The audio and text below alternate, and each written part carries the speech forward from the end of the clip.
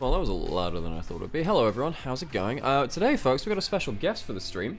I'm gonna get the other camera lens ready because I realized that this one's the too short-range one.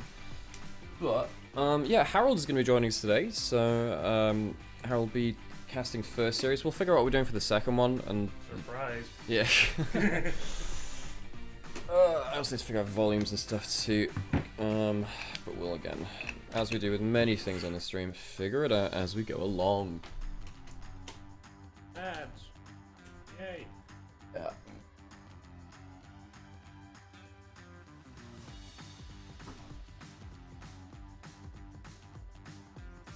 Guess we could do two color casters. Well, yeah, sound will be alright, don't worry about that. Sound will be. We have a Harold.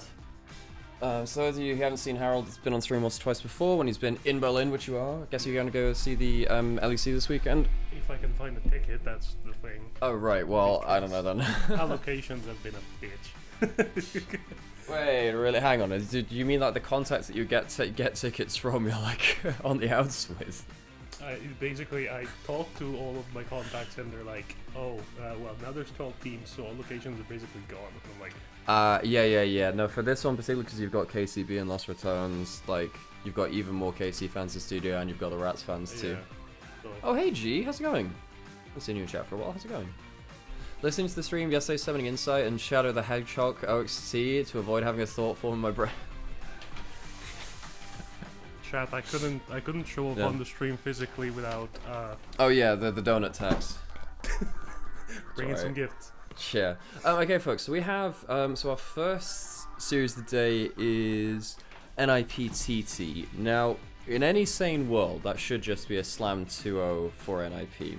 However, we do live in our world instead, which raises questions. But yeah, I like my donut shaken, not stirred. Anyway, it's fine. I mean, Yeah. Classic here. Yeah. Hey Kiri, hey Mecha. Who else haven't I said hi to you? Hey Hori as well. Although you might be in the middle of an ad break, so that might not be helpful. It's going. I have a lot of Doctor Viz as well. I hope that's Doctor Viz is gonna be stressful as fuck, so I hope you're fine with that.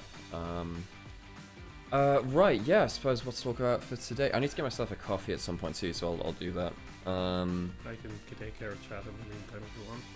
Yeah, sure. If you don't mind, actually, I'm gonna move this back a little bit. So I switch no up. worries. I have no idea how we're gonna fit like 3 people around here again. We'll just We did it once before. We'll figure it out. Hello, chat. Good morning. How's it going? I've been up since 7:30 because I'm staying in a different part of Berlin. But you know, no, I can't. I'm not gonna risk their equipment because it's their equipment. If they punch it, it's fine, and if they break it, it's still their equipment. If I break it, I have to pay for it. I'm not gonna punch the microphone.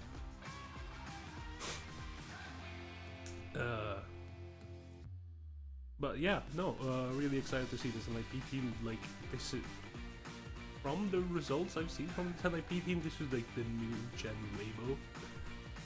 They're like, yeah, we beat WBG, and then, oh shit, we lost to OMG, and then it's like, oh well, boy, oh boy. This team makes no fun, and I love them.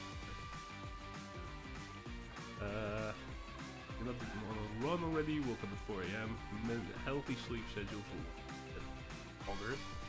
I still can't do that, and I hold it down the job somehow. Team stats. What is this?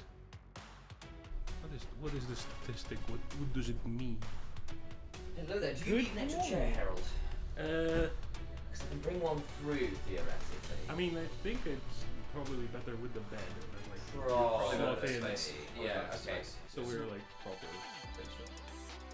That's fine. I guess I bring my chair in and we try and Yeah. Between the two of them. Yeah. So I'll shift mine over as much left as I can. I'll be on the right. Just the right. I'll go with my actually. I can sort that out and I can make it more fast. So you've got a coffee, Harold? Yes, I brought back coffee. Oh, fabulous. It's like that's your coffee. Yes, that is my coffee. Fantastic. I will get myself a coffee to wrap it with you guys. Cool. I've got my mental health support long cat to watch NIP play. Yeah, we bring out the long cat for for the visitors. Bring out the finest china and also the long cat. Yes. Okay, so these are just MVP things, I suppose. I mean, for we saw that like the highest rated one was Knight. I think. Yeah. And then this is for the. This will be for Persevere. Perseverance, Yeah, this will be Persevere. And Angel has been, stand up, and then this is what's Ascent? No, it's not Ascent. Nirvana. This one's Nirvana. the one, Oh, yeah. right. How could I forget yeah. Group Nirvana? Sure. Now this one's got to be interesting because obviously LNG are so dominant in Group Nirvana, but they only have so many players and there are only so many games that they can play, you know? Yeah, I mean, to be honest, it's like I was seeing like a few posts online about like Group Nirvana and the fact that like. Oh, side note, not league related. Yeah? Brandon Sanderson's been to Hollywood. Yes, yeah, I did see. I saw, by the way, I'm just looking at the volumes on the OBS. I'm actually not sure how audible people are when they're like away from it. But yes, I saw the Cosmere is now going to Apple. Yeah, so Brandon made a post on Reddit explaining it, so it's going to Apple, so it'll be the same studios as doing things like Severance, which is a fairly Apple cool... had so of like Sanderson, which series? Mistborn and Stormlight Archives. Oh, okay. So he's like a really big fantasy author. But he's the guy who finished Wheel of Time as well. Oh, okay. No, I'm not fully into that, but I'm kind of catching back on Stargate still. Should be I'm very excited, but I'm just finishing up my reread of the Stormlight Archives. Which is it's very on. I still need to finish my first one. Sounds like actually doing an audiobook, which is pretty good. Okay, so hang on, I can't break off because this is the TT roster. Keshi, Junhao, Haru, Ryan 3, and Feather. We still don't know what happened to Ryan 2 and Ryan 1. Yeah, I think there's probably, like, what's it called, laboratory, like, and then these are my boys. Then we have NIP, Hoya, Guon, Care, Assume, and Draw. This roster lives and dies by that man in the jungle, and if yes. gets Ari. Pretty much. I have to say, Hoya has been more stable than I thought he would be, because Hoya sometimes has... Well, look, Hoya, when he was back on TT, which is, of course, his old team, he was a liability. He would occasionally spike. The famous one being last year, TT, of all teams, was the team that broke BLG's domestic best-of-5 win streak, which had lasted all the way to 2024. Yeah, Hoya's Camille into Bin's Aatrox, and then Solo killed him. Lane. Yeah, in game 5. Yeah, that was... I remember that series. I was going, I think, to the airport to come here. Yeah, that did go unfathomably hard at that point. Yeah. But on this squad now on NIP, feels like he's definitely he'll have stuff like the Rumble game, that's one of his more comfortable champions, but then the other one for him is weirdly Poppy top lane. He's like one of the only in fact he might still be the only player to play Poppy top lane. The LPL probably, yeah. I know in the world, someone was checking the stats, no one else has been playing it top lane, weirdly. Well, this year, Poppy's priority has gone down generally, mostly because she was very high last year, so it means she's still around, but it's just not ban first 3 pick kind of level. I mean, it's also the fact that like there's a lot of junglers right now in the meta that can just ignore Poppy's presence. Like we see the Jace, for example, who doesn't really need to be involved in melee range. He can just poke from range, or Malphite, whose only dash is unstoppable. Yeah, true. It's a very fair point, actually. There's not really like much to do in that sense. It is still a very strong counter to like top laners like Cassante, for example. Yeah. Poppy into Cassante is one of those it's nigh really unplayable matchups for the Cassante. And there are some people who are trying to prioritize Jax now, and Poppy has a good matchup into that too. So there's a chance we see it spring back. Anyway, that's a quick dive onto Hoya for NIP. Rest of the team got Guon in the jungle, who came off of a pretty disastrous year in the LCP on Detonation Focus Me. Where I don't really think he didn't funnily enough, he didn't finish the year there actually. He dropped out of the last... Yeah, I mean, EFM's roster was a bit of a mess last year, no? Yeah, it was basically just like Arya versus the world. Nothing else really clicked. It was just Arya. And now, funnily enough, Arya's now left DFM and he's gone over to SoftBank Hawks. So DFM have rebuilt themselves. Looks like we're getting ourselves into... we got the interview, so I guess we'll listen to the air fried interview. Yes. 大家好，我是 T 的 AD 选手 Ryan。 That's Harold. 这个赛季呢 ，TT 也是第一次来到深圳主场，第一次交锋 NIP 战队。你们对他最近的比赛有所关注吗？包括对手，你觉得有哪些点值得你们所留意的呢？ 我们整个团队都有关注他们的比赛吧。我觉得看他们的比赛，我们只需要关注他们的打野的动向就好了。那目前呢，我们的比赛已经总决赛来到第2轮了。很可惜、很遗憾的是啊，队伍目前还暂时没有拿到首胜。你会觉得这对大家的心理状态会有所影响吗？每次失败之后，教练都会给我们来一次深度复盘吧，我们的心情都是挺放松的。希望今天大家都可以打好。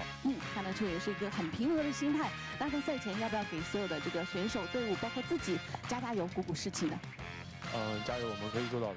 好的，全力奋战，给我们的 TT 加油了。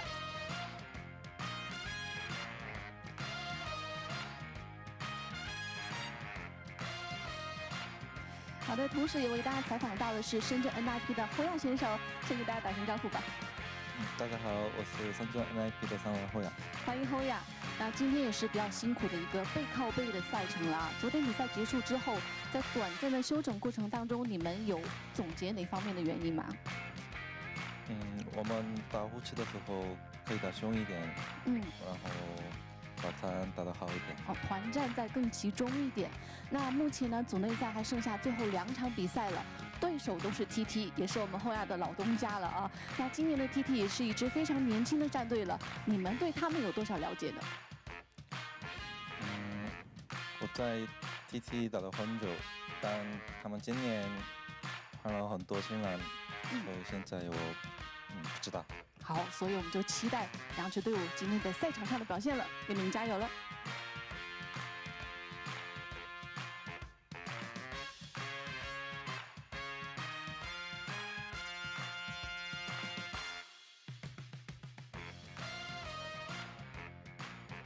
Okay, we're going to be doing some basically some Tetris in the background, trying to fit in, 3. Yeah, that's actually going to be okay. We'll try and figure that out.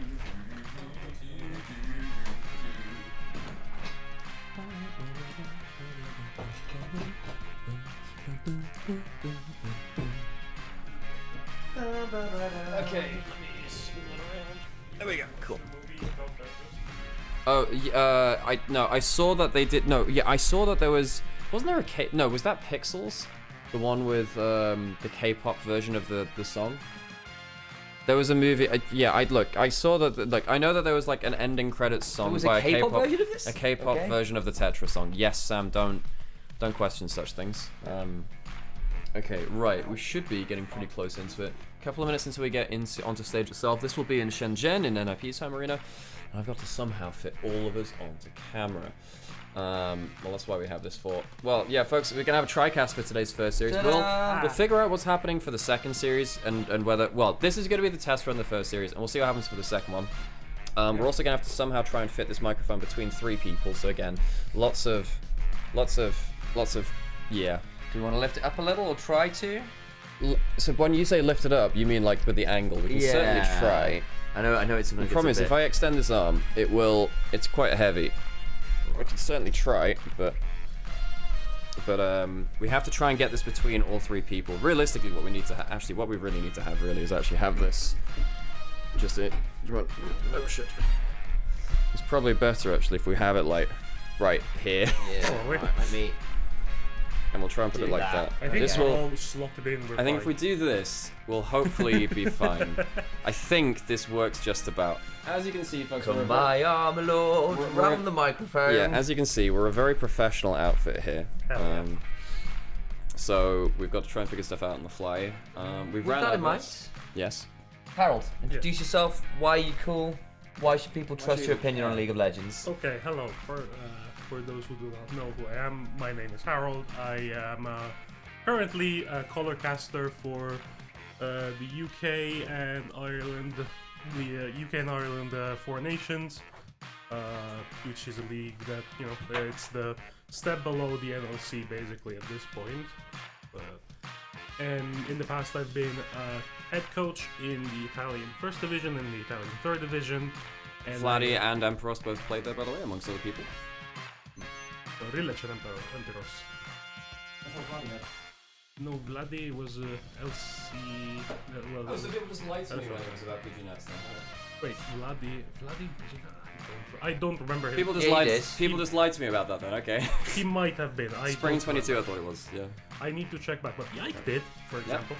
Yeah. Yike actually played in Italy before he played in France. People forget that. Yeah. But the long and short of it is, current commentator, former coach. Occasionally does a bit of that. Plays over in Valence League as well, the Valence League enjoyers. Occasionally see the likes of Goob in chat. We've also been enjoying the Disco Elysium playthrough. It's been a good time. But thank you everyone for being in here and saying hello. Of course, you should know myself. I'm Initialise. That's Nymaera. You're on Nymaera's channel. I am Nymaera's older brother. We are a commentary pair. We do that commentating thing together where I do the play-by-play and he tells you why it's important. But we've got ourselves some quite cool games today. I'm assuming we've mentioned our first game, namely Thunder Talk versus NIP. Yeah, we talked about this one a little bit. Of course, NIP coming up with a 2-1 loss to EDG the other day, which they beat them the first time around. Yeah, they did. They did beat them. EDG, a team which we thought would just be out and out, maybe best team in the experience. Yeah. Not been quite so simple, but now it's starting to ramp up. And that's what this does mean is that when it comes to kind of like, we need to actually think about. What I need to do is I need to look up what the implications of group perseverance are, because obviously it's getting a lot more close. It really is. I have adjusted the mic somewhat, but I'm not sure we can put too much more there. Guys, I have turned the stream down and I have turned the mic up. I've actually done both of them. The problem is this advert in particular is ridiculously loud. Yeah. I don't know what they've done with the audio mixing this split in the LPL because it is crazy. But like the volume of the ads is just crazy. I still don't understand why it sounds like they've been through like a deep fryer, to be honest. There's definitely a couple issues with some mic quality. They've definitely got some of them. I think part of it as well is, generally speaking, you'll notice this with TV shows as well. Adverts are nearly always 10% plus louder than the shows that they are situated around. Partly to make sure that people suddenly get hit by the advert volume and realise it's a thing. Don't just take it as part of what's going on. So it's a deliberate ploy that adverts are louder than the shows around them as a sort of eye-catching, ear-catching thing, I suppose. Attention-grabbing would be the better way of phrasing it. So that's part of it, but it's more extreme here than pretty much anywhere else at the minute, which is pretty wild. But yes, we have done our adjustments best we can. But again, part of it is 3 of us around 1 mic. Isn't helping. But looking at the OBS volumes, looks okay there. They can lie to you, Sam. They can lie to you. Who would lie to you? No one on the internet. No one lies on the internet. Yeah, no.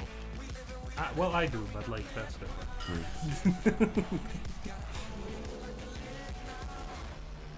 Why was there a roar with the Anyone's Legend? Was that a roaring panda? The pandas roar? They do know. That dap up is very dramatic. Bears. But bears also don't roar. That's true. They like chuff. In fact, when they do bears in movies, they use lions and a bit of a wolf mixed in there. Because bears... They don't make that noise. No, not really. Huh. Well, that's ruined my day. I wanted bears to be... Do you see that pandas are no longer endangered? Yes, I did. I did see pandas. That's the actually conservation incredible. has very cool. Over here in NIP's Shenzhen Arena, it's very strange seeing all the LPL livery being blue for this year. Yeah. They've gone away from the red. If it's TT in this one, the volume is so much lower for this side bit. What the heck? Like literally, this is so. What you guys don't realize is that the clean feed coming through from each arena is different volume. So it's different in Shanghai, Beijing, Shenzhen, Suzhou, and Xi'an. Like it's different at all 5 venues. You just have to figure it out on the day. Oh god. If only there was a way to unify. If only there was a way to unify the audio from the broadcast. Crazy. Wow. Oh my god. Team captains come out first, and the teammates behind them. We can at least do it synchronized, folks. Come on. He looks so startled to be there. Yeah. Oh, you poor thing.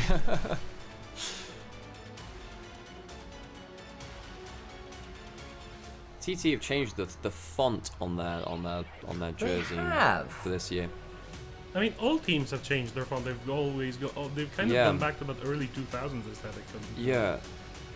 It's because so Li Ning does all of the uniforms at once. So it used to be Nike, but now it's basically one clothing brand will do all of the uniforms for LPL. It's very cool.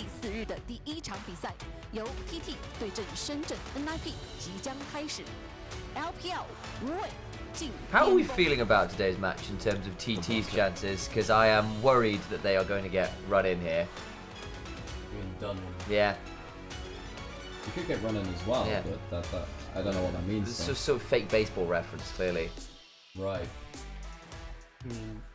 I do think TT have shown some glimpses of decency, but then NIP have been the most... in their wins, I feel like they've been the most dominant team in the group.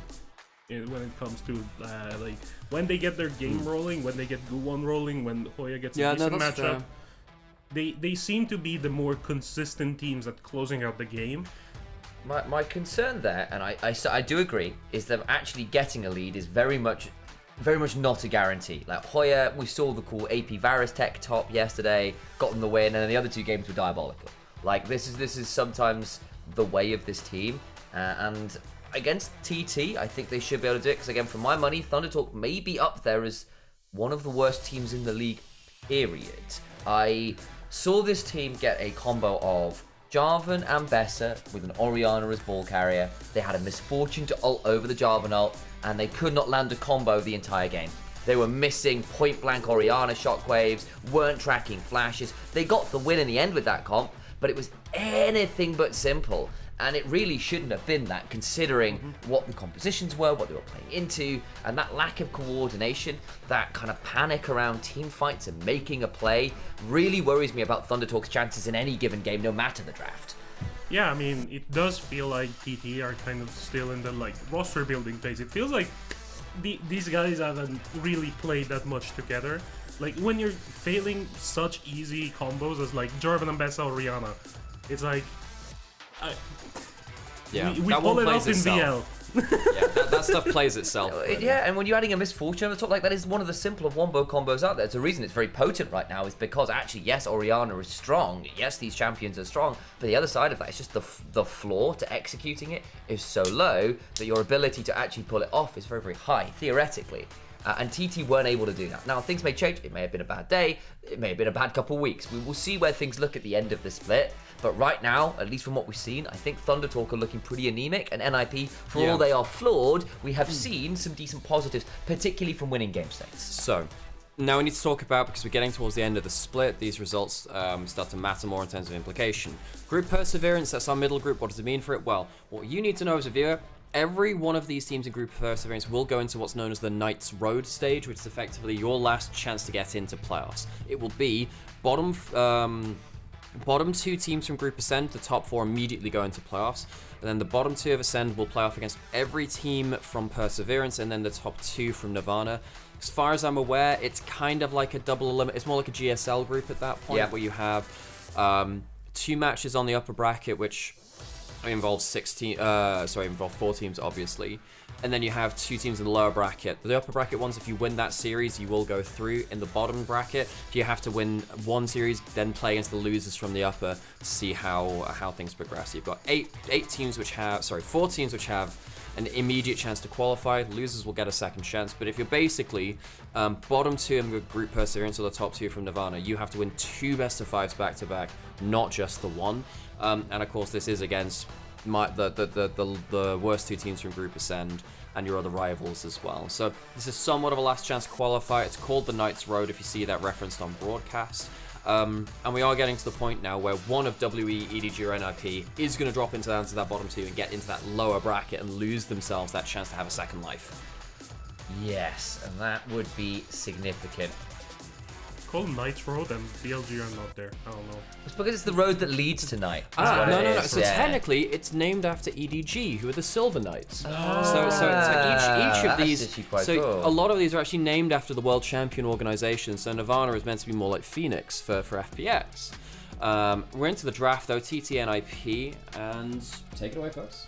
Indeed we will do. So reminder guys, we have got a disconnect between side select and first pick. NIP have first pick. I've decided I hate it because it challenges my instincts of watching draft. It does a bit, whereas TT have blue side but will have second pick.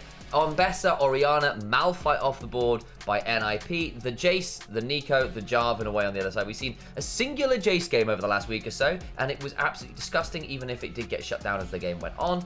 Varus is up, Varus gets picked, and we'll note Rumble's still available and will likely be the response. Yeah, I'm actually kind of surprised that the Rumble did not get picked up. Hoya has been looking like one of the better Rumbles in the league. So I'm surprised that the Varus gets picked up, but after his top Varus performance, I guess this is a flex pick. So. True. Oh, very true. Yeah, that is fair. And now the thing is, now are TT afraid to lock in the Rumble because they know that the Varus can be really, really good into it. Still, I'm surprised that TT didn't lock in something that can punish the Varus more, because when I think of like a jungle mid laner that can punish a Varus, I don't really think front to back champions like Xin Zhao and Azir. I think about stuff which can dive the backline a little bit more. What I will note is that I think if I'm looking at TT and the players I trust on that roster, that's a Yone Sejuani lock, by the way. We will come back to that because that is cool. But I think Keshi has probably been Thundertalk's best looking carry. The problem is, as you noted, he's into Hoya, and he's going to have to deal with the fact that that flex is available for a while. They are the ones with the last pick, so they may well leave that to later on to try and force Hoya into matchup that Keshi can at least pick something he likes into. Misfortune lot for Thundertalk, but Sejuani and Yone, guys, what are we feeling about that one? It's definitely one of the combos. I think it's probably really strong when you're like a lot of the mid pull has already been pinched, because Azir has been picked. Yone is always been decent into the Azir because, you know, second wind, D-shield, and absorb life, and you're just sustaining through lane, and you're gonna be fine regardless through the Azir poke, and then your combos are gonna be able to go through most of his disengage tools. But getting it this early and you're into a Xin Zhao, which the heads up matchup for the Sejuani is really bad. So I don't know, this is a bit of an early pick in the series for Yone Sejuani, in my opinion at least. I'll note, Guwon's obviously put a fair amount of time to Sejuani, but over years, Care has been a very good Yone player, and I think it's also potentially just a bit of a gauntlet thrown to the Heru, who has really been struggling, guys. He's not had a great time in the mid lane, and we've seen a few mid laners try the Yone out into some of these mage matchups to mixed success. Rookie tried it, fell very far behind in lane, came back a little bit, but we'll see how it goes today. And now when you see something like that Jax being banned away from topside, I do wonder whether they're trying to set up for this Varus to go up there. Yeah. Now the thing is, NIP have last pick, so I don't, unless top lane was going to be picked here, it makes it a little bit harder to do so, but it's just adding a little bit of threat into that. So as we get into this last pick, they're going to be locking in their support here. That does mean that NIP gets support counter pick instead. At this point, I feel like you chuck the Varus bot lane. You do not want the Varus in a bad matchup, even if it is a dominant top lane champion. I think you chuck it. I think you just chuck in something like a Leona at this point, or something like that. Although they might just completely prove me wrong. Maybe that Jax ban, maybe they are just like, Hoya's feeling it. In fairness, he had a fantastic showing on it. They did it in first game yesterday, I think it was it yesterday? It must have been yesterday. Yes, they did it in their first game yesterday. Did very well with it. Oh my God. Hoya got MVP on it. We're really and doing it this? is just going to be the Varus top. Okay.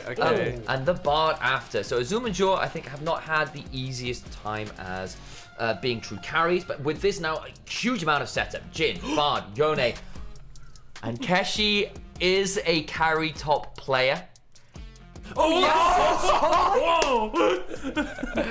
Okay, so we get Yasuo top into Varus top. What happened to our top lane? What happened to this sacred role of tanks and fighters? We've got Yasuo versus Varus. So, okay, so let me note a couple things. Keshi is this kind of player. It's partly why they pulled him into the roster. He's a massive Ambassador player. Lots of these kinds of things. White was banned out so easily as well early on. And again, it's why they left it to last pick, because they knew that Varus was going to be that call. You called it out early. He gets the last pick. He pulls out the Yasuo. That's crazy. Is there a world where Care throws the Yone top? Was the Varus mid into the Azir? No, I think look, honestly, I still think Varus beats Yasuo in a lot of ways. Okay, like Varus beats like a lot of champions. The real question for me is, the meta for this year has been you gank bot lane. You gank bot lane and your jungler then goes and leverages off of that. I don't think you can leave this top lane matchup at all. It doesn't matter which side of it you're on, you want to influence this top lane. I think that if one of these players gets ahead, the other one is going to feel just like garbage. You must gank top early. And I'll put this out there. Hoya, good from ahead, is a disaster from behind. He bleeds out resources like very few other people. We've had this conversation about him on teams like Thundertalk, which he's obviously now playing against here, where if he was a loss condition, when things didn't go well, when he got a lead, it was different. Great playmaker, could play with the lead, and a matchup like this looks very volatile to me. I mean, this is an extremely volatile matchup. I think Yasuo probably was one of the last few top lane picks available that has the possibility of punishing the ranged top laners, of course. You know, historic counter to the Gnar, for example. That's mostly because you can block the boomerang from going back. You punish that cooldown. Okay, as we get onto the Rift, we'll listen to those Gyos in the wonderful Shenzhen Arena.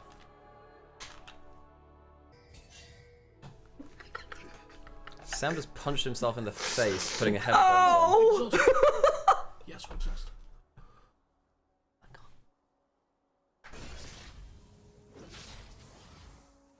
you not hear anything? I can now. I can now. Okay, It wasn't so- on for a second or two. Sam was getting all conspiratorial and whispering like, "Oh, I can't hear anything." And I'm like, one, either it's just not started yet. Two, you've pulled the damn cable out of the headphones with your own violence against yourself. So what it was, guys, is I tried to stretch the headphones to go around my head, and it slipped out my fingers, and the side of the headphones punted me in the face. Okay. Yeah.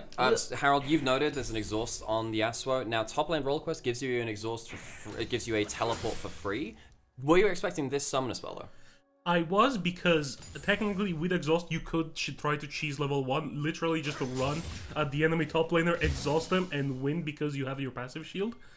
But this is, like, he's not getting access to the wave, he's not getting access to minions, he cannot stack up his Q, he cannot stack up his E, for example.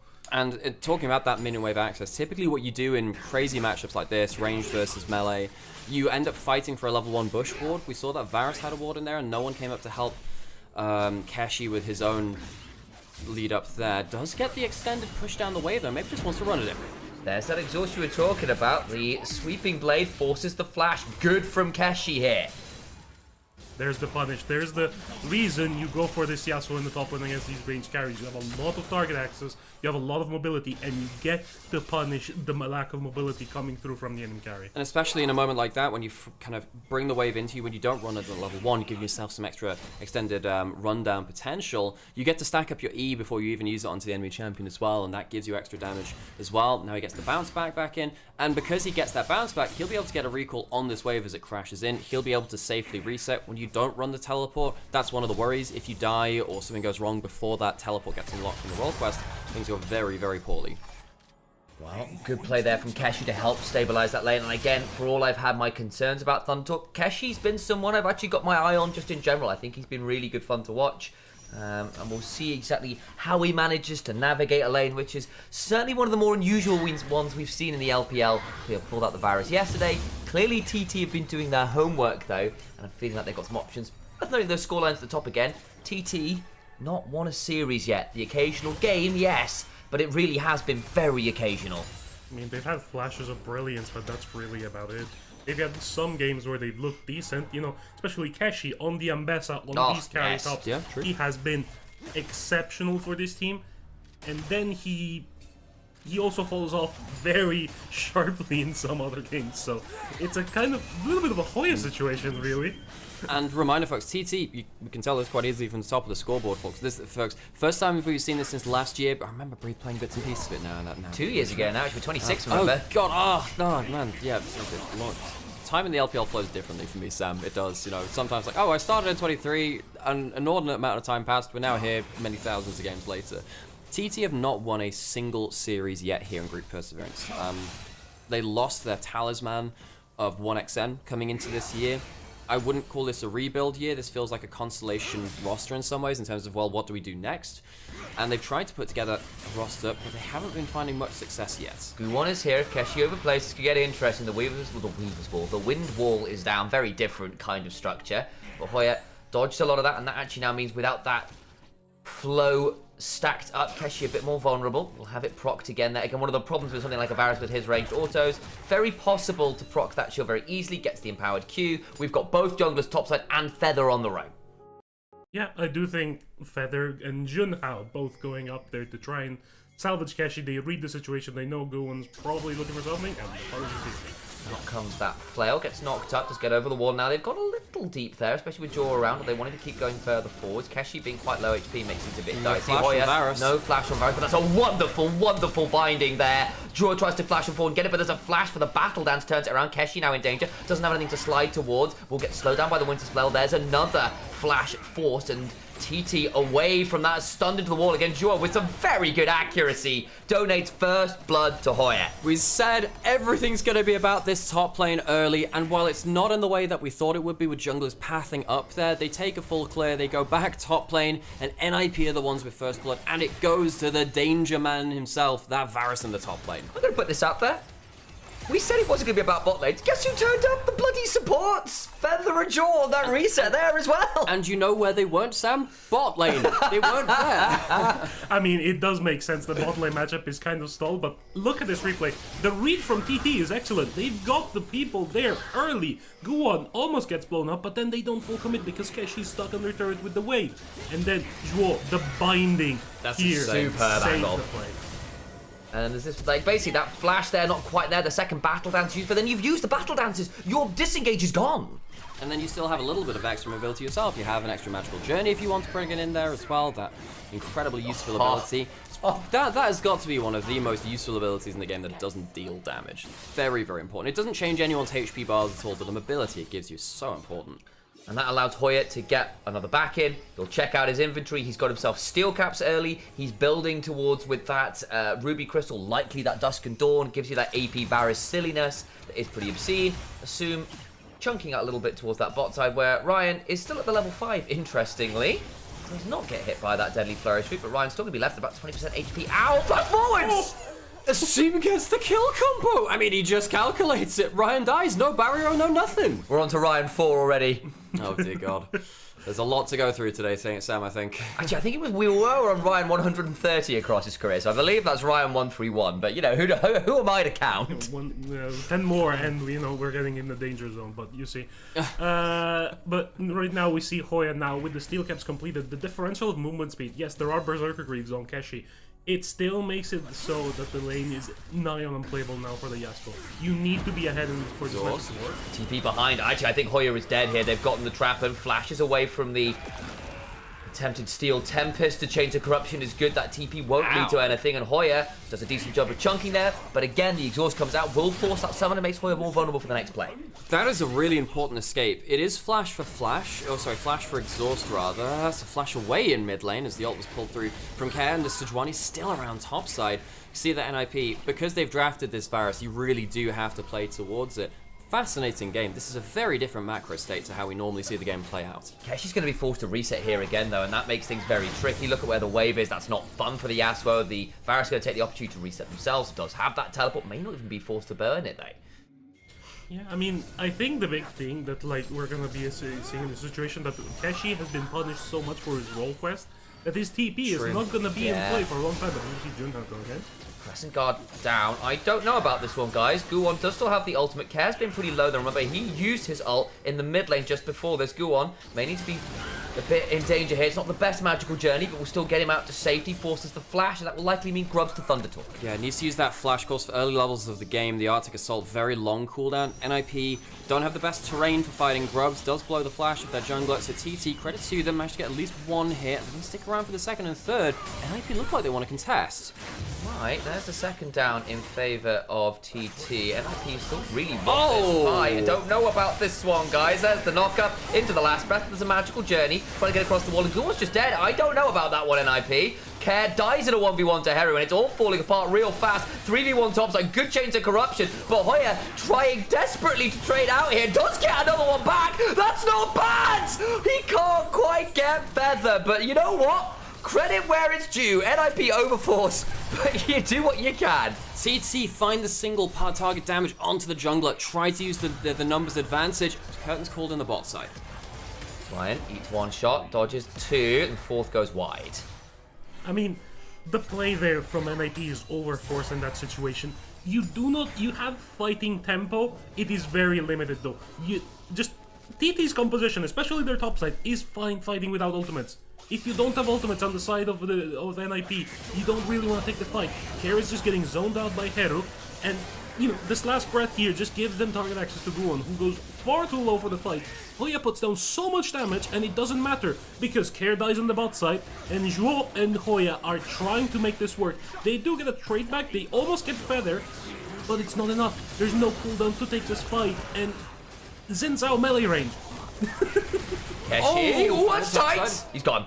Hoya gets another. This is now a very, very scary Varus. Turns out it wasn't tight at all. He still had stacks on him. Every time you see a play like this, it really confuses me watching because it's the AP Varus. All the damage comes from the stacks. Yeah. Right there, you see it's like, oh, he's got like a third of his HP. No, he doesn't. No, he doesn't. There's an E landing. He's got 3 stacks on him, and just suddenly the HP bar explodes.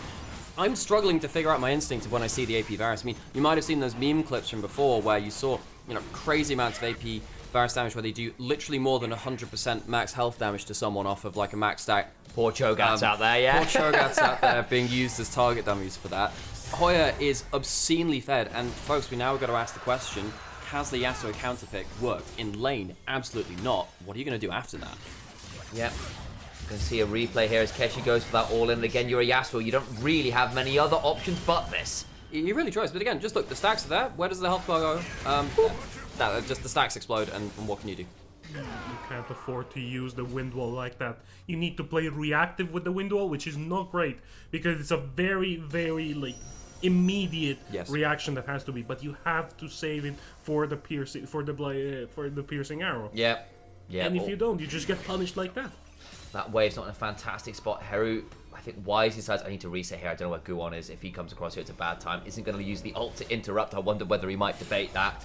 Worth noting again, assume bot side 20 CS up to get that solo kill. It's a... not a solo kill. It was a little bit of assistance from Duo roaming down as well. But either way, it's just hard winning this lane on the Jhin, which I don't think should really be looking anything like this. This is a misfortune lane. And that's a bit problematic. Ryan struggled generally this year, but this is not a great look either. I think Assume has really been playing the zoning game really well. He's been, you know, playing on the very edge of the MF attack range to just get the poke down going with the Jhin 4 shots and the bouncing grenades. And he's just been able to get the priority because he has that much more wave clear early on the Jhin.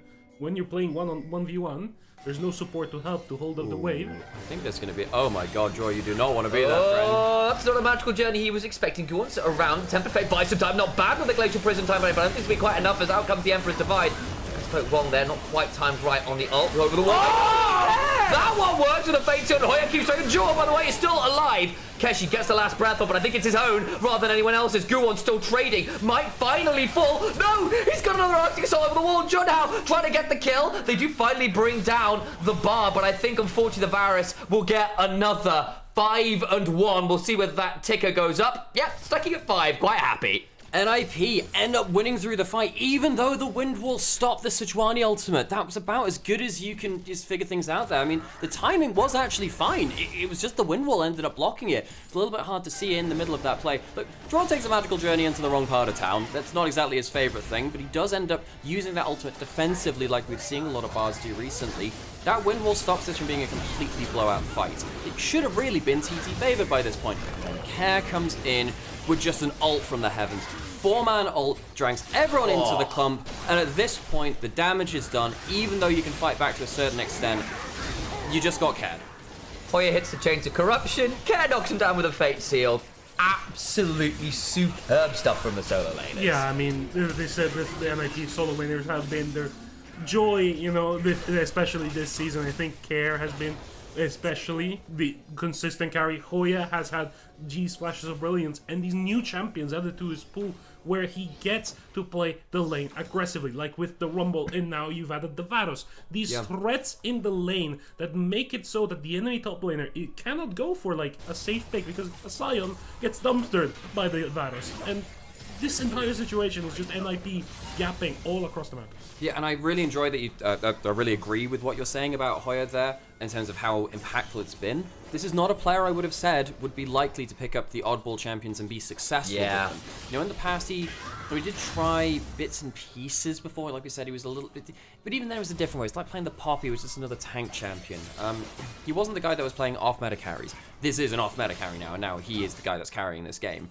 And of course he had a great game of it just the other day. If this is suddenly another way that NIP can win the game, it really does change things. Like we were saying just a bit before, this isn't really how the game is played across the world right now. You don't really have flippy, squishy top lane matchups, which everyone roams towards. It's all about bot lane and unlocking your support. If this is suddenly a new way to play the game, it reminds me a little bit actually of OMG 2023, when they figured out how to play top lane in a very bot side centric meta. To be honest, it's been the solo queue meta. A lot of like these range top laners are coming out in solo queue. A lot more scaling and a lot more lane priority has been the meta. The Kale, the Varus, the Jace to a limited extent. Journey. Here we go. Ryan a little bit wide on that deadly flourish was assumed onto said Ryan, but that's still going to be Care trading onto Heru there. We'll still be able to rebind their soul, be okay. No, I completely agree, Harold. You know, that's a very good point. Talking about, you know, top lane has been just overran. I don't think he's going to be able to get the shots there. Living. Well, less good for top lane, though. Oh my god, he's gone. Tempered Fate on the turret as well to disengage the turret. Shots Hoyer's going to be donated as turret. 0, 4, and 3. You know what? Early in lane, I saw the value of the Yasuo, but the early roams from jungle support flip that matchup, and once the Varus gets the lead, he ain't letting it go anytime soon. I have to say, you know, going back to that one point before, because I think this is probably, folks, the most important thing you will learn about this game is about actually top lane meta. What we see in solo queue is absolutely what Harold was talking about, which is these ranged, more scaling top laners as well. Now, we've seen bits and pieces of Kennen across the world. We've seen bits and pieces of that. Haven't really seen that much else experimented. Guys, I'm wondering where Kayle is. I'm wondering where Gangplank is. Where are these champions that would benefit so much from the extra XP, getting ahead of the game, just getting some time in the side lane? If you have players which are really good at Kennen, Kayle, even Vladimir, where the hell's that champion after all this time? If you can get them through the early game, particularly in a meta where everyone wants to be sitting bot lane, can you find a bit of an early march on the meta? It does, again, for those of you who are LPL enjoyers and have been for the last few years, remember back to OMG 22 and 23, particularly OMG 23. They were the team with Cream in the mid lane, they had Shanji in top lane, a team that was very, very creative. They figured out how to play top lane in the Zeri Yuumi meta. How crazy is that? One of the most powerful AD carry combinations ever. So bot-sided. They made top lane a factor. If this is a similar kind of thing here, maybe we're seeing something that could actually change the entire global meta if enough teams learn from it. See whether some of our top teams end up going there, because again, NIP, as yet, not one of those. Maybe they are a litmus test for what is yet to come. We've certainly seen the power of it here. I've seen the theory. I've heard the tales from solo queue, and we're seeing some idea of how it works at pro levels. It's definitely viable. I just need to see some teams actually try and pick it up. Yeah, I mean, I think NIP here, they've kind of always felt like pioneers, especially the last few years. Last year with Doinby, of course, you know, going for like the more combo-centric plays, like the Pantheon mid, for example, that we didn't see from anybody else in the rest of the year. We saw the Pantheon jungle be overwhelmingly present. Between the Jhin and the Varus, they are causing so much trouble with those pick tools. That's the cleanse off Ryan to get away from the chains of corruption. Worth noting, by the way, Assume's gone for the Storm Razor first over something like the Collector. I think that's generally quite smart on Jhin. He always did love his energized items. Additional movement speed on Jhin, when you already get some from your passive by right-clicking and critting. I mean, sign me up, to be honest. But here, PT, like, you see, there's Stump. They can't do anything. They can't engage because there's the counter-engage of the Bard, the Jhin, and the Varus. You can't really afford to just sit back because you're getting poked out by said Jhin and Varus, especially now that there's a rapid-fire cannon in the Suma. Yes, yeah. And you losing in the side lane because Hero is just losing the 1v1 to care. You're reliant on a flank at this point. You need to get Feather knocking someone up to set Keshi up on both AD carries at once, preferably. And then there's the other answer, which is similar kind of logic, which is effectively it's all on Feather still, but it has to be on a split map. I don't think this team wins in a 5v5. At this point, I think it's impossible. I think that realistically, if you pick enough people, Bard is probably going to ult them and they'll be safe from the initial burst combo. You need to find someone in the side lane and look for a play. Harry's trying, can't quite get in range for the sweep, and he gets glided through with that E. Nice rebind of the soul there. Won't get himself caught out. Assume shoves in mid, gets a chunk onto Ryan. Again, it's just being very obnoxious. It's poor Misfortune. He's not really been able to play the game. That CS just continues to grow by about 10 CS every 5 minutes at this point. Bot lane, at least the Herald's going to get dropped. Care in the 1v2. Gets a bit of a chunk onto Harry, but Feather around will likely mean they can play for this turret at least. Thinking back on the priority, can they turn around? No, but as we see the fight starting here, Bruma and ult. That's the fate sealed into that dancing grenade. Will assume their kill onto Herald. Now John needs to back away. Does not have the flash, does not have that audacious charge angle, but still, damage is well done there. NIP mean that they prevent the Herald charge. They decide against it to TT, but still lose a member regardless. Yeah, I mean, this is just oh my God. a masterclass coming through from NIP.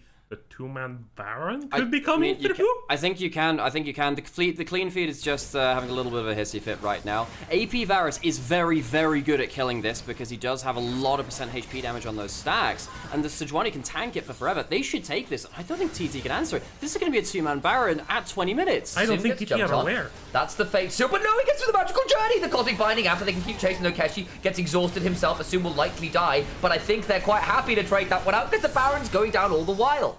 Baron just goes down. I didn't think you could do Baron at 20 minutes in this meta, unless you killed everyone. Apparently you can.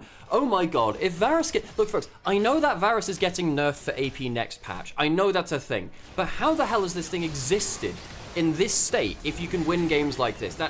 Oh, he did save the Herald. Okay, right. He saved the Herald. Tell you what, Dwarf's having an incredible game. He is. I mean, in terms of MVP, folks, I mean, he's all pretty high up on the list, actually. I mean, it's probably him, Guwon, or Hoya at this point. You know, Zhuo has been everywhere on the map. Hoya has capitalized on his lead and kind of skewed the map so much that TT are forced in a situation where they can't really do anything at this point without losing something on the map. And Guwon has been there for the crucial plays, has been there to lay down the CC, has been there to create space for his carries. There's a point to be made almost for everybody on the lane. Oh dear, doesn't land it and he's dead. Oh my god, he just exploded. I mean, I thought, okay, it's a good attempt. Try and pick someone off, get them into the Yasuo. Gets away from the engage, kills him, blink of an eye. Feather stunned into the wall. Won't be led any further. The Tempered Fate goes wide that time. Nice idea for Jordan. Doesn't quite work out this time, but it's leaving Assume with a lot of time in mid lane to keep shoving. And Hoya has already managed to pick up that tier 2. Magical journey across. All the while, you can see in the picture-in-picture, Care is dealing with the bot lane tier 2. Question in chat, which also I agree with too, because look, we've talked about the meta a lot this game because it's one of the most interesting things, you know, as someone who watches so much League, this game is very different from stuff you see elsewhere. And G's saying in chat, well, you know, surprised we're not seeing more farming junglers. And that's what I initially thought when I saw the changes coming through. I thought, well, you're not really going to be able to 3 camp and then gank. You're probably not going to be full clearing and doing a crazy amount. I think that the AD skirmishing junglers, I think it's been a bit of a hangover with them just kind of sticking about for a decently long time from last year, because everyone was playing them last year. I'm surprised to not see anything. Oh my god, is someone else dying? Very close. Oh my days, that was tight, but the curtains are getting called. Someone's going to have to keep body blocking here. They're caught within some corridors. Oh, fun. That would have been a kill. That would have been the Angelina Jolie curve the bullet. I say that knowing it wasn't Angelina Jolie that did it. Bit of a bum squeeze there, but as we see now, Keshi getting capitalized on. The wind wall, the wrong direction. This is giving me back flashbacks of I think it was Nuclear Worlds 2019 quarterfinals, just fumbling it on the Yasuo against G2. Oh jeez, that's a deep cut. Now you mention it though, yeah, there was the Yasuo bot lane at that point. Yeah. God, yeah. And in fairness, it's not, I don't even think Keshi necessarily played it that mechanically poorly. Jor flashes away, doesn't die, they don't have enough damage. Look, credit on Harry for trying. He has been. He tried in the top lane. He tried in the bot lane as well. Harry's been trying to make plays. Sadly, it's really hard because, as Harold said, there's a lot of counter engage on NIP, and now, as you're saying, Sam, they just don't have the damage even when it does look good. And the other side of that then is like, look, this draft from TT works into the AD carries, assuming the early plays don't go so against them. We've all quite liked the idea of the Yasuo top to manage the Varus. It made sense. Everyone went top multiple times. The problem is every single time we went top, NIP won it. Care maybe in a spot of danger here, actually. Will be forced to flash. And Jor with a phenomenal Tempered Fate. The problem is, as we said, the disengage in action. Yeah, I mean, the NIP composition at this point can just do whatever they want. It feels like any time there's a play, there's a way to answer it. Yona's mobility, the Bard's peel capacity, Guwon and the Sejuani's possibility to just delay and create space, the pressure that the side laners and the 2 AD carries, which in this case are kind of being the side laners, is just, there's so much pressure on the map that TT can barely do their bull buff. I think this will be fully contested by NIP. It will do, but look at the range of the... Oh my god, he stole it. Yeah, well, turns out Jin's better than a smite now. The Varus ult lands. The damage will be obscene if they can get through the wind wall. Wind wall and Crescent Guard. Oh! Guess who had Varus stacks on him? Welcome to VP Varus. This has been a menace in my solo queue games, and finally seeing it in pro play, finally seeing it in action is kind of both a blessing and a curse, because I love playing this champion. I will getting mega nerfed now. So. Hang on, they're teleporting behind Care. No flash. He does have ult. Surely they can't even... No way! He's actually got a fairly decent jump away. He's still alive, gets the shield, and now they're going to try and turn it around. The Tempered Fate lands. Harold has to flash up, and our Feathers in danger will not get to jump away, and Assume gets the kill. The disengage again is just so ridiculous, and Hoya is on the inhibitor turret. TT are now, of course, a human because they are now a featherless human, a featherless biped. Ah, yes. As Diogenes said, it's just a featherless biped. Really? Diogenes? I actually can't remember who said it, but when something crazy happens, it's typically him in Greek philosophy. I think it was Euripides. Basically, look, basically the argument was, a human is simply just a featherless biped, and someone took like a chicken, just pulled the feathers out of it and said, behold, a human. That was Diogenes. Anyway, TT are now the featherless team. They are a human. Wasn't that Plato that did the chicken thing to Diogenes? I thought it was Diogenes that did it to someone else. Fun fact about Plato: Plato is not his real name. It was his wrestling name because he was an Olympic wrestler. Plato means wide. He was broad of shoulder, so he was called Plato. People assume this is like a scrawny nerd. No, my man lifted. Do you even bench Plato's academic thoughts? Oh, Plato did. Oh, it was Plato. Okay, I'm so sorry, Mr. Plato, wrestling god. Please do not suplex me. Yeah. From beyond the grave. Also, yeah, fun facts about platonic relationships come from Plato as well, because he was very professional with people in a way that others were not. Yeah, there was a point I've been meaning to make for the longest time about the Siona in the mid lane. Sorry. No, this is important because it's still about the philosophers. I was right. Plato was the guy that made that. Oh, humans are a featherless biped, and then it was Diogenes like, behold a man, which was just a chicken with no feathers on it. Okay. So I was right. Okay, talk about whatever. We might get a fight. Talk about something else now. Guwon can maybe look for Jun Hao here. It's not the best Glacial Prison of all time. The Deadly Flourish, of course, didn't have any additional CC to turn it into a root. The problem is Hoya is still absolutely obscene at the side lane. You think a lone AD carry will be vulnerable. AP Varus is not. Yeah, no, he has the Zhonya's in inventory. He has a lot of health coming through from his items. He's level 17. Level 17 because lovely XP bonus for top laners. Yeah. This situation for the side of TT is looking dire. I feel like we've said it in all possible kind of sources to just say TT are screwed right now. But you are reliant on a monster wombo combo where you catch multiple people with multiple ults. Like, if you can get a bullet time and a last breath comboing together on double AD carries, then maybe something, but you've just lost Ocean Soul, it might be a last gasp around Baron. Yeah, now you might have been wondering, oh, why are TT being able to push up in mid lanes? Because NRP just dropped off of the mid wave to go take that Soul. Ocean Soul is now for them.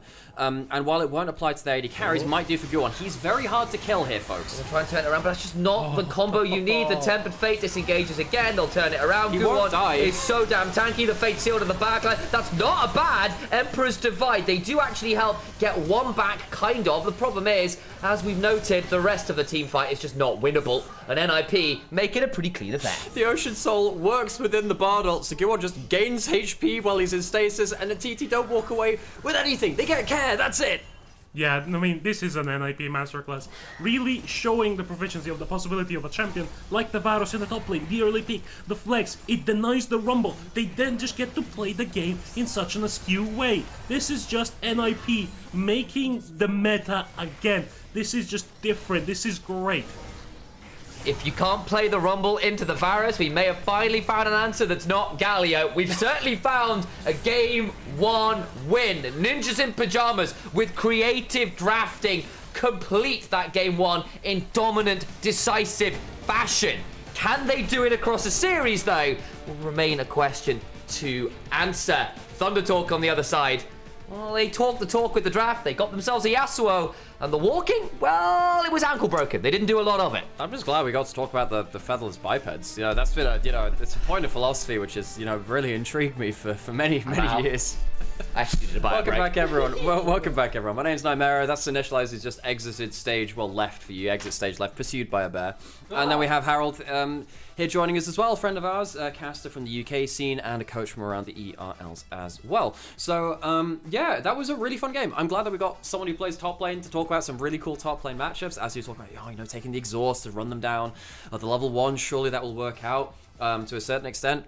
Obviously, it didn't in this game. I really enjoyed watching this, though, because as we were saying, look, most of this game was us talking about, hang on, this is not how the game is played right now, and it worked out really, really well for NIP. Yeah, I do think NIP are kind of bringing this new wave of the actual changes that happen in the top lane. It's like, people, like, look at this top lane, and then you go, oh yeah, no, Sion's gonna be really good, Orin is gonna be really good, Renekton with the Predator is gonna be really good, Cassandra with the extra levels is gonna be really good.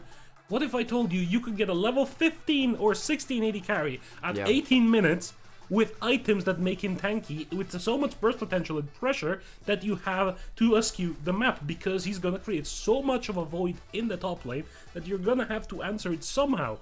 And this is the part that, like, it's maddening me anytime I watch pro play. We see some pro players starting to be a bit more liberal with their summoner choice.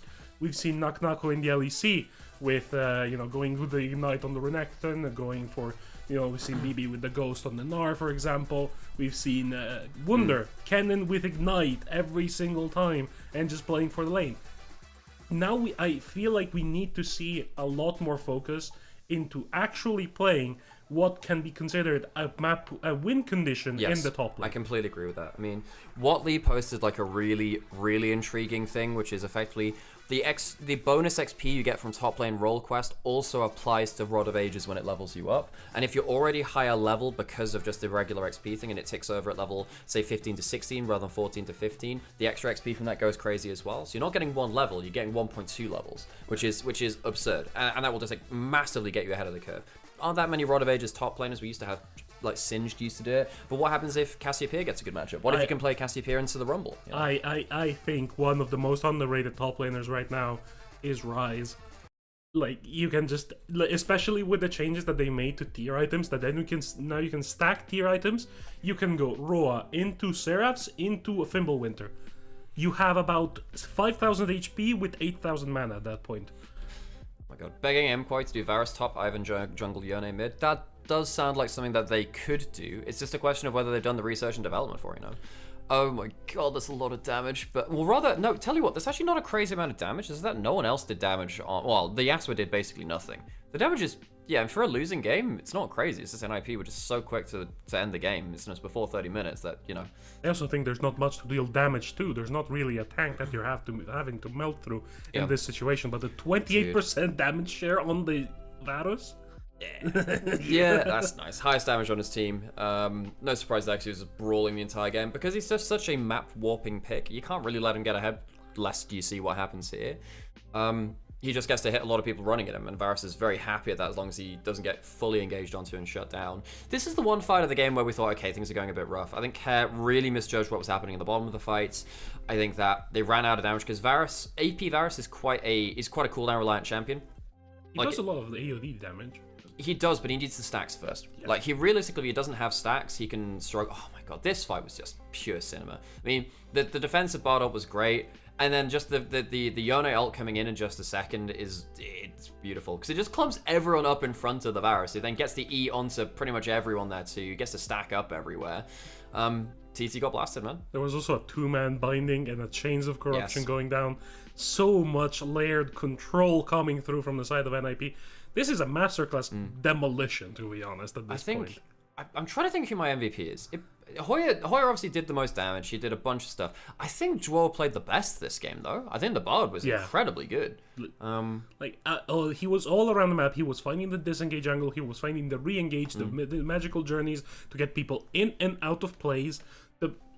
The bindings, the more impressive things for the game, from the Joueurs game here, is the bindings. And then this last fight, when you're fighting into a Bard, you're pulling everything to try and blow up the Sejuani, and then you just get dove by everything else.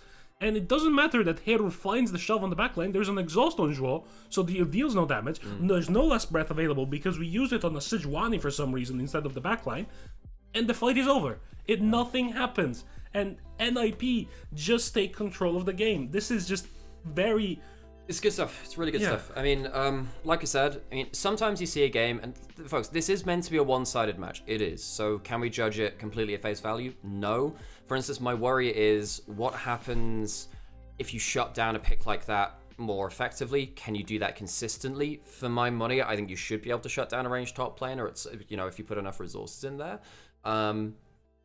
And at that point, you know, if it is shut down, is it worth picking at all? Obviously not. So you need this thing to keep ahead of the game, and they did in this game. However, if this came to a top team close matchup where they understand lane matchups better and they can get into top lane a lot easier, is it still viable? Can you just win out on the early brawls? Like, put it this way, if it's at about 3v3 top side rather than 3v3 bot side, can you consistently win them with the ranged top lanes? Because if you can, Hoya gets that MVP of the game. I think it really changes the meta. I think it genuinely does. One of my biggest complaints of 26 so far is teams are not creative enough. We're not seeing the crazy top laners with this XP bonus, with the ability to kind of guarantee a more extended laning phase with no lane swaps. Where's our crazy shit in top lane? Where's our Noguri? Where's this guy that's innovating the meta? I mean, I'm still sad that we globally have seen, like, I think 1 or 2 Gangplanks. Yeah, I can't remember with the changes. I don't understand why. We're back to 200% crit damage. We're back with Essence Reaver. We're back to having Essence Reaver. We can build Gunblade on Gangplank, which gives it side lane sustain, and also AP scaling for the ult. Like, whatever. And the healing from W. So there's just so much that you can go for towards in this meta, and it's people, and it's so stale. It's as stale as like 10-day-old bread. And I hate it. I'm glad there are a couple of votes in towards Draw there, who I think was actually very good. And you know, Draw is a player who had a really bad 25, folks. His 2025 was really not great. To the point where I was thinking, well, he might have ran through his goodwill at this point. Last time he was on NIP, though, this guy was very, very potent. You know, he was the guy that reinvented the lane swap meta. This guy was the guy that rediscovered it from solo queue, and he brought it back out. Photic and Draw bot lane. Photic and Draw, that classic duo has been together for a very long time. Of course, now they've split to the wins, Photic on IG and Draw returning back to NIP. But yeah, I mean, I think that Draw played really, really well there. Obviously, the Bard is now off the table, so we won't be able to play that again. But sadly, on the other sides for TT, not great signs of life again from them there. They tried to contest early. They had that one fight.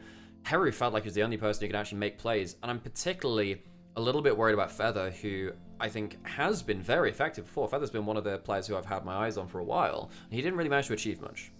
I mean, you look at that class of supports, and it's like Feather, Vampire, YCX, and you're thinking, oh, surely Feather's gonna be the better talent.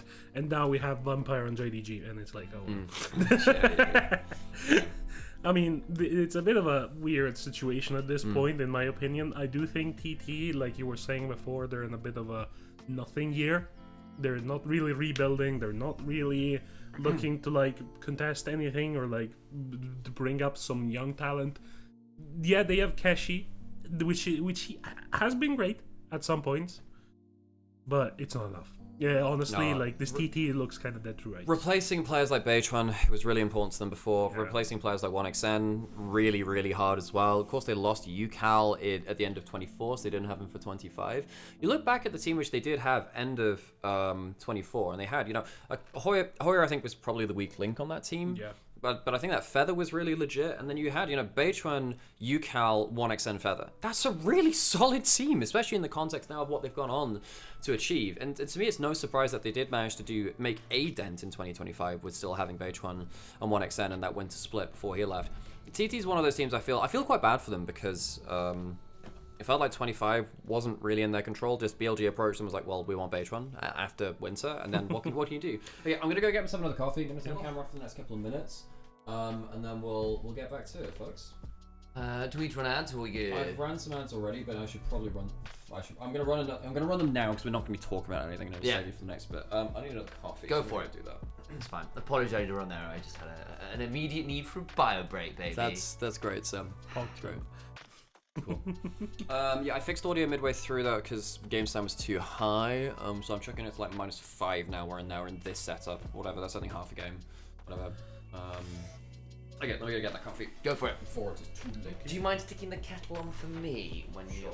Thanks. Yeah, sure. Thank you. Ooh. How are things for you, Harold? You're right though? I'm good. Can you hand me my coffee? I can indeed. There you go, sir. I like it cold. I like it cold. Can't believe Beitran is jobless right now. I think he'll probably get picked up by a mid-tier team at some point. Like, again, he had a rough time on BLG, but I think any jungler would have a rough time coming into BLG because of what they demand of their junglers, which is namely quite a lot, mostly to be in every lane at the right time all the time without any fail and no real ability to learn or grow with the role, or have your own opinions. Or just to really be what's the situation? Oh yeah, just be shunned and be telepathically connected to all, I guess, in this situation. Yeah, exactly. and exactly. And you're trying to replace and replicate some synergy that had been world finals caliber, and that wasn't there. And there wasn't really a lot of space to have that turnaround, and that was not a great space to go into as a new jungler looking to learn the ropes of a top tier team. Like, that's just never fun. Yeah, I mean, I think the stopgap solution with like Shadow and then Beishuan and the entire situation of like swapping back and from, it really didn't help any kind of semblance of stability on the team. No, so it didn't. it was really just well then, like, Yeah. this entire situation is an exercise in what not to do when trying to build Yes. the world's Yes. qualifying roster. It was not a great time, it must be said. Hello, Blake. Goodbye. Good night. Night. Nice to have you in here, Trinity. It is much appreciated. Are you sure you don't want a donut? I could go for a donut. They're right behind you, right next to you. There's 12, so...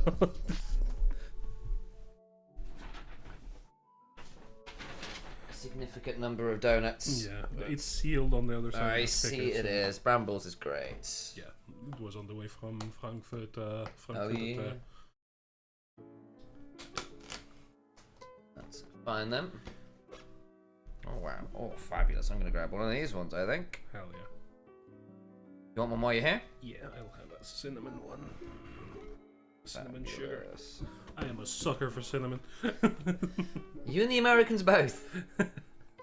I am a very American European, to be honest. Like, I enjoy some American football. I enjoy, going to the range and firing a weaponry and that kind of situation. So I'm a very American pilled European. Let's go Jets, baby. I never really did get into American football. Like, I love the idea of it. It seems like a brilliant game if you know the game. But very hard to watch in Europe in terms of, like, the hours. Just watch the highlights, because watching it live is... I think it's, 60 minutes of gameplay, and it's about 80 minutes of ads. So, just watch the highlights. No, I'm not a Jets fan. I have a Jets jersey because my dad found one when he was vacationing in Tunisia. So I have it. And then just I'm a Green Bay Packers fan. Because I really liked Aaron Rodgers, and now he's on the Steelers, but I'm not a Jets fan, I'm a Packers fan.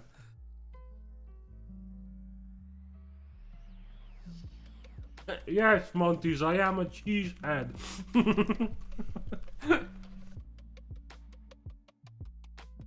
Everything, I guess. Basically. Well, the team is back on the stage in the meantime. I think Predator's gonna be on Rumble now, surely. We are gonna have like some kind of priority on picks. And Dowry gets banned. Yeah. Because again, part of why they let the Rumble through is because they have the Varus answer, right? Yeah. And again, one of the questions has always been, what can you lane into Rumble that wins? And the answer is not a lot. I mean, I told you my pick into it, which is the Gangplank. Because, cool, he's running at me. Very cool. I blow up a barrel and then I run him down with passive. But, I don't know, man. This entire top lane meta, I'm glad we're seeing some shakeup. Because this top lane meta is stale as hell and I hate it. Every time when we're playing scrims and it's like, guys, I really want to play like Kale, or I really want to play Gangplank, and then my team's like, but Sion is so good here, and I'm like, fine. There's also just an answer of like, where else do you get engaged from, which has been a big issue. Because if top lane's been one of your big engage tools, we'll turn the cameras back on. Apple is on, so Thank you very much, sir. I only forgot about that. That's fine. I wonder whether that might be the case. Yeah. We're into draft before game number 2. And as we can see, we're going to have NIP over on blue side, but TT with first pick. Again, that is still disconnected here. Jace, Orianna, banned by NIP. The Yunara, the Nico by Thundertorch. And what are you going to do now with Yasuo Fearless banned out? I mean, it's such a key pick in the meta right now. It's Anyway, Rumble's still available. It's probably the most important one left. I'd say that's probably the one which people are angling for. Maybe Rumble, Jarvan, the two biggest ones. Okay. With the Rumble gone, Jarvan seems to be the last remaining hyper pick potential. Yeah, and again, you could leave the Rumble up last game because, again, they had the Varus to answer it, as we were talking about. Jarvan now a consideration for John Howe. And again, John Howe and Feather, I still have some faith in for Thunder Talk. The problem is, who are they setting up for as carries? And I just don't know how. Oh, sorry, I didn't realize it was still running. My bad. All good. More hype. Let's go. There we go. More like it. There we go. Or I wonder if the answer like here comes straight through with something like an Ornn, for example, into the Jarvan, where you can counter engage, you can break the Cataclysm, and you're just taking this like top lane matchup to just neutralize, or you just slam the Renekton and you say we win early. I think one of the problems is, I completely agree compositionally. I think there are many things which deal with Jarvan as a frontliner, and if he does get kind of blocked in the frontline, he hates it. If he's playing into like 3 tanks, he really doesn't like it. Thresh is another one of those which can cause issues because you can flay you out of that flag drag. Also potentially sets up for something like the Aphelios or for the Jinx, depending on that. I think actually possibly in the first matchup they may have made that play where they we saw, I can't remember exactly which team it was, but they locked an early Aphelios and immediately the other team just locked Jinx Thresh, and then the Aphelios was into a Malphite with no Thresh, and it was a disaster. So now you secure the Thresh for the first part of the combo. Ryze locked in. Now, Aphelios is a strong pick, and it is going to get locked in. Now, the things, typically I see Aphelios as a Yunara counter, typically on that front. Yunara's already gone. Varus is gone. There isn't that much to stand. So even Misfortune's one of the better laning picks. That's gone too. So you're running out of lane options here for TT to play against this duo. Aphelios is pretty strong right now. I wonder if you ban the Ziggs here, or if you ban Ziggs on the side of NIP. You already have Cataclysm, you have a lot of setup, and the guaranteed damage and laning power is there for the Ziggs into the Aphelios. Very mobile AD carry into something like a Ziggs who has a lot of area denial tools. Is probably one of the better answers. The other one is we're seeing in chat. Ashe is probably the better one. Yeah, I'm a little bit worried for TT where you've locked in a Jarvan and I don't think you have great synergy with it. Jarvan Gnar is fine, but a little hard to set up because it's just quite hard to time your Mega Gnar. And Jarvan Ryze isn't really a combo. It's not Jarvan Azir for the attack speed. It's not Jarvan Akali for hyper dive. It's not like you've got something like a Vitally or something like that. I think that TT already have not got the tools to dive onto this Aphelios, which is why typically I'd say no, I don't want to see a Ziggs with quite a low damage kind of top, or like a quite slow damage top lane because no one's really like, adding into the combo. Great read on the Ziggs, by the way. They do, but in this case, I think it's good because what else is going to reach the Aphelios? That was kind of it. Aurora going to get taken away as well here. That would have been quite a nice option theoretically, but again, they've already got the Ryze and the Gnar in, so they might just lock that mid lane for care, give yourself some AoE. Viego would be a fun one. We've seen a little bit of Viego coming back into meta here and there. Monkey tried real hard on it the other week to make that one work. Instead, they will decide on the Aurora for now. Yeah, it's a safe matchup, does well into the side lane versus the Gnar as well. What's the bot lane going to be here? I suppose Cork is the last one out. You can go like, I guess you could go Ashe Seraphine for real lane dominance. It's really been the thing this week, hasn't it? Yeah, and it's also been seen play in LCK as well. I think Ashe Seraphine probably is the duo. Thinking about it again, it probably is the duo which you need. Problem is, you are very, very squishy as a team if you do that. You do have better engage that way, but what happens if, you know, Guon ends up going towards something like the Vi, which can just fly through the engage and cause you tons of issues. Even so, the Wukong would have been really painful with that clone. Ashe Seraphine will be the lock-in. The question is now, Guon, you've got last pick. What have you got to survive the engage combo of TT? Support LeBlanc, support Elise. Let's go. We'll see exactly where the decision-making goes. These are fun hovers right now. They are certainly not guarantees. I think the Seraphine, as we've noted, is most likely the option here. And in fairness, it means if someone is locked in the Cataclysm, shooting that arrow, shooting that encore becomes significantly more simple. I wonder if we see a spicy pick coming out from Guon here to really force something. The Kiana makes sense. Okay. Bin the meta can combo into the Jarvan as well really well. A lot of like... His ult is your ult now. Basically, pretty much. I do wonder where this mid lane matchup goes because Heru is going to have that early shove and the Jarvan early fighting potential is just so much more than the one that something like a Kiana can bring, especially before first pack or before first item, really. My worry for TT is that absolutely no one here can withstand a burst combo. If you don't have Mega Gnar, everyone is getting one shot. I don't care who you are, everyone is getting one shot. Kiana's going to just turn up. There's going to be a point-and-click CC from Renekton, or the Graviton, a hook's going to land, and someone is just going to explode. I think TT, I think they lack the backline access. They need to somehow get these like godlike arrows. Maybe they get a really good Realm Warp flank. But I don't think TT's been playing well enough for me to trust them to do that. No, and again, don't get me wrong. You have just got everyone bringing some CC, and some of it's quite intense. Ash Arrow, Seraphine, the beat drop route. You've got options there. The question is, can you survive through the pick on the other side? And realistically, can you threaten the Aphelios? And I don't know how simple that will be. Sam, if you want to use the cattle, Now's now's the the time. time to do it. And then close the door on the way back in. Yeah, fast. Cool. All right, we'll get back into that game. Hit those Gyos and see if NIP can close out what has been a very clean game 1. And we'll see what they can do at the same game Very 2. dominant situation, really, here. I do think NIP do not come out on the edge with the draft. I think it's gonna be harder. I think it's gonna be harder to execute than the one they have on the side of TT. I think TT's draft has the reliability of Engage. Okay, well, hit those Gyos, and then I'm going to have to grill you about that after. Well, it depends if we're going to get the Gyos. Got it for his crowd. I mean, it was a very empty crowd. True. Okay, so about ease of access. The thing is, I see Aphelios Thrash pretty easy to play, and at least if someone gets picked, you do have the Lantern out to safety. Now on the other side, you have Ashe, Seraphine, and a Jarvan, which are really good at pressing the go button.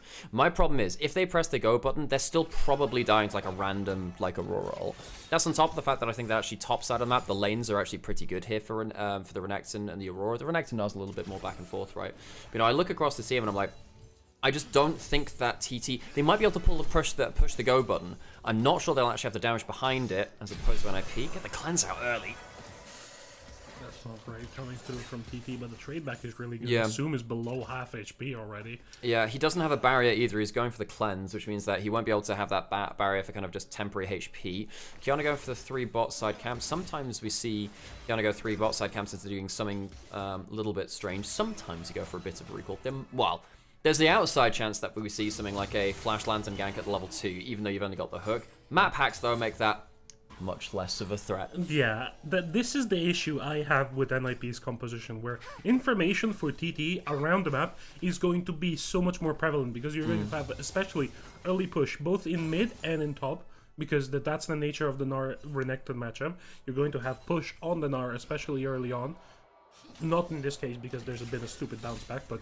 Yeah, well, this is the thing, right? It's more like first wave, sometimes... Well, it depends whether you're getting it on the first wave or 2, or whether you collect it at tower and then you get the bounce back, which is often... And that's actually, by the way, folks, if you want a quick tip on how teams figure out their macro, they figure out who's got the push at the level 1, and then who has the push at the level 3 gank back. Hang on, Guan going towards mid lane, has that water blade in, flash away! Heru does skip away from it, but it's going to be the Manta Blade anyway. First blood goes to Care, an over push from Heru leads to him dying. And all my points are moot. Everything, yep.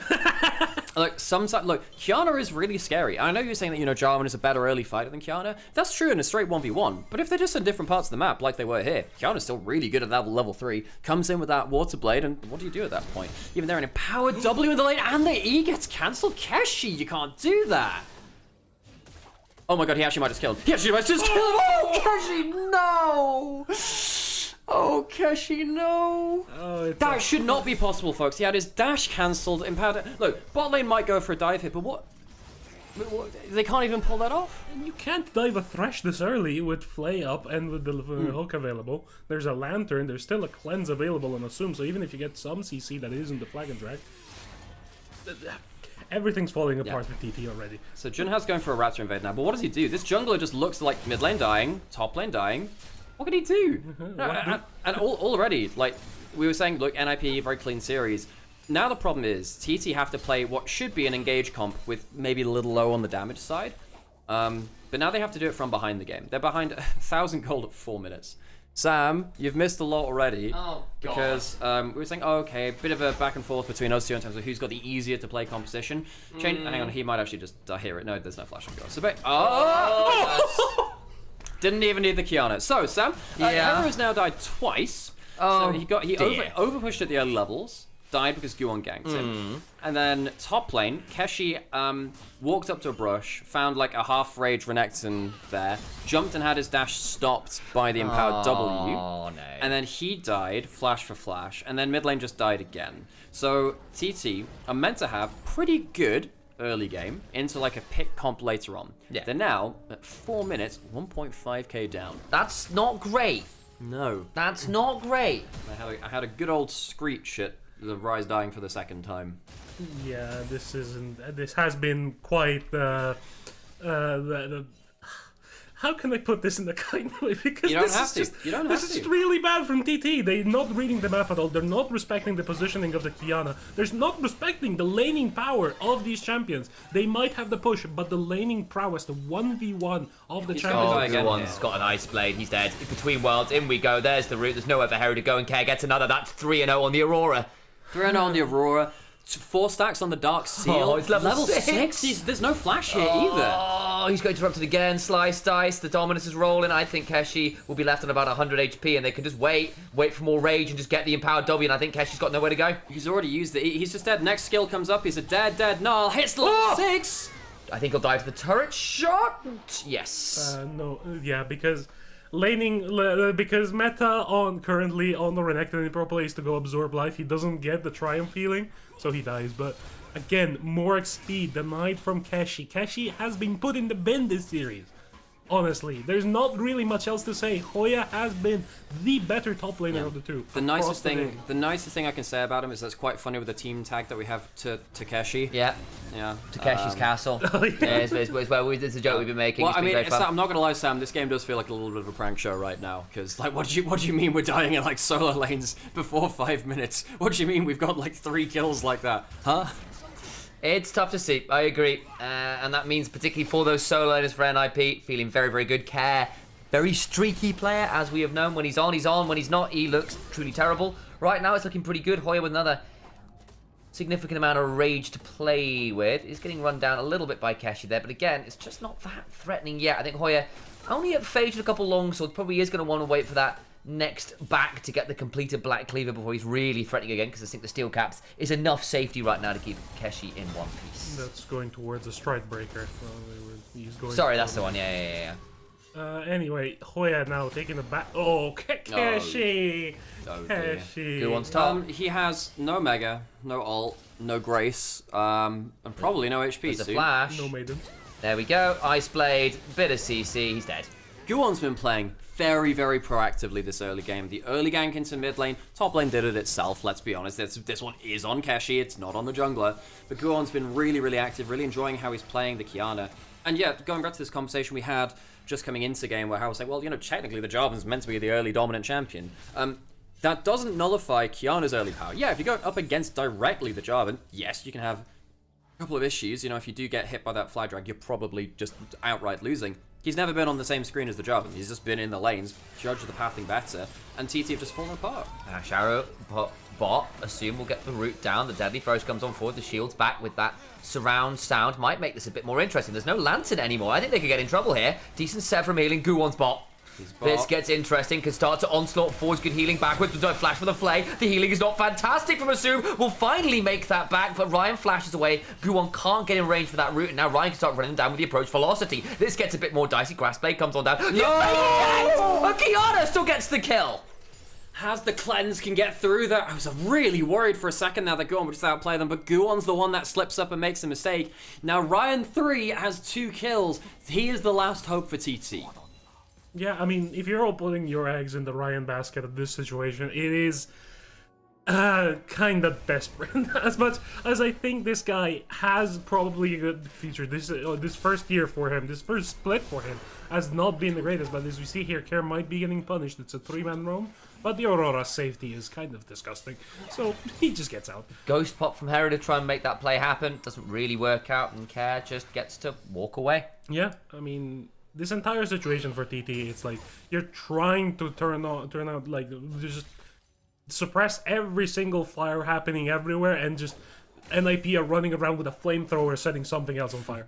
The thing is, at least bot lane, you've got the ice to help deal with that fire somewhat. You are up about 10 CS there. You've got the 2 kills on the AD carry. If you can start getting the picks rolling, that's great news. We have seen Seraphines in the late game turn so many fights around already in the LPL. See that comeback versus, I want to say it was BLG that JDG had. No, Was no, the other way around. BLG got the comeback against JDG where they had, Ash, yeah. where Viper and On just had the most insane turnarounds because the Seraphine was providing so much as the game got a little bit later on. Just that raw amount of shielding and roots gets quite frustrating. Also throw into that game, though, the real hero, you could argue, was Knight on the Aurora. Sam, they don't got the Aurora. They don't. Sir, there's a problem. The Aurora's on the other team. They've defected, sir.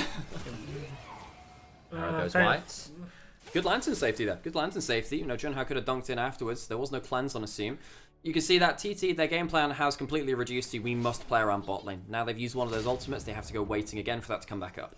They do indeed, and while that play was happening bot, it'll mean Guon will likely go towards these grubs and start those up relatively freely. I'm looking at the situation and I'm like, first of all, assume he's building Collector. Send him to jail. Yeah. No, particularly in this game when you have like a lethality jungler and a top laner that's very heavy AD as well, who's not even building that Black Cleaver. Let's go Stormrazor, folks. Stormrazor is just the better first item for Fellows in a bunch of games. See that Harry's doing pretty okay here versus Kerr individually now, but the problem is he gave over so much gold early. His team is now the one which is going to have to bear the brunt of what went wrong in this matchup. I will note that in I wouldn't say necessarily defense, but like as a little note in terms of TT, who's building armor early here? The Ryze only going to do that third item. Ashe is never building armor. Seraphine can't afford to. Jarvan, again, will probably want the Black Cleaver before he goes towards anything like a GA. So really, it's only the Gnar, who again will need an aggressive item before he can consider armor, and even then he builds things like Sterax. So is anyone really armor stacking for the Aphelios to worry about? It's really good against the Ashe Seraphine, who just don't build any semblance of defenses. Goon's on the roam again, though, so we'll pay attention to that. He's swept his way through. Keshi does not have Mega just yet. Oh, he might be a little bit dead, in fact. He's 2 levels down. He'll be more than that soon. That was simple. 2 levels down and 6 feet under the ground. He's dead again, 1 and 4. Hoya and Guon comboing up very, very well. This reminds me of those really nasty kill combos that we used to see with Renekton in the past, where Renekton would set up for a diving jungler. Credit to Hoya, he's had an excellent series here. He has completely diffed Keshi on an individual level. Yep. I mean, last game there was a bit more. You could offer a bit more defense in the fact that everyone was top lane and the flippy matchup flipped one way. This time around, it's just been straight lane diff. And then Guwon's turned up later on, and the damage just gets worse and worse. Hot lane, shove is still there from Ryan and Feather. Worth noting, Guwon around. This could get a little bit interesting. Still a few minutes till the next dragon. TT have at least stacked 2 of those, and an Ocean Soul this game with the Seraphine, with the fact that you can space with the range and the slows on the Ashe, could be pretty good here, especially when you are into a relatively burst-heavy comp. The Ocean Soul could be quite good, but you've got to get there first, and that is not necessarily the easiest thing to do when you are losing the top side of the map so hard. Nice blade. Flag and drag leads him to a difficult spot. Audacity through. Grass blade next. Flash forward looking for that ult into the wall. That makes it really nasty. Mega Infernum Bomb comes flying on through as the onslaught is there. Assume helps get another for Guwon. They can jump for more because Hoya is here. Heru in danger. Has to flash the death sentence. Will still get rooted. There will be a flayback. And indeed, he's now left out to the wolves, or I suppose the crocodiles. Yeah, the NIP's collapse is just so much stronger. They've got completed laning quests. They've got just so much more target access, and the positioning, fighting in the river against the Kiana at this point in the game is a death sentence. And Hoya being able to just burn the teleport, he has the extra HP shield, which means he can play recklessly and going forward, and yeah. Guon just breaks their ankles. Completely breaks their ankles. They try and jump on the Kiana, but Harold's completely right. This is now the prime time for Kiana. It doesn't even end up getting the ult onto both bot laners. Doesn't particularly matter. The damage is done. This is why the lethality is very, very good versus these duo here. Particularly at this point in the game, the bot lane just explodes. If there's no one stood in front of the Ashe Seraphine, they don't really get to play as the duo really wants to. You're absolutely right here as well about the top lane roll quest. Gives you the extra HP. Absolutely no threat under the turret. NIP clean up. I know Harold said that fighting in the river against a Kiana was a death sentence, but I have you know that Fresh Q is the death sentence. Yeah, the wrong champion. And you know, come on, you're a color caster. You should know. I don't know. I think with the cleanse, it's more like a death like. Well, it's just like a commuted sentence. They've been asked to do community service. Service. Yeah, that's Right, what it is. okay. Yeah. It's a community service sentence. If Thresh Q was actually his ult, we'd have Silas Stolen Threshold be community service. I guess. That's great. It's like Silas's box. That's the idea. It's like rather than Schrodinger's box. If Silas is the box, I'm like, let's be honest, it's not a box anyway. No, it's not, isn't it? It's the Pentagon. The bag. But is it? I feel like why have we not gotten like an? In fairness, I can understand not calling I can understand understand not calling a champion's ult the Pentagon. That would lead to some quite confusing I feel like the Octagon and going like for a UFC MMA kind of vibe. Yeah. Just why have we not got that with Thresh? By the way, that's a great question. I mean, like a boxing ropes one. We had look. Thresh has started to get some peak skins again. Janitor Thresh was great. Excellent. And Sam made the point that we should have like a traffic warden Thresh. Where he has like the lantern is in fact just a traffic lantern. Yeah. So it's red. It's red light when he's holding it, amber light when he throws it out, green when someone takes it. Fantastic. That's actually great. And then like everything else is like park. You can have like little traffic cones when you've got the rest of it too. It's just a chunk there. It's just doing it for the chunk. Do the DPS check. But that's one of my skins which I now need to see made is that one. But of course the other one is Cassanta. I need Cassanta, which is just Cassante just with like candy canes and everything. Yeah. There's one I've been like thinking about for a long time. Yeah. And it's just the Hank Plank, and it's just the Gangplank by the Tank Hill. You need to buy propane hydro and propane accessories. Speaking of propane hydro, Guwon. Yeah, almost two completed items, propane hydro and inventory with the Axiom Arc. He doesn't even need to blow the cleanse. I'm putting this out there. It's a minute until Dragon. I guess it's a little bit later on, so Ashe cooldown might not be that high. It's level 9. I take that back. It's going to be a fairly significant cooldown here. No cooldown reduction. First level of it. It's a bit of a, looking for the freak pick. Assume probably needs to recall at this point, worth noting. So he won't be back quite in time. He might be there for the very start of Dragon. He won't be there for setup, no. Yeah. But folks, this is what the game's been reduced to. TT needed to have strong laning presence. They didn't. They've now got no platform to perform their picks off of. As you can see, there's no ward from TT across any of the river. They don't have the vision to make big plays as they'd like to. Yeah, I mean, you look at this map situation now, and it's... Yeah, you're getting mid lane priority because of the nature of the Ashe Seraphine. So Aphelios just has to kind of catch the wave and, be happy with that situation, but... You look at the rest of the map and it's Care on the side lane, Aurora going towards the, probably I would say the triple mask build on the Aurora, maybe double mask into get death cap, probably. And this entire situation is going to be boiled down to a team fight where, oh wait, we've catched up. Oh, it's into the back. It's the Ocean Rift. You can get into this brush. Bin tried to fill up this before. Got the Dominus rolling. What can you do? Here we go. Flashes on in. Dragon is still secure, but the turnaround is brutal as a supreme display of talent catches every single member of Thunderdog game. The encore, good. Feather needing to run away. Gets a decent heal there. Hoya can't quite get in range as Between Worlds happens, and it allows for a good weirding angle to blow up the Seraphine. The body's got a shotgun. She's become the hunter. What happened to Seraphine? I don't know, justice for the Bracken, etc, etc. Herald mid. See, if NIP lose the dragon, they get everything else. Still soul point, I guess. I don't know whether they'll ever get the chance for it to matter. By the way, only just completing that mid lane quest for TT. Finally complete all of those. Heru will get hit by the Ice Blade. Is rooted up again briefly, but will not lead to all that much aside from a clear up of the jungle. Small note, I think we saw there. Somebody tried to ward the Thresh Lantern. If that happens, if you've already input the command to take the lantern, just don't stop clicking, stop panicking, just let it happen. Anyway, NIP, they lose the dragon, which is a not great situation. Draw first to burn the kills. Does get flashed on there, will likely die. Okay, so not the best retreat there. And now Care needs to go across the veil. Gets slowed down there by Rhyme, not too much more. You get something at least. Yeah, it was an overstay from Draw, who I guess looking around for some vision. He has a lantern for others, but sadly not for himself. I mean, this is a great angle from Hoya. The smite comes through first, so yes, that's going to be a problem. Realm Up does not get them out to safety at all. It's actually a 4-man ult because Feather gets caught on the other side. The CC combo onto Java means that he's not there for the dunk to kind of control the terrain of the fight.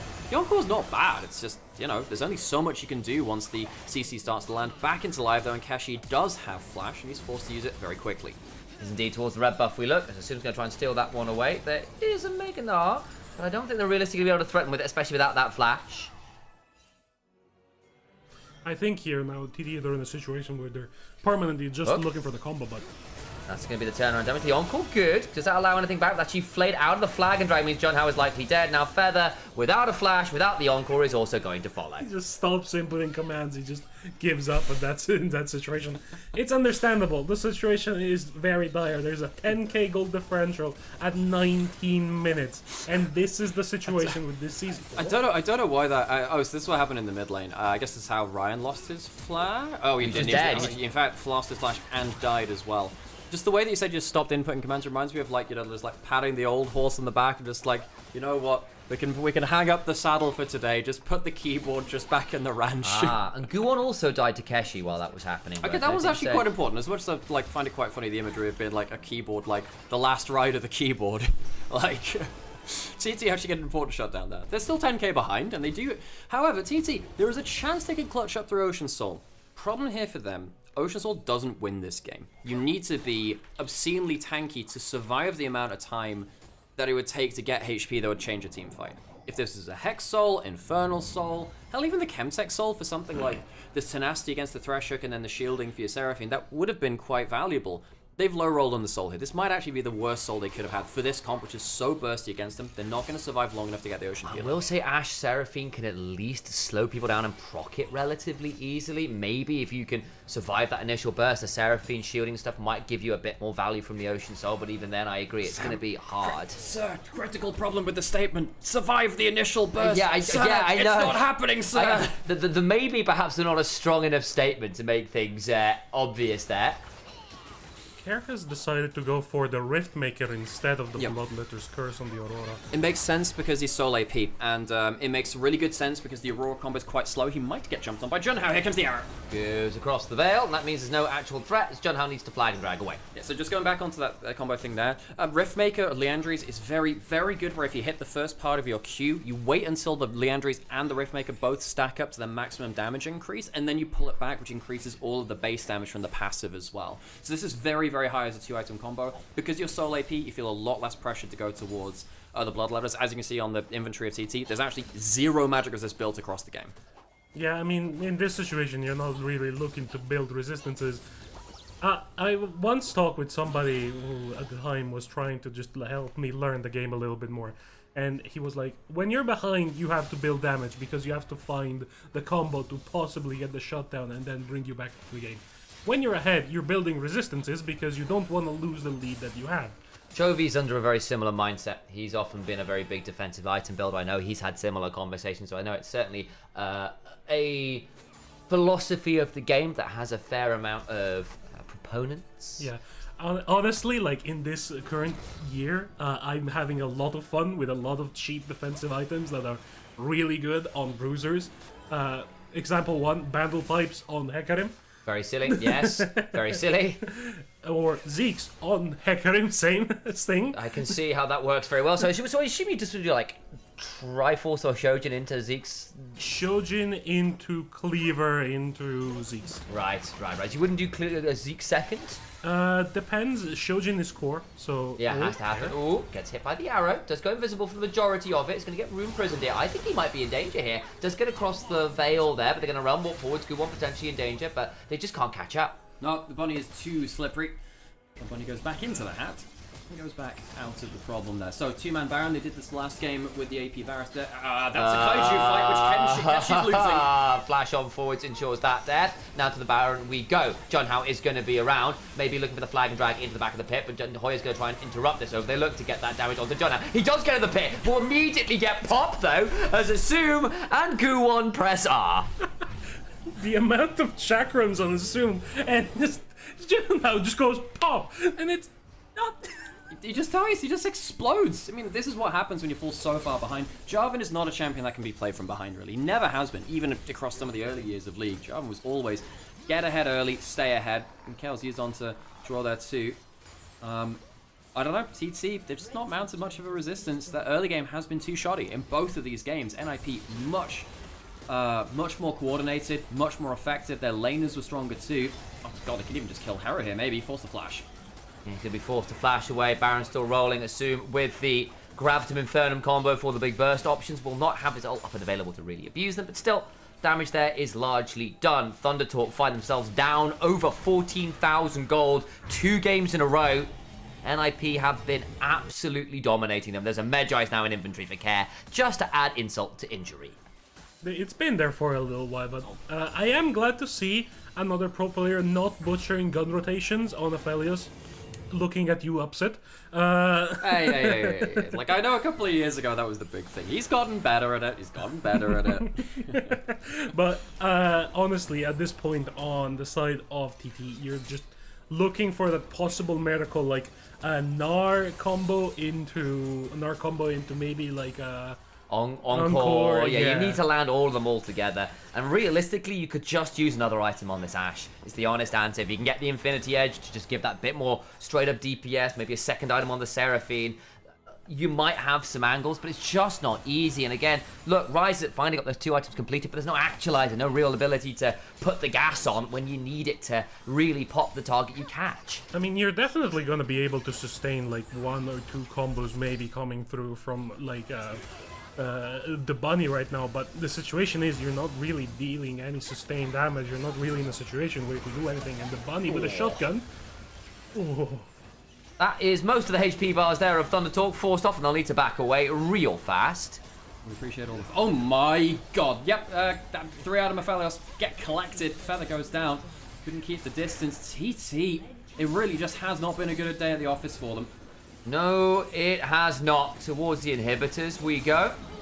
And into the final stages of this game, Thunder Talk find themselves caught in their own Nexus turrets, 2 inhibitors down, and NIP aren't stopping anytime soon. Another little look forward, a final gas, the Cataclysm comes on through, but I fear, Thunder Talk, the Cataclysm is your own, and unfortunately it is your base that crumbles under the might of ninjas in pajamas.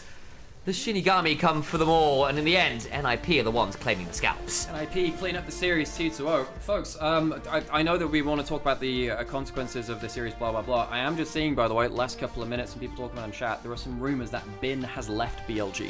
What? Which is... Excuse me, what? Is that rumors? Is that... Yeah, there's been a significant amount of talk about it. These are rumored right now, but if that does happen, that is... I mean, The BLG drama never stops. the rotating jungle from last year. We'll wait to hear more about that, but just wanted to say that on stream. There are rumors going around on Twitter and the like coming through from various Chinese sources that apparently Bin had a big argument and he just packed up his bags and left. Chance that he's left BLG. How insane would that be? Wow. We'll wait to get some more clarification on it, but obviously we're just as surprised as you are, and we hope that this is just a rumor, because of course we want him to be peak Bin, but oh my god, that'd be such a big change. Anyway, hello, welcome back. My name's Nymaera. This is Harold Hamhand, and this is Initialise. We're brothers. He's a good friend of ours. And we're casting LPL. If you are enjoying what you're seeing here, please think about dropping a like, a follow, a share, things like that.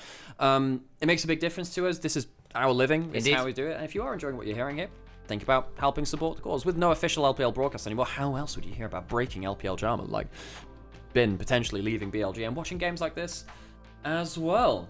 That's all I got. Carry on. MVP. Go on. Guwon probably for the... I mean, for this game. I think it's Guwon. Who won last game, by the way? Was it Hoya in the end? It was Hoya, yes. It was Hoya. I feel like Joe possibly a little robbed there, actually. He got 3 votes, Hoya got 5. Fair enough. That's not unreasonable. I just think, because I think Joe set Hoya up for success so well that I would have perhaps given him the nod there, but I think that's a relatively fair trade. The fan vote is very Guwon favoured here. He was pretty exceptional early game, so... Yeah, I mean, I would probably even give Guwon the player of the series. Might be Hoya, because even in this game, he got this solo lead in the top lane. He denied so much. He basically made Kenshi a non-entity, the both games. So, you're in the situation where, like, I think the MVP to the series might go to Hoya. I wouldn't see it badly going on somebody like Guwon as well, because even in game 1, he was really good.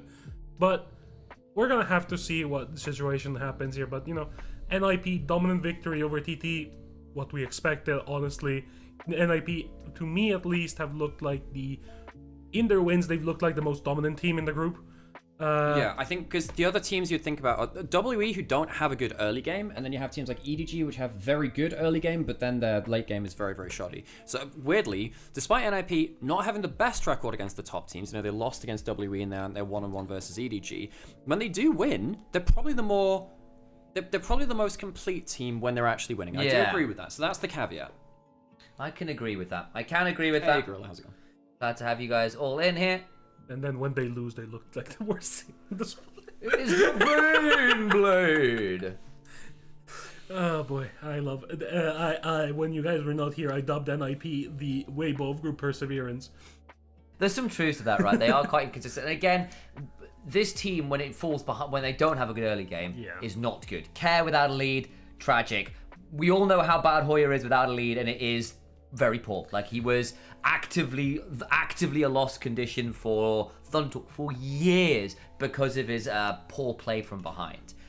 But from ahead, we've seen some good stuff from this team now for NIP, and that's great news. I think they're going to be a solidly middle-of-the-pack team. We'll see what they can do with playoffs, likely getting towards a decent confirmation for them what level of Knights Road they end up in. Are they taking the high road or the low road on their way to Scotland? Will be a debate for a little later on, but so far, so good. They're at 3-2 right now, 1-1 against the 1-1 against the WE. Currently 0-1 against the 1-1 against EDG. I think 0-1. No, 1-0 against WE or 2. What? Right, you know what? Let's look this up rather than. I'm lost in the sauce, I think. A little bit. What we can do is we can find out. Is the answer? I think they're now 3-2. Yeah, they're 3-2. They're 3-2. Oh, sorry, they're 1-1. Yeah, so they're 1-1 versus W and EDG. So yeah, they're 1-1 versus both the top teams, and they're which means their next game is against TT again. Yeah. So they actually hadn't played against TT at all during this. Sorry, I got that wrong a little bit earlier with the W thing. I remember them losing one series. I forgot about the other one. So actually, the top of the table is all over the place because W and EDG, they've only played one series against each other. So we have like one more of like the top. We're going to have an absolute clusterfuck here, folks. We might have three teams on 4-2 having which mean they all destroy TT, yeah. Oh my god. So I'd imagine we don't get tiebreakers for that particular scenario. I'd imagine we don't. So I'd imagine what happens is what it tends to be is head-to-head between the three teams. Oh, we've got a post-game interview. Anyway, we'll leave you with that. But basically, folks, the team which loses out on the tiebreaker, however it's decided, will be really screwed because they go basically into the bottom half of the teams, effectively, meaning they don't get that first round. They don't have the second leg. Okay, we'll go into a quick pause. 我觉得今年啊，26人在大换血之后啊，整体来看，一切都是向着好的方向在行进的。卓哥，你觉得目前大家相处如何了？在性格上、生活上等等方面？我觉得大家性格都非常好吧，然后尤其是我们中上性格都非常成熟。然后昨天不是刚输完嘛，而且还是那种被翻盘的输，其实大家回去之后还在相互鼓励、相互积极的沟通，我觉得这是非常难得的。对那氛围看得出也是很融洽的啊。从今天这2场来看啊，看得出 NIP 在团战的协同性上确实比昨天做得更好了。想知道卓哥，你觉得目前队伍的这个整体磨合度达到多少了呢？我感觉是和之前一样嘛，60-70。有很多中期的时候可以做得更激进的动作，大家可能还是过于拘谨吧，然后还是比较保守。觉得大家可以再放开一点，还有上升的空间啊。聊到今天比赛，从第1局来说，对于 NIP 也是非常轻松的拿下了。从上路一血开始，无论是上下2路的对线优势，包括团战的这个中期的团战，都做得相当不错。我想知道今天教练啊，在今天赛前给你们特别叮嘱了哪些比赛内容？今天看得出打得更加谨慎了啊。因为我们输给 WE 和 EDG 那2场，其实都是有优势没有把握住嘛。复盘的时候，其实有些机会一看，感觉还蛮容易抓到的。感觉大家就是心态上过于的紧张了，可能所以昨天回去之后就是跟大家说，就是放开一点，就是不要太在意输赢，就把游戏内容打好一点就可以了。明白了，教练也是稳定了军心了啊。第2局来说，我觉得更算是摧枯拉朽的碾压局了啊。那对面在 BP 上的选择会更偏团战输出一点，那你们是怎么针对对面的阵容来制定一个战略的呢？我们的话其实没有太考虑对面的选择吧，我们觉得就把自己的阵容搭配的有合理性就可以了。确实今天也是看得出 NIP 打得很冷静、很稳定了啊。也聊聊你们的下路组合吧，因为之前在赛后采访的时候，阿萨姆也是聊到说，卓哥啊在场上非常之冷静，是非常会配合的辅助选手。那你怎么评价你的 AD 呢？我觉得他也很会配合吧。他在 BP 的时候其实就给了我很大的那个自主权吧，他会很多选择的英雄想让配合来我嘛，所以我觉得他反而比我更会配合吧。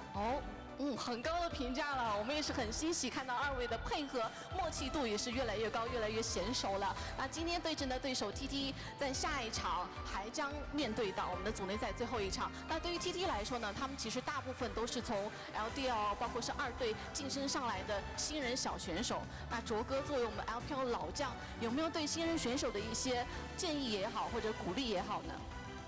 我觉得打职业的话就不管你多强都会有低谷期吧，然后不管多强都会输。我觉得一个优秀的选手最好的地方就是如何正确的面对失败吧，就希望他们能从中吸取到教训，然后也不要丧失向前进步的信心吧。哇，说得太好了！我们也把掌声送给卓哥，送给我们的新人小将们。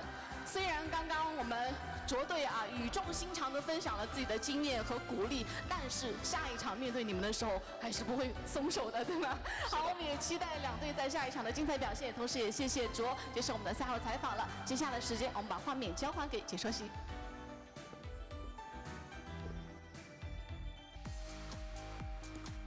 Hello everyone, we're back. This thing's over. I guess we need to run an ad break and get ready for the second series. We're still going to be on break a little bit, folks.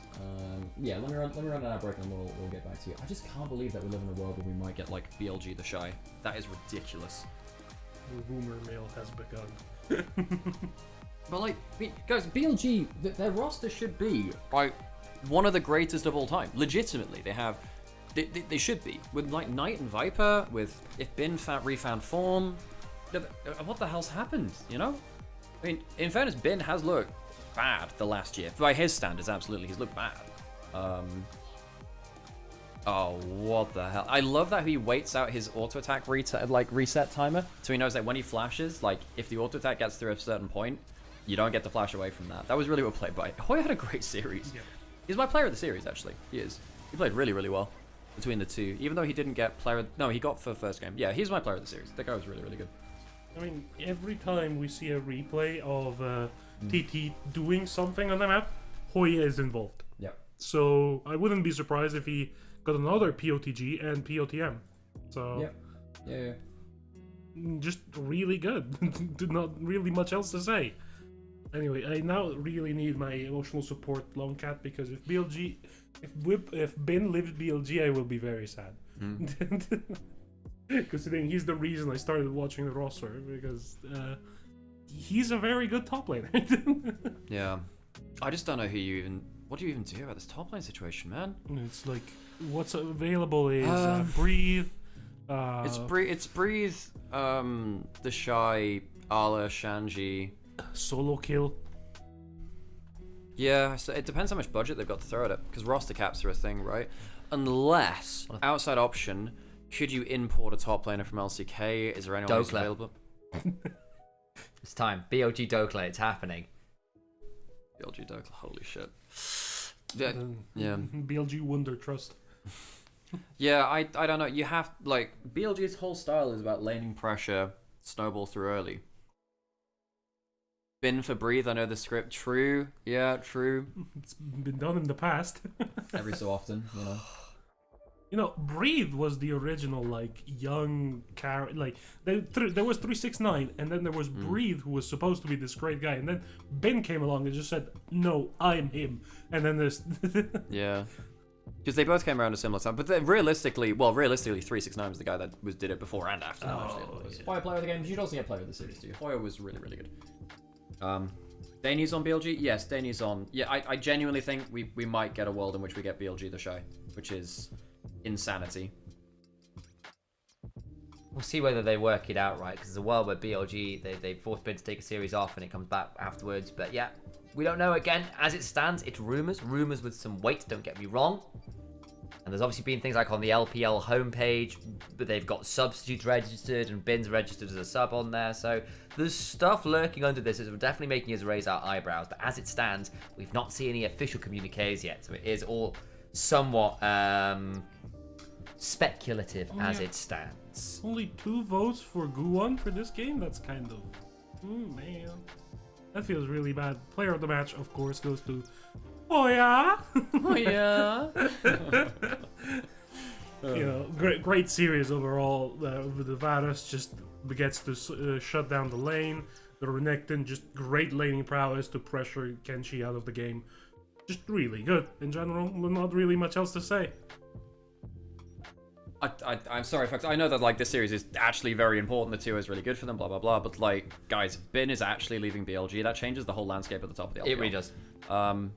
Like, look, Bin's not been great, folks, by his standards. Yeah. and he hasn't been for 25. Honestly, I think the fall-off started halfway through Worlds 24. I think his semi-finals and finals at Worlds 24 were not great. If you look back at them, compared to his quarterfinals and his groups, he did fall off an awful lot. But then, 2025 was just not Bin's year. It was not at all. He really fell off individually, and it seemed like it was continuing a little bit coming into 26. How do you replace a player like Bin, though? Like, there are very few players who can reach that ceiling, and the problem is, I think that the level of top lane in general has kind of gone down globally. You look at 2025, basically you had like Keen who was kind of running the shop, and even he couldn't do anything at Worlds 25. The finals was fucking Doran versus Perfect, Both players who I don't think in any other year would have made a World Finals, just because if you have a poor top laner, typically you don't make it far internationally. Typically you don't. But last year, I think that, and poor is, it's for a certain level of poor, folks, for a certain level. Like, you compare it to, like, Nogari, Bin, Zeus, Khan, Smeb, like, these crazy top laners. You wouldn't have made it to a World Finals through them in most metas. I think Fearless plays into this a certain amount. Wow, all but one went towards top lanes, crazy. But yeah, it's really... Yeah, I think that you do want to have a powerful top laner. You always do. I don't think you can do well internationally with like a poor top laner, really, sure. Ever. That just doesn't happen, really. It also says a lot right now. I think that Doran it's between Doran and Keen for best top laner in the world right now. I just don't know what you do. I mean, in fact, also, I think Doran has been one of those players who has, how do I put this? He has been on the verge of being genuinely great for a while, and then he has those moments where everyone goes, oh god, what just happened? Not that Khan didn't have that happen, but I think Khan was more of a dominant force with the occasional finals fumble, whereas Doran, we had that whole joke about domestic Doran versus international Doran and all those kinds of things, and the Kruglord moments and all that jazz that just kind of coloured people's perception of him somewhat, and I think understandably so. But you're right, we haven't really got that consistent level of, like, the top tier tops right now look quite limited. We don't have 4 or 5 who are going, damn, these guys are all really good. Consistently, anyway. So we're on to our second series now, JDG. Wait, but we have to keep going like this? We're good with this? Good with this?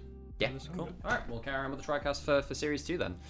Chat is happy. Yeah, as long as chat's okay with it. Obviously, LCK playoffs is happening right now, so like a lot of people are over watching that. Or like, yeah, like it's not playoffs. No, it's not playoffs, but it's the best of 5s because they have like they have this thing where basically the last week is like a super week where they get best of 5s, not best of 3s, and it gives you more points. I missed on that bit of the. Yeah, I missed on that for a bit too. But basically, what this means is there is actually a chance that like there's a chance that like Gen G and T1's group like lose because, whole thing. Yes. And that would mean that like T1 would have to start in play-ins again effectively. Well, that's so ridiculous. Yeah. Of course, T1 are in a second because of game score because they're T1 and still do some random ints here and there. Winners group 1, 2, 3 do they get seeded into this immediately? But basically, like. Yeah. This is the format that hurt us in last summer as well. This is different. Last winter was the only time they had the double group thing, so that's not true. I'm trying to think what happened. How did people get seeded weirdly in summer? I thought there was similar shenanigans. That was a different thing. The groups thing was only for winter last year. Right. What happened? Was that just T1? Remember the winter? Yeah, T1 struggled in summer a lot. That was just. Yeah, no, I'm trying to remember what the. However, basically the winter thing was remember that it led to the first round playoffs matchup of T1. HLE, yes, which one of them couldn't go. Yeah. So that was the thing about winter. So we didn't have a double group. We didn't have like the 2 groups playing off against each other. Was there not something in summer as well? I thought there was something in summer as well. Not for that, no. No, that was just upper group and lower group. That was basically just remember that was like Legend and Rise, and Legend was just like Nongshim getting their heads kicked in all the time, and Rise was Rise, yeah. Yeah. Peak Rise gaming, yes. I'm gonna take a quick break, folks. We've had an ad break, but I guess we can run one more after that. But yeah, I'm gonna go take a break. That's super fair. Turn the camera off briefly. You alright for coffee and stuff? Yeah, I'm okay for now. Cool. How's the cat, Harold? Very chippy. Chippy? Yeah. What's the word I'm looking for? Chipper? Chipper, yes. So this would be the one I'm thinking of. So it's probably the one you're thinking of. Yeah. I mean, I currently really need it because, I mean, what do you mean Ben is leaving PLG? Well, we don't know for sure yet, but it's certainly looking like there's been some weirdness happening. Yeah. And we don't know whether this is just a brief spat or what. LPL drama is LPL drama, as ever. Yeah, I mean, LPL drama kind of like, you can't have a split without some degree of drama, I guess, in the situation, so. JDG Weibo. Yeah, so this is obviously a very, very significant matchup. JDG, arguably the best team in the LPL right now, just 2-0'd BLG, which is obviously very significant. Let me get to my LPL shenanigans. There we go. Right, so the key things here is basically JDG's come off the back of some very, very big results. Namely, getting 2 over BLG. They've gotten the win over Top Esports, win over AL so far. They are 0-1, however, versus Weibo and IG. Arguably the worst teams in the group. Well, Top Esports is in there as well, right? But they are certainly very volatile, and JDG kind of got caught out by them a little bit, basically because they're the teams that do weirder stuff in the early game, and they aren't as prepared for it. And Junja and Vampire go for plays that aren't necessarily set up for it, and it goes kind of wrong. Keep our eyes on that one a little bit. Weibo, of course, with the likes of Xiaohu and JDG, are not exactly without experience, and Elk kind of got some pretty crazy games the last time as well. So at the very least, we're expecting some fireworks. Both of these teams are known to be a bit of a bloodbath squad. Elk in particular has been, when he's been on, absolutely monstrous. Gala's been on good form as well. I think, honestly though, my eyes are going to go towards these junglers. Both of them have been really, really big at setting up their various lanes for success, both towards mid lane and with their supports. If you get them unlocked with the early pathing, it is a massive, massive way that both of them have been finding their victories. Yeah, the EDG graduate clash. Yes, I suppose it is. Yeah, in this situation where you're looking at like a player like Junja, who's always been, in my head, he's always been one of the more mechanical junglers in the league. Like, I remember he's run the LCP. Well, he's been running the LCP for. Are we talking JJ or Junja? JJ. Okay, fine then. Like when he was playing Lee Sin back at Worlds when it was meta, he's playing more of like the Kiana, those champions like that. JJ on those champions for me has been the big win condition for Weibo. Junja, the best Malphite in the league, to be honest. When he's not the sole engagement, so they all know to flash away from him, definitely very dangerous. I think for JJ as well, basically he's very pleased that Jarvan's in meta. He was always the big Jarvan player. Yeah. Is fantastic on that skin, on that champion. See what he can do with it. That champion rather is the one to say it. And again, it should be really, really fun. I think this is a very exciting matchup. Again, JDG want to get some vengeance. They've just come off some very big wins. If they can get the win here as well, it helps secure them potentially at the top of the table. Anyone's Edge and BLG, JDG, all at 4-2 right now. All kind of falling to very different teams. I think AL, for my money, are probably the weakest of those threes on paper. Again, we've just been hearing about that BLG drama, so we do need to track that, because again, losing Bin would be a major blow. Make no mistakes about it. AL, I mean, who did they end up losing to again? They lost to BLG. BLG and JDG, which I think is fair, because basically any team that can outlane them has caused AL a lot of strife, because then it doesn't unlock Tarzan and Kyle to get out on the map and do the things that they are so good at. And actually, that's been problematic. Whereas I think JDG, on the whole, have been laning early pretty well. The issues have more been in the, well, what happens if we've drafted to a position where Honku isn't playing weak side, right? Where Junja's sole engaged and it's very easy to track what's going on. Or, oh god, Vampire had that really bad Bard game, who can still be a little inconsistent, even if, of course, the last Bard game we saw from him was immaculate. Very fun team to be watching, as we've been talking about. I'm very excited to see them come together so well, so fast. Bringing in that LCP top-tier duo from CFO has worked out really well for them so far. Yeah, I mean, to be honest, JDG have surprised me. I expected a slow ramp-up into the year, probably going towards a more mid-centric kind of play with Junja, who was that catalyst of action going forward on the side of on the CFO at the time. But now you're in the situation where you've got a really, really well-rounded team where Xiaoshu's playing really well. Gala's just putting up numbers because he's Mr. Consistent at this point. He's always going to perform to some degree. And you kind of just looking at a situation where you want to round out this team. You want to like finish off all this situation and kind of like find your proper playstyle. And a happy birthday to Xiaohu as well, the Spring Tiger, one of the greatest players that the LPL's ever known. He's been all over the place this split, not gonna lie. Occasionally fantastic, had a couple of big slip-ups, but honestly, it's still a pleasure to be able to cast a guy with such a insane history. You know, a guy who's oh, hang on, is these top 5 win rates rate, of all yeah. time? Damn, I didn't quite realize. Oh, he did play in like the season 8 meta of kind of season 7-8 Swain meta. He was one of the first people to pull up the Lucian mid as well, because he had that very famous game internationally where Faker drops the Orianna, Lucian gets slammed by Xiaohu and destroys him. 2016 MSI, yeah, he was the first player to show the mid lane Lucian of that era, and he's continued to have crazy amount. Mid lane champion pool, oh my god, wow, that's kind of crazy actually. So this is Honkyu and Xiaohu with Alongside most Rookie. and Rookie. These three have the most played mid laners, Knight and Care just behind them. Why has been rumored to be leaving? It's only just rumors that we've heard just now, and apparently there's a big like argument and stuff. Yeah, and argue with the manager allegedly. Yeah, but again, take it with a pinch of salt, I suppose. We'll figure out things as it comes through, but obviously, very crazy stuff. And I think that mid lane matchup, as we're talking about there, and again, we'll come back to the BOG question, I've no doubt, but we're going to focus a little bit on JDG Weibo because it's right in front of us and it's a big matchup. Honkyu, the young gun, the rookie of the year globally last year on CFO, was a monster. On the other side, Xiaohu being one of the most veteran players, period. Has got so many titles, so much success behind him. Role swap top, found success with Syndra top, came back to mid.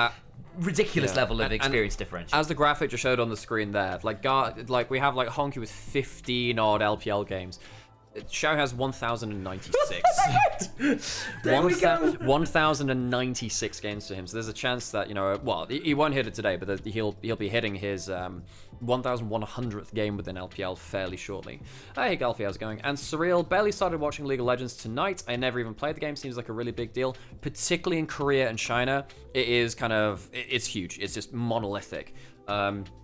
It's one of the biggest kind of cultural things in terms of young people and gaming in general, particularly for the LPL. I mean, I flew out there in 2023, and like there were people with like, you know, lock screens of, you know, like Project Fiora and whatever. God, it was a cool time going out there. And yeah, I mean, LPL in a bit of a weird state after getting so close to winning the World Championship recently, but not quite able to manage to do so. So they're trying to find that success. Anyway, there's a bit of an interview, and we'll let you listen to. 的前彩来向大家打个招呼吧。大家好，我是 JDG 的中路红 Q。好，欢迎红 Q。那第一个问题呢，也想问，比赛进行到现在呢，越来越多的粉丝喜欢上了你啊。一方面是觉得你很可爱，另一方面呢，也觉得你的中单打法很具侵略性。所以想问问，你觉得自己是一个什么样风格的中单选手呢？比如更爱打线还是发育？应该算比较有进攻性一点的中路吧。然后比较喜欢打线或是打架嘛，应该是看团队需要我做些什么，然后会尽量的去做。 所以也极具观赏性啊。那第二个问题呢，也是想问，今天再次面对 WBG， 你觉得队伍要做到什么内容能够帮助你们完成这场比赛的复仇战？我觉得我们配合就是没有做到的非常好吧。我希望我们这场比赛就是配合能做得更好，就是希望少掉一些点，然后做好团队的工作。好，也希望你们今天的比赛有一个好的发挥。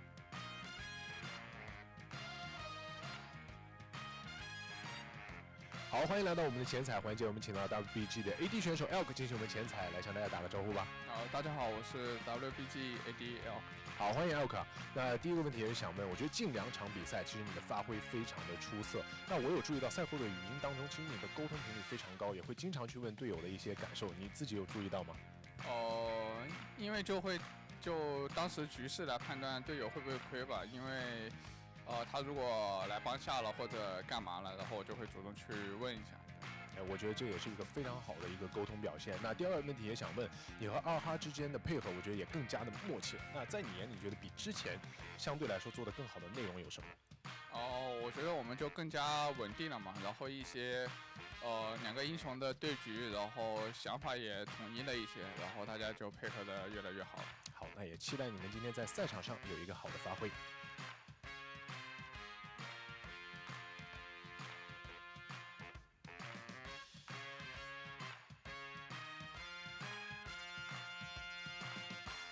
Okay, we're back. Hello. No, I need. Hello, Can you put him across a little bit? Sorry, yeah, we're trying to figure out how to squeeze like 3 casters into about that much space. Okay, like that much space between like here and there. Anyway, onto the stage we go. We'll be over into Beijing.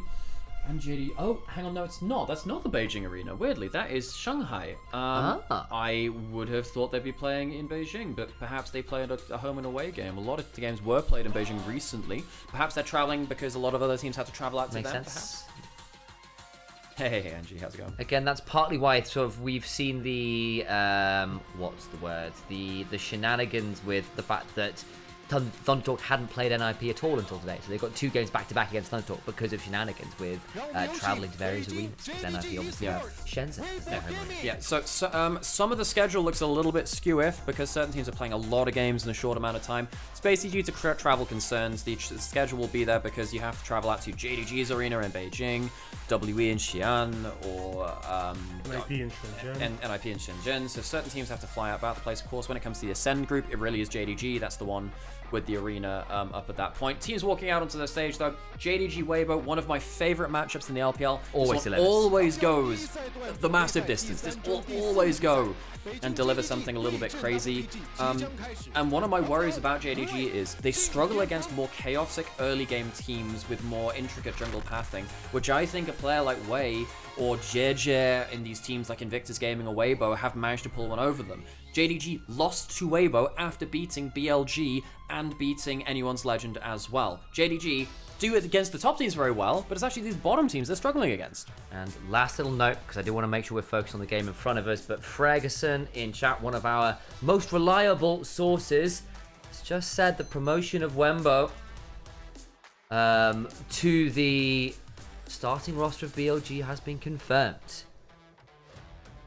Yes, I did see that Wenbo has made it up to, and he wasn't there before. What is the beeping on the watch? It's just the hour. Oh, okay, right. I thought it was like a heart rate monitor or something like that. So, okay. Okay, so in terms of what we're expecting for this matchup, JDG have been winning through lane pressure and through Junja using that as a way to get ahead of the game. My problem is, when they played against Weibo before, they didn't win through bot lane. Actually, I think that Erho was by far the better support than Vampire on the day, which I didn't expect at all. And I think it also helps that Elk, I think, has started to peak up towards perhaps best AD carry in the world. He had a bit of a rough last series, but the fact that you can even consider that, even if you don't agree with that initial statement, is crazy. Weibo somehow have locked into Elk on incredible form, who's performing perhaps better than BLG are right now, especially with all the drama around them. Things start to get a little bit questionable, don't they? It does, and there's some great matchups to talk about here. Elk versus Gala, oh boy. Xiaohu versus Honkyu, the old versus new, that's a big one. Junja and JJ, the EDG graduates. Pretty good stuff to be keeping our eyes on. Make no mistake about it. I'm glad you called out the support matchup. Champion Jack graduates as well. Oh, yes. Junja JJ. Junja was the understudy to JJ. He played in the summer before they went to Worlds in 2021. Didn't play at the World Championship, so people overlook him, but he was there on that team. We're getting into that first draft. Let's take it away, guys. Right, so JDG will find themselves over on red side with first pick. Reminder that side select and first pick are decoupled in the LPL. Do keep that in mind. Silas away from Xiaohu, the Rumble as well. On the other side, Varus, Malphite off the board. Giving Junja Malphite right now feels like a mistake. We've seen one dodgy game from him. All the others have been so damn frustrating. So we still have stuff like Jarvan, Yunara, Orianna, Azir, Nico, and of course right now Jace as well as unbanned. You assume that has to get put through. We saw a Jace get through the other day, and it was a bit of an eyebrow raiser. It did end up causing a fair amount of damage early on, despite some attempts to keep it in line. There is the Nico ban. The Orianna's gone. Jace open alongside a couple of those other picks you were talking about, like the Azir, but Jace surely has to be the pick up here. Junja going to be likely tasked with piloting that incredible champion. Yeah, hi.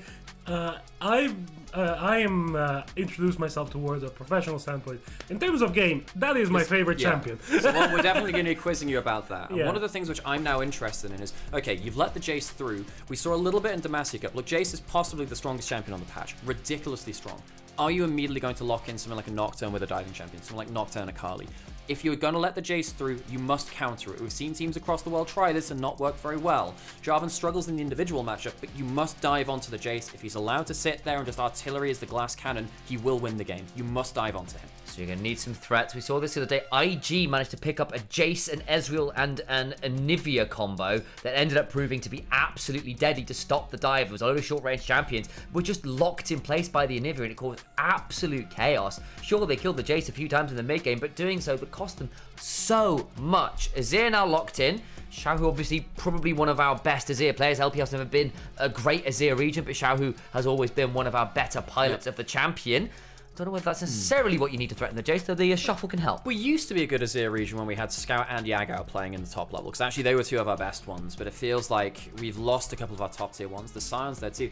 I'm worried, folks. I'm worried already for Weibo, because they don't have a diving mid laner. You have to get through the Sion now as well. I think Weibo are already getting outdrafted here. Yeah, I mean, I'm looking at the situation and, like, you're going to go for the Ziggs, which we've seen great Double success from Hongq, double poke. I was looking more towards an Akali. Okay, I'll put this out here. Gala plays the Ziggs as well. That is a flex pick, and there is a world where if they lock something like well, it's sort of said the Rise, but something like the Anivia to add that bit of additional frontline CC zone control could have been very problematic. We saw that just the other day. Debating an Ambessa as an additional dive threat. You've got two long-range poke champions. You must close the distance on them. And, you know, Hongq plays the Ziggs into the Azir. It's a very good matchup for him. He was beating Knight in lane with it. The problem with Hongq was his side laning wasn't good, and actually Knight massively outperformed him in that game, in the side lane specifically. You know, JDG, they now have double poke. This reminds me a lot of, you know, the 2023 meta when you'd have stuff like the Jace and the Ziggs that just destroy towers. Going into the second round now, there is of course that flex potentially if that Ziggs down towards bot lane, removing some stuff like the Poppy, which is that anti-dive, anti-engage champion again. Weibo needs to find a way to get into the backline, and I'm really worried that with this combo already, they're going to struggle to do that. Does worry me a touch. The Poppy ban, as you noted, quite sensible to stop some of those diving options. They're going to get banned away there.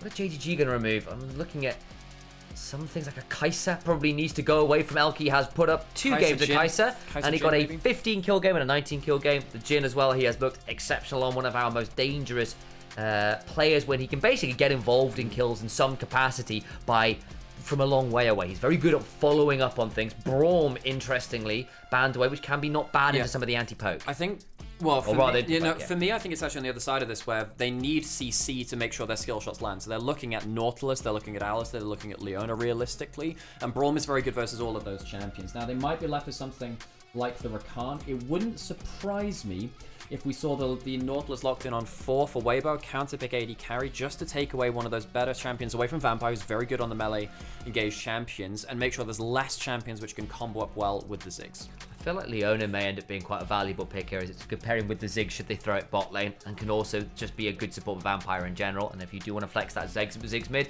very possible. I am eyeing a possibility for JDG to just slam Kalista Renata. Yeah, I've been having this conversation with Alex off stream a little bit here as well, like over the last few days. Because of the way role quests are working, lane quests are working, I am surprised we aren't seeing more very, very hyper-aggressive bot lanes. Things like your Kalistas and Dravens, because you can't lane swap out of them anymore. Instead, we're going to go towards the combo piece and the Misfortune, who was pretty lane dominant, is better into the poke because she can build Bloodthirster. So she's one of the better champions at dealing with poke. And now if you do land an Ambessa ult, a Jarvan ult, the follow-up of the Misfortune can certainly make people like the Ziggs and the Jace have a bad day. Resident Sleeper, AD carry, pick. Why are we picking Corki still? Like, this is like the same thing that happened with all of these fucking AD junglers, AD bruiser junglers. It's the afterthought of the last year. Corki's not that good. Well, so while I'd agree with that into stuff like the Yunara, it's still a lane dominant champion, and it brings you some poke as well. So now you have triple poke here. I actually quite like this. I think it's fine for the lane matchups. If you're going to go into the Misfortune with the Varus and the Yunara gone, sure, whatever, this will end up being fine for it. They lock in that Nautilus, which you said is a comfort pick for Vampire. Her on the other side kind of diffed Vampire in the last time that they saw them. Of course, Vampire then went on to have an insane game. The other one. they do look towards that Leona. I was for a second like, there has been some. I wouldn't want to lock that into a Nautilus, but there have occasionally been some Camille support games, and it will be the Leona for Erha, which means that they have that long range engage. Personally, folks, I think that Weibo come away with a worse, more fragile composition. On the other side, you have triple poke with double frontline. That looks great.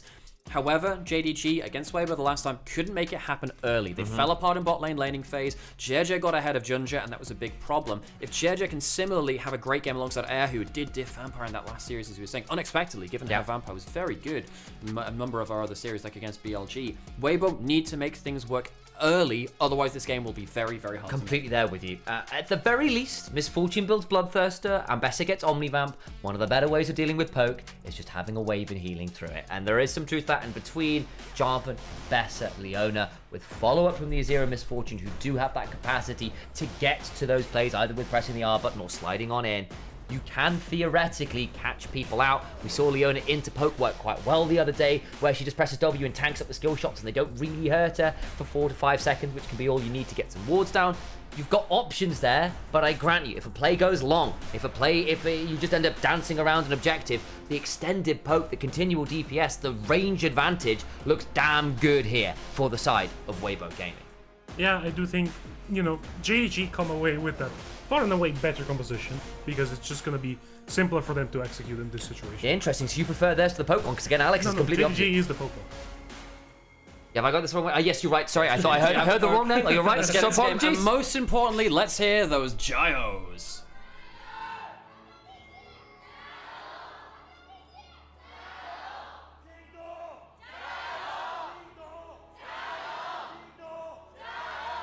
They deliberately turned the crowd mics down there a little bit, and even then the mic was peaking slightly. God bless you, JDG fans. You are a spicy lot, led by the dulcet baritone of that particular chant leader. Okay, already interesting stuff. We're going to have mismatched jungle pathing, Jirja and Junja. Of course, our EDG World Champion junglers pathing opposite ways. Bot to top for the Jarvan, top to bot for the Jace. The Jace isn't really looking to fight early. He just wants to full clear, probably get access to the bot side Scuttle Crab. So we'll watch out for that 2v2 bot lane. I mean, we have seen Jarvan occasionally 3 camp and bot as well. I was wondering about that, because theoretically there's a level 2 option here. He picks the Krogs and goes bot, but I think with the wave shove being as aggressive as it'd be too far. With the 2v2 playing the way that they are, it's an unlikely eventuality. Right, not seeing too much more there. Again, Honku played a Ziggs game the last time out. Absolute teamfight masterclass from him. Was basically impossible to touch. Was really, really good on the champion. See whether he can make it work here again today. It's always been a good matchup into the Azir. Knight has been our Ziggs into Azir player largely, actually, interestingly. But Honku clearly picked that one up and feeling happy enough to pilot the champion and cause some trouble. 3 camps into a bot side play. Here we go. He is on vision. Will it matter? Junja on his wolves. He's not going to be there quite now. Gala and Vampire now roaming over. There's a smite for Jirja, so I think at the very least he'll look for the smite fight. They'll know that Junja is likely coming on over, trying to put the blue buff between himself and the Nautilus. The shot blast does not allow for the steal, and now Jirja is going to get that kill surely onto Junja, and the first blood goes the way of Weibo Gaming. Exactly what we were saying before the game. JDG, they don't know how to deal with these more chaotic early game teams, and junglers like Jirja are way on Invictus Gaming. This is how they lose to these teams in Group Ascend. Yeah, the buff still coming through. Just the presence of mind of having, you're just going to be able to fight better because you have Conqueror, you have Jarvan, one of the best melee fighters in the early game, into something like a Jace, who is, as much as I love him, he is my dearly beloved champion. You don't want to fight against a Jarvan in melee ranges. Most champions don't. I'm going to hold your Mercury Cannon while I say this. You shouldn't be fighting a Jarvan in the early game. Yeah. You're not Shinzao, you know?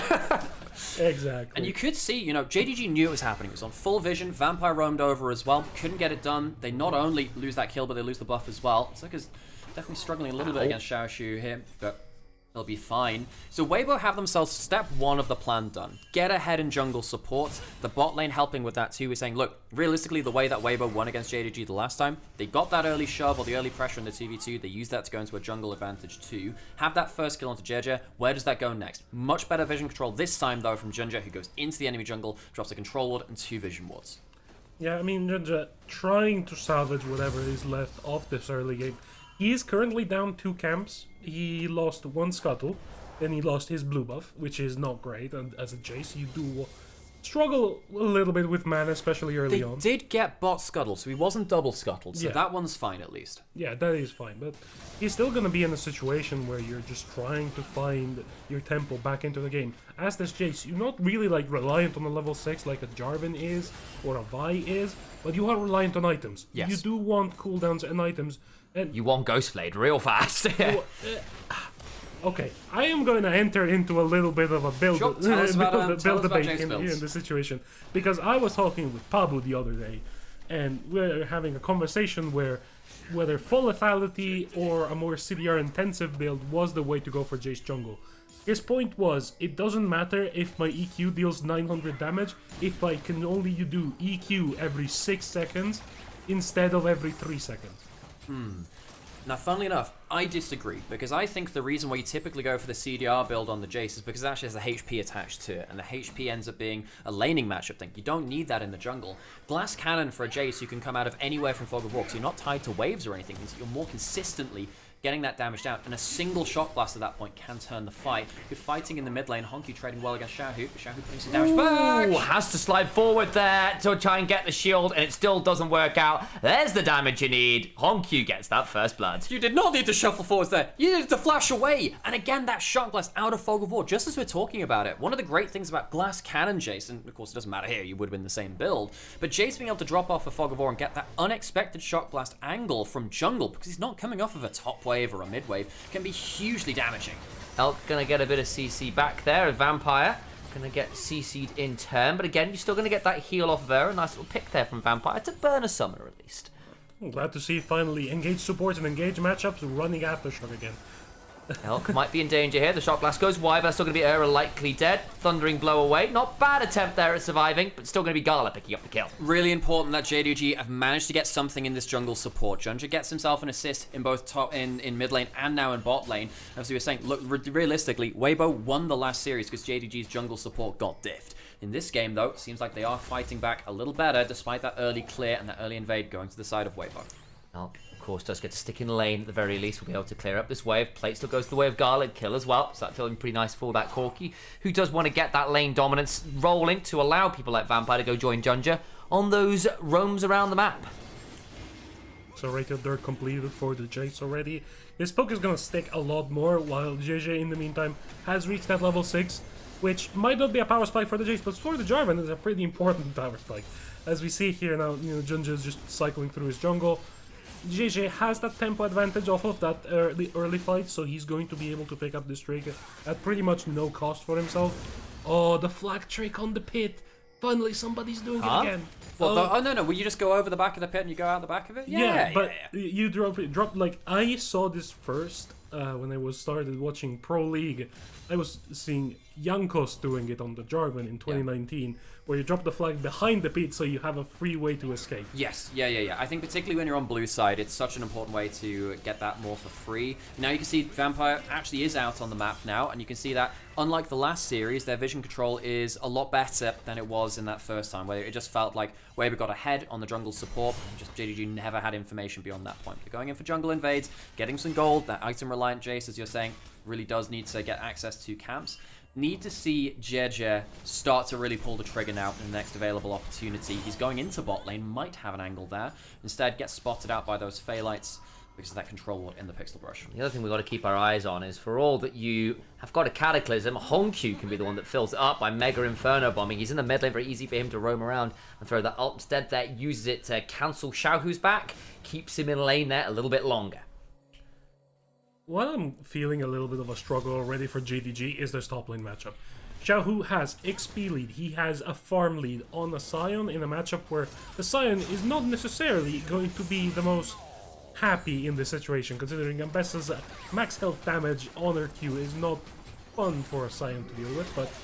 Oh, ult in bot side. Oh, Vampire, you did not want that fight! Ow! And then he gets flash double upped, and he is a dead Nautilus, punctured in the diving suit. We saw, hang on, that's going to be ult cleanse. Almost Captain Jack there from Gala. Vampire misjudging things. Junja is coming behind them, does have flash. If they overstay, this could be a dead bot lane. Could be. They're going to surely spot him out now. Eric's going to try and body block. Elk now left into a dangerous position. Gets the barrier, will not survive though. Nicely done from Junja with the wraparound gag. Air tried to flash to stun, didn't quite get the angle right. Ends up being Elk going down, so the mistake of Vampire picked up by a good play from Junja.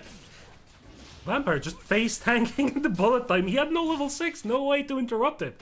It's just, well, now I'm here. I think he misjudged the XP because he hit level 6 as he went in. So I think that was like, I hit the hook, oh no, I've made a horrible mistake. That's just missing the XP, I think. And at the very least, Junja's around will allow that trade back, of course. Or because that happened, JJ does get the grubs on the other side, so it's not like it comes for free. So it ends up being the 1-for-1 of the extended play. Of course, Gala is the one who has donated that additional kill, keeps him ahead of Elk here on the Misfortune, who is now down both her summon as well, which could get a little bit interesting to track. As we go into the next phase as well, we're going to see one item Jace rolling across the map. JJ yet to make a second real big play after that invade came through. Worth noting, Honku has the traditional kind of zigs into Azir CS lead in the mid lane. Of course, got that kill as well, so he's up a significant amount of gold. Yeah. And Azir hates playing against poke comps. Really hates playing against poke comps. One of the initial counters into him back in 2015 was mid lane Varus, the Legolas Shout build. out Kuro. Yeah, it was Kuro. Of course, Faker had that one famous game where he outdamaged the entire enemy team on one of his very first Varus games ever. So Weibo needs to somehow close the distance before that becomes an issue. Now, Zucker, once he gets towards the Eclipse, will be much happier with that. Actually, one of the things about this top lane matchup is that pretty much most top lane players pretty happy to handshake on both sides of this matchup. Sion never really gets killed by the Ambassador, but the Ambassador doesn't really lose any farm against the Sion that much, especially when you get into mid-game. The early levels, Sion's actually much more powerful at trading than people can recognize. So we have that first item from Zerka now. Weibo really needs to be aware that the longer this game goes without them making a big play, the worse it gets for them. JDG are actually chilling quite a lot now. Who is our guest friend? Someone's asking in chat. That is Harold, who is a long-time friend of myself and You'll see him in chat, fair amount. Yeah, you will indeed see him in chat. He's a mod here. He's modding my channel as well. Also is a commentator for UKEL and a former coach as well. You might see an engage on the bot side. Gala does have flash, doesn't have cleanse. We'll see whether that saves him. Here comes the play. Oh boy, well there's the Valkyrie, forces flash, Cataclysm comes on down. He's a dead man. Yeah, I mean, really good combo on the side of Weibo. The patience, the way that they forced out the flash and then they knew the Valk was go over, JJ knows at that point he can pull the trigger and there's no escape because there's no Callista on the enemy team, so there's no way for that core team to leave. There's no thresh. Will slide away, but it is going to be another wave down, and that's going to be the turret, as I was about to say actually, because the Satch will come in just now. Mid lane quest taken by Honku.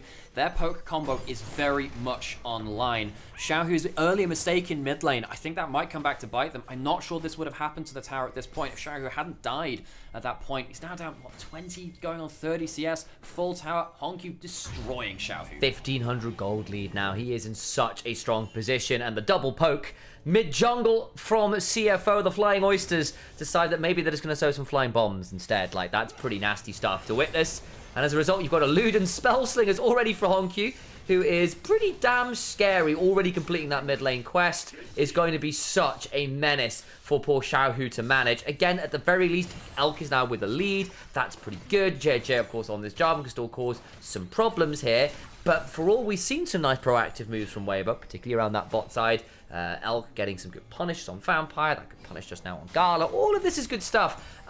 Still not really led to a gold lead, has it? Because mid lane has just been absolutely mashed. Yeah, I mean, Honku has just been controlling the lane so very well. Like, we've seen this before against Knight, who, you know, we've had comments about this Azir. So, you know, the situation was different, but still, he's having this impact in the lane by just pressuring the Xiaohu out of the game. Funny you mentioned that game though, because the laning phase went well in that game before, but even then, he didn't take the turret like this as a better game from him. Honku actually struggled a lot more in side lanes. That's one of the skill sets we're tracking to see, can this younger player learn that more intricate skill set of how do I safely play around side lanes, particularly now you're against the Leona, Jarvan, and Ambassador, which can pull the trigger fairly effectively. I'm worried about how that trigger pull will happen in a 5v5, because you have to get past the Sion and that Nautilus. However, in the side lanes, that might be where Weibo can find themselves their advantages. JDG do hold a slim advantage, starting up the Dragon. We might see a combo come in from Weibo. Weibo have gotten the early objectives so far. We'd like to play for this one again. It's Ura who's tanked up initially. That's a decent chunk, but it's only onto the Leona, perhaps not the most valuable target. Still, the chunk is valuable. Heal now popped. Xiaohu on vision. Dragon goes down. Weibo don't want the full contest. They just don't have the control. You know, funnily enough, Sam, I would contest that chunk onto the Leona being important, because it's before the Leona had engaged. In this combo, you must be able to engage. And if Leona has 0 HP, I think the carries just say, well, we're going to kill you before you land that. In this specific circumstance, because the Leona is so much of the ability to face check and go forwards, chunks like that, as we can see, kind of new to the ability for Weibo to approach an objective. Yeah, I guess I was just remembering that last time we saw the Leona into this and she was able to eclipse a lot of the damage. Didn't get a chance to do that this time around. Does have the locket first here, actually, to try and help mitigate some of the poke. I think that's not an unwise decision, actually, considering the style of game you're likely to be playing here. I think it's also the correct adaptation when it comes to engage supports, because we've seen a little bit of support engage itemization being all over the place this split, to be honest, because we've seen Protoplasm first with no resistances, so it wouldn't scale. We've seen the Lockheads and Mikhails. Just go Lockhead. Elk, by the way, just completely outstepping Honkyu there, sidestepping like 2 Qs, getting a double up off the minion as well. Like, Elk was just completely just out dodging. One of them has sustain and the other doesn't. And it gets to the point where actually, you know, if you throw that satchel aggressively like Honky's doing, you might just die to a bullet time just after, because that's your only cancel. Junja heading down towards bot side now, trying to maybe combo up with Vampire. Again, not as tanky as you might think if that Eclipse doesn't go down in time. We saw that around that last Dragon. I think JDG are really chilling right now. Weibo, as we said before, just going to reiterate, the longer they go without pulling a combo, the worse it gets for them, because the more gold goes to Honky, the more gold goes to Junja as well, without them being interrupted with gaining that. Teleport's coming in from Zerka, has that teleport shield, trying to wave clear out. Not a dive here. JDG, oh, there goes the ult, but it misses. Oh, that's unfortunate. Still going to step forwards. Ura gets a little bit of damage taken onto him. Zerka with that teleport shield. Too much damage onto him, but again, the attempted trigger pull misfires this time. I mean, here, Weibo are just trying to like salvage whatever they can, but into this situation, JDG's target access is just so much more. Like, we're in this situation where JDG, they're slowly pulling ahead. Yes, Elk has a gold lead, but this MF has been probably going to run into the issue of, well, there's a Scion here. What do I do? Yeah. I mean, it's going to be on Xiaohu to try and kill the Scion, but Xiaohu's so far behind. How does that work? Weibo are quickly falling into a situation which I was worried about, which is if it becomes a game about the Scion, they don't kill the Scion. They must get past him, and Xiaohu, I don't think is going to let them do that very easily. We see the opportunity coming out of Junja very interestingly, actually not going towards something like a sabotage. Like the Edge of Night, I would have said in this game, actually. Jumping onto Honkyu. Again, his side lane play has been a little bit risky. Loses his flash there for free. That's a problem. I will say, at the very least from the few Jungle Jace games we've seen, it's not allowed through very often. It often has been that opportunity second. Edge of Night has come in third, basically because the Jace just want the damage now. And to be honest, the item, as long as you're hitting from Fog of War, gives 27 lethality. It's ridiculous. Yeah, it is ridiculous. The problem is, like, the way that JDG lose this game is the Jace gets jumped on, or the Ziggs gets jumped on early, and sometimes the Edge of Night can kind of cut off that loss condition. Going into that conversation we had before, when you're ahead, build defense. When you're behind, build damage. Right here, I think that he probably should have maybe thought more defensively. He'll probably get it to the next anyway. Jump onto Junja. Here we go. Flash away. There's the heal from Vampire. But does the spell shield really matter in this game when there's a Jarvan? Against a Leona, yes. Against a Leona, yes, but as long as you're like fighting in a team fight, you're now you're a flashless Jace now. If have flash ults you, what do? That can be a big problem. He's going to flash away now, Vampire in the river, but I think it could be a huge issue for him later on. Solar Flare after Vampire, potentially a bit of a dangerous spot here. Has to flash himself. So flash for flash in terms of those supports. So yeah, I think eventually, look, he'll probably get it third anyway, but we can already see here that potentially, you know, in some of these situations, it would give you that ability to stay more safe from the engage. Again, JDG, their MO is don't die to the engage. Yeah, I also think there's really good instincts coming through from JJ to just burn the summoner and the ult to just try and force something, because he knows his flash is less valuable than the one on the Jace. Completely agree. Yeah. So, like, it's just really good instinct there to just pull the trigger and say, I'm going to burn these 2 cooldowns, because I know my cooldown on this summoner is less important than your cooldown. It's what we call summoner economy. And now I really want to talk about that specifically coming into a potential dragon fight in 30 seconds, because there is no flash on Junja, none flash on Honkyu, none on Vampire. Those are big flashes down when Weibo Gaming are going to need those combos in those team fights to stick, and people unable to get out of Cataclysms because they don't have flashes sounds like a pretty good way to ensure they stick a bit harder. Yeah, and it's also, you know, got Leona and Bassett. There are plenty of things you need that for, and if one of them lands, everything's going to land afterwards. Ult to stop Xiaohu from recalling, does have the teleport to get into the play. Honkyu doing very well at putting out damage, has that Ludens. I love that the old icon's back, by the way. It's just so much better than the gun. Harold was taken there by JDG. They're going to instantly slam that in top lane. That'll be another turret down. I think Weibo are going to get themselves a free dragon because of that. Oh, he needs to leave. Well, there's the opportunity, Poke. Yeah, call that Lancer because that was a B1 bomber kind of situation. Really just not fun for Xiaohu there. You're struggling in this situation. As we see, though, Weibo are picking up their second Drake. Ocean Soul into Poke is a good win condition to have for the side of Weibo, because we're not in a situation like before where TT are super squishy. This is a team that can withstand some of the Poke, at least 1 or 2 skill shots, and start healing back up. I think particularly if, like, Leona we were talking about, she needs to keep her HP high. If she actually manages to survive through a bit longer, it would help an awful lot. And the Ambessa is the big winner of it, really. The Ambessa are able to kind of, like, spin into the backline, get damage down. It looks like JDG trying to finish off the outer ring of turrets. Just took down that top lane for Honkyu. Harold into bot lane. It'll be a 3-turret sweep. Weibo, no turrets themselves just now. They're not falling behind a crazy amount of gold. So if they do get 1-1 fight, they will be able to clean up the turrets on the other side. But JDG getting massive map control is going to be a big threat for Weibo, as the vision control goes with it. Vision control for a Poke team means they can more safely sit on that platform throughout their skill shots. Worth noting, Ocean Rift could be a bit of an obnoxious soul against a Poke team. Yeah, Harold was just mentioning that. Yeah. So I'm glad that Harold was mentioning it. I'm not sure what I was doing when that was said. Clearly just didn't register.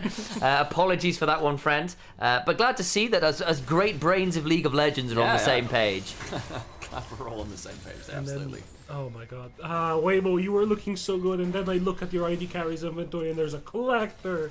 I mean, who builds armor in this game outside of the Scion? Now, in this game, again, it's one of these problems where Misfortune with the Lord Damage Regards is still not killing the Scion.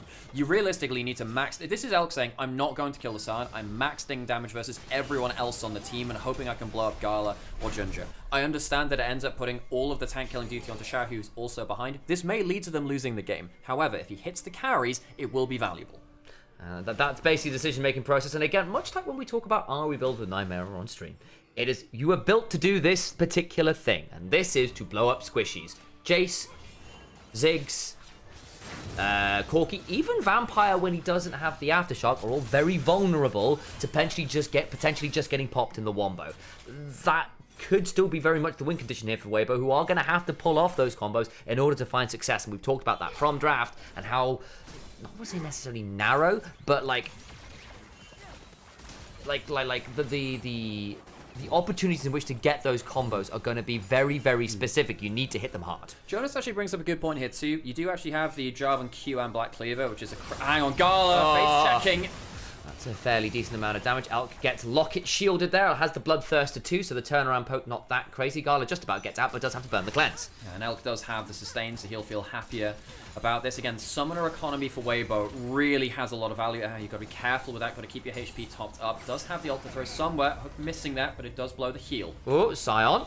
Elk gets jumped on. JJ didn't manage to get in front of it. That means that Elk is going to have to flash away. He gets a load of shield, but he's dead, surely. The Bloodthirster healing not enough. Turnaround into the backline goes the Ambessa. Scion now in danger. May well go around. The Cataclysm comes on through. Lots of CC, but no one dying. Honkyu's ultimate comes flying on in, and from downtown, the artillery piece means that JDG win the fight.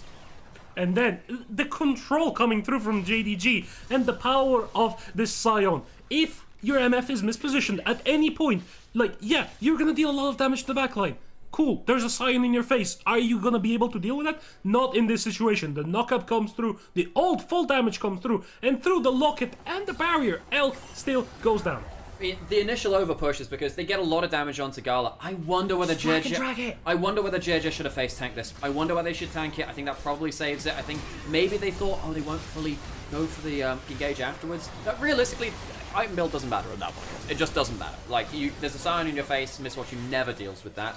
Also wonder whether Xiaoxu could have actually jumped onto the backline there instead and just said, look, realistically, I'm not killing the frontline myself either. Great fight from JDG. Great roam off the side lane from Xiaoxu. The Scion is becoming main character now. The Scion is going to be so hard to deal with. I wonder as well with that locket and that barrier a little bit late because the poke lands before the shields come in, and so the shields come on and don't actually tank the big burst blast of damage, which is problematic. Now Junja's at 3 items. He's gone Cyrilda's third to hit even harder. Who needs Edge of Night when you can just delete someone, I guess? Okay, we'll see if he dies because of it later, I'm just saying. If he gets hit by a Leona or he dies, we shall see.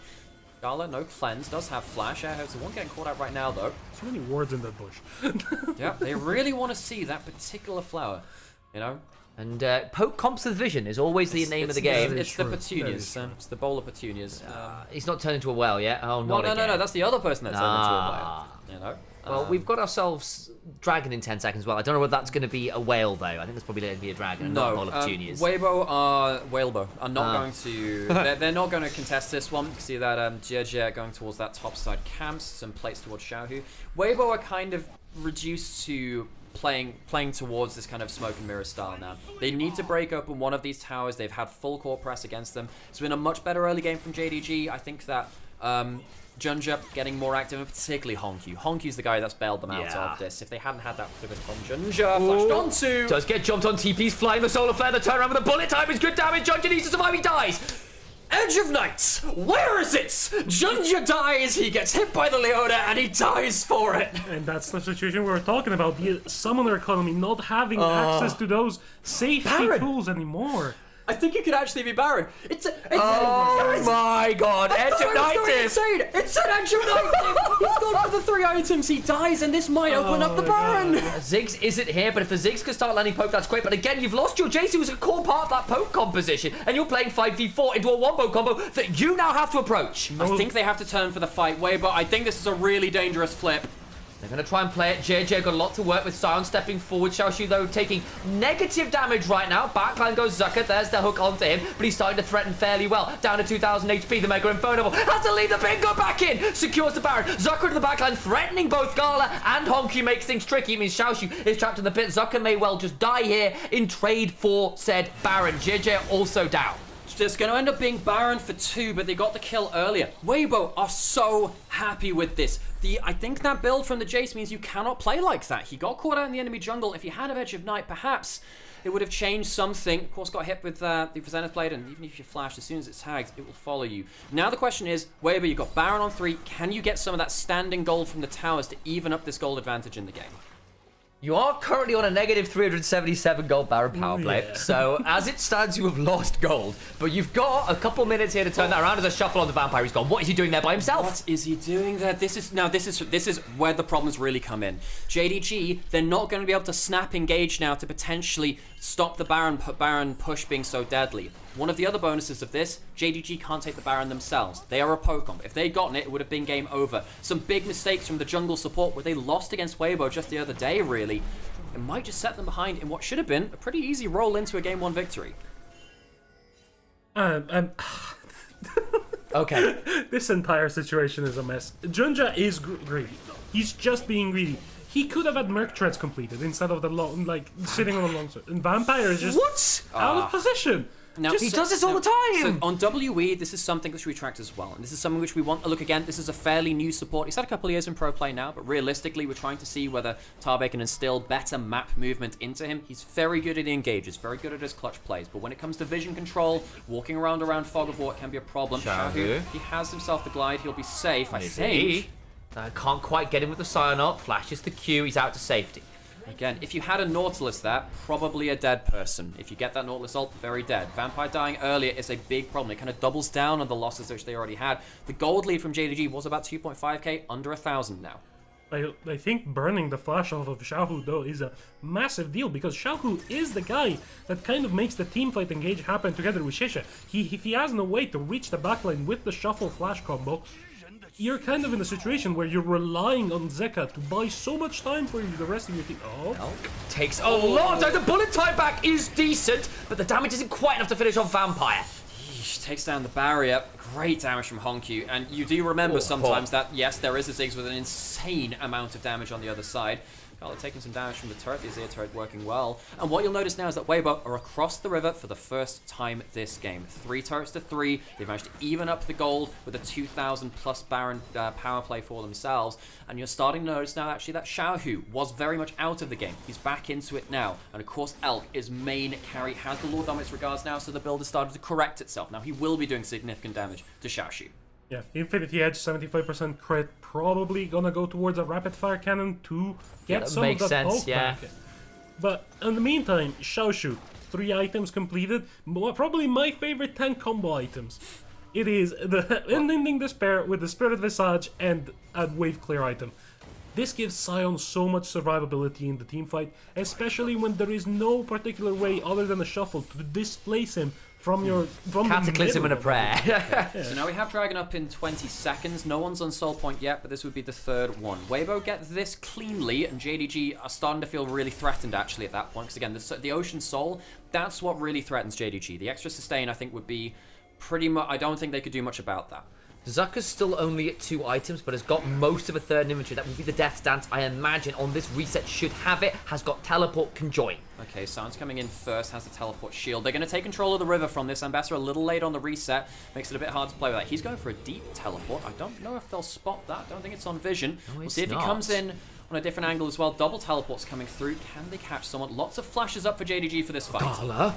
Oh, they have spotted him now. There we go. Necessary look at the rocket. Xiaohu on a potential flank angle is behind the pit, able to get some DPS down. Xiaohu gets a cube, but not the full knock-up. In the pit we look. Look at Zucker. They still don't necessarily know. Vampire needs to keep an eye on him. The Dragon goes down in favor of Weibo. That's sole point for them. Turnaround fight potentially. Look at Zucker's finally spotted out. Do JDG want this fight? They're in the choke point there, and I think Weibo happy enough with just claiming the Dragon and getting to soul point. Jace can't really go in there without dying. He doesn't want to go for the smite. Weibo clean Dragon take. Yeah, I mean, Weibo just forced them out of the situation by just the threat of Zeka. Zeka didn't do anything other than TP. He stood there and he was like... Maybe a dive onto mid lane. We'll see. Xiaohu, no flash, slides away. Good. Just disengage. That's the word I'm looking for there. Gets out. They lose the Sun Disc, but of course that's not really a turret. I think it's a good angle of recognition coming through from JDG, knowing that they have to make something happen, and denying the Sun Disc is still pressure because of the cooldown of it. Well, also note now, Zucker at level 18 with 3 items. The Scion, the Ziggs, neither of them want the 1v1 and extended lanes versus that Ambessa now. Could become a bit of a win condition in and of herself. That additional pressure coming in on those solo lanes, difficult to deal with. And we've seen Zucker. For those of you that don't know Zucker very well, he came off of IG in 22, and he was the biggest move of the 22 to 23 offseason. He went to LNG, and he was contesting for best top laner in the league against Bin and 369 in that year. Now, a lot of people won't have seen as much of him because they kind of fell apart at Worlds, and if you're only an international viewer, you probably never saw the best of Zucker. Zucker can contest as best top laner in the LPL on his day. We've seen sparks of that again in 26, what I'm very excited for. He had a very bad year on LNG last year in terms of the results, but he individually showed some of that great play. Can he do so again? 3-item Ambessa going beyond that level 18 mark, as noted before. He could just one-shot Honku, Gala, maybe even someone like Vampire in the right situation too, and cause the difference that could win Weibo this game. JDG must be aware of the damage this Ambessa can now do. I think now Weibo are in a situation where, as you were saying, Sam, you can leverage this Ambessa to just say, okay, we're taking control of this side of the map. You're gonna have to Vampire, no flash still. Oh, that's a bit problematic. The death charge comes on board. Elk in danger, but they don't quite get the sign ult onto Gala. Stepping on forwards and dump. Decimating smash. They've gotten a hold of Elk. He's gone. What about the damage back? Zucker flashing on him, trying to come on top of Gala. Will get him. The Drake count snap as in comes Xiaohu. JJ with the flag and drag. Finally, Jason, but Vampire's down. They blew so much to kill Elk. The problem is the rest of the herd is here, and they don't take kindly to one of their members falling. Xiaoshu now getting shredded. He's just not as tanky anymore. Late game Scion gets a shield, but is it going to be enough? I just don't think it is. That is Ambessa with all of the Omni Vamp and shred in the world. Weibo find a brief moment in time where Vampire's flash was just coming up. JDG would have lost the Nautilus for free, and they think they can get onto Elk. They can't without losing more members. That flash down on Vampire from before hurts them. Baron started again. Jundra is here. I just don't think Jace is a good objective stealing champion, though. He can never go into the pit without dying. They must poke out. They have got the Ziggs and the Jace with a lot of items. If they can land it onto the right people, that's great. But over comes and it's just going to make it so hard to get involved as Xiao comes across the wall, flashes for the shuffle. Honku makes an additional Q. He goes into the pit to try and look for a steal. And that's not bad, but it's just not enough. And now, unfortunately, they're back to the Baron, and there's no real way for Jace to do anymore. I just can't believe that JDG may be losing another game to the chaos of Weibo. Weibo shouldn't be beating Public execution into the backline. Vampire is again getting staked by the top laner of Weibo Gaming. They get a reset, but it's just a revive. Elk with the double kill. Vengeance for the mid lane player. Now Gala's in danger himself. He needs to leave. Yeah.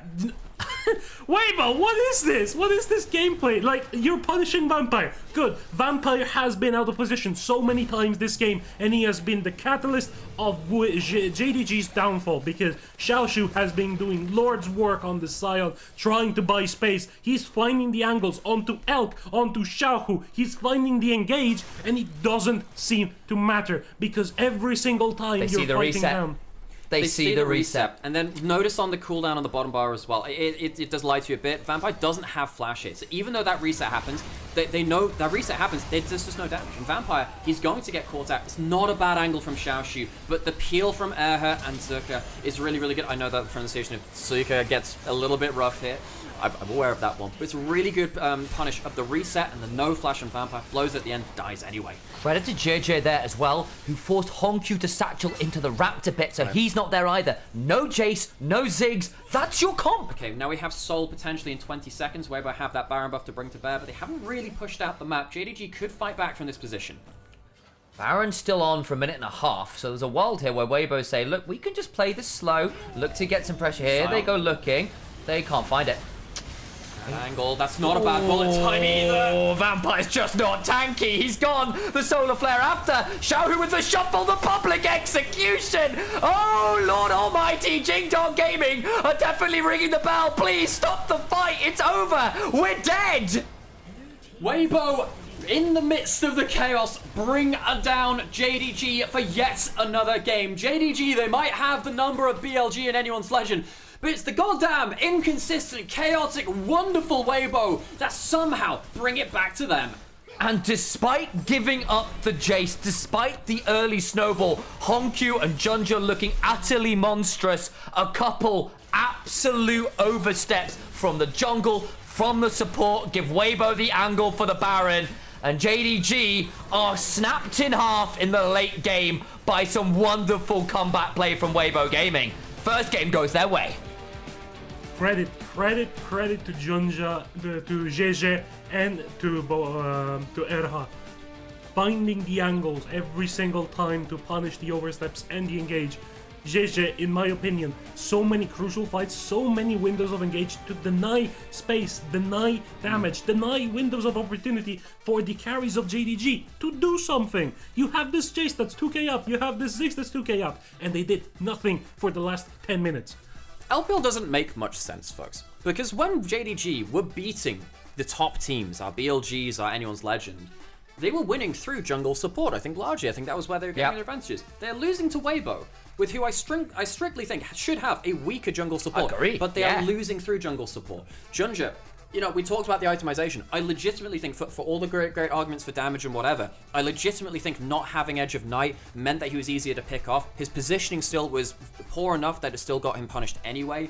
Vampire 2, we know what happens sometimes when they fall behind on resets and around the macro. Vampire can sometimes greed for vision, and he ended up dying in one of the most important moments in the game too for that. The jungle support was outperformed again. And Weibo have got a lot of very experienced players, guys, whereas not that JDG don't necessarily, but some of their key members are a bit younger. Honkyu has got a year of pro play in a lot of ways behind him. He got that rookie of the year, and it was a great year for him. You're also looking at someone like Vampire, who yes, got a little bit of time, but has he got the experience of Elk, of Xiaohu? Who does? There are very few players with that level of experience, and when then you start doing those kind of, you start getting into routines, you start getting into cycles, like, okay, I'm gonna go on a warding mission, go put this ward down, I'll hook over here, or John just like, right, cool, I can go over here and get this little bit of a looking for some counter in a regularly good position in the game, and you start thinking critically, Weibo are so good at picking those moments that actually, despite us being behind, you can't be here. You get the kill on the Jace, then Vampire dies after. We questioned about things like the Edge of Night, and those moments are things that Weibo are so good at pouncing on. Yes, they have their own brain-made moments, but they'll spot you making yours from a mile away. Yeah, I think the Weibo, also, their composition capitalized really well on having that target access. And JDG, I really want to praise them for their early game control, because they were able to have a game situation where your Sion was free scaling because he didn't really have any threat, your Ziggs was controlling the mid lane, and your jungler, as much as he got capitalized on early on, he still had a gold lead. He had the 2 items completed, he was dealing the damage. And then it felt like they stopped pressing on the gas. They went too hard on the gas actually, and they started falling apart in terms of discipline. Hello, Swana. Good to see you. And that's been following on my Disco Elysium playthrough, and has been deliberately voting against me in the polls. That's actually really so funny. they've been having a lot of fun with that. So curse you, Swana, but great to see you. Oh my god, yeah, folks. I mean, folks, I've been talking a lot about the state of the LPL Ascend group and why it's so chaotic. That is an LPL gold graph and a half. I genuinely think JDG don't deal well with chaotic jungle support. I don't think they deal well with the chaos of it. And I think Harold's call of pain there as well is when your misfortune is doing 10,000 damage more than a Jace and a Ziggs who got incredible early leads. Something's gone wrong with your poke comp. And I think, and I completely agree, because let's be honest, folks, how many important bullet time cancels were there? I actually think in some cases, Elk might have intentionally mispositioned to try and buy out some of it, flash back into a position where he can trust himself to ult. He is the kind of psychopath that does do that. I actually wonder whether some of these plays which went wrong were actually a bit of a dangling bait. Now, of course, some plays like this is when they're ahead of the game. They were played very well through that early laning phase, through mid lane. I think that Honkyu's laning phase has been a huge weapon for JDG. We did see him struggle to put out as much value into the late game. We did in this time, which is not something that we saw in the last time we played it. Oh my god, this play, look, I have to put it this way. If BLG made that play, they lose that Baron, and they probably lose the fight, which is crazy to say. They're just not as clutch as that. Whereas Weibo, they thrive in just the nonsensical nature of this. Little note again on what we nickname JJ in this particular league, namely the Prince of Thieves. This man has a smite key like no other in here, and this is another one of those plays. JJ forcing Honky away from the team fight. It's incredible, because again, I think Weibo's problem solving to keep the poke out of the fights. You see the reset, you force the other poke piece away, fight is ours. Yeah. No, I completely agree there too, Yoda. It's also the timing of the picks which went out too. Do you have to call that out? Yeah, I mean, at the end of the day, it's one thing getting caught out when nothing's happening. When it's around the big objectives, it matters more different. Yeah, I think like the fact that JDG felt uncoordinated as soon as the first Baron went out. It felt like their game plan completely went off the rails, and they had no more control over what they were looking to do, what their play pattern was, what their next target, what their next play was supposed to be. It genuinely felt like as soon as they lost that first Baron, they were like, okay, now what? Like, we're ahead, and then we're like, they got a Baron, what do we do? Completely lost. Nothing, like, no head empty, no thoughts. Yeah, which is so different to how they played against BLG, when it's like, I think it actually helped that they were getting just like their heads kicked in the early games, because it got them to think about, well, how do we actually win this game? When you have a gold lead, you think the gold wins you the game. That's not always true. I think in this game, though, you think about the BLG game when in game 1 of the last series they played, it's like, okay, we're losing on side lanes, we need to force a 5v5, so they look to force the 5v5. I don't think they realized how they won this game, which is typically, we group around objectives, we win the 5v5, which you'd think be a very similar kind of thought process. I think they got ahead so early, they didn't know how to close that game. Anyway, that's our game 1 done for our second series of the day. If you have been enjoying what you have been hearing, watching, experiencing here, think about dropping a like, follow, a subscribe if you can do as well. We're not paid to do this, the only thing that we get is your attention, and then sometimes that gives us some nice stuff too. And yeah, we love that you're spending your time here with us to watch LPL, especially games like this, which, let's be honest folks, if you don't watch streams like this one, how the hell are you going to watch these results and figure out how the hell this happened? I mean, a lot of people just, this is Weibo inconsistent. There is logic to why JDG is losing to teams like Weibo. I think we've cracked that now, actually. And I think the other thing is, Weibo's inconsistencies are not the inconsistencies of years prior where it's people just coin flipping everything. It's more about where they're strong and where they're weak that's a little different. JJ had an excellent Jarvan game. Yeah. He really did. And I think that's a very reasonable winner, that one there.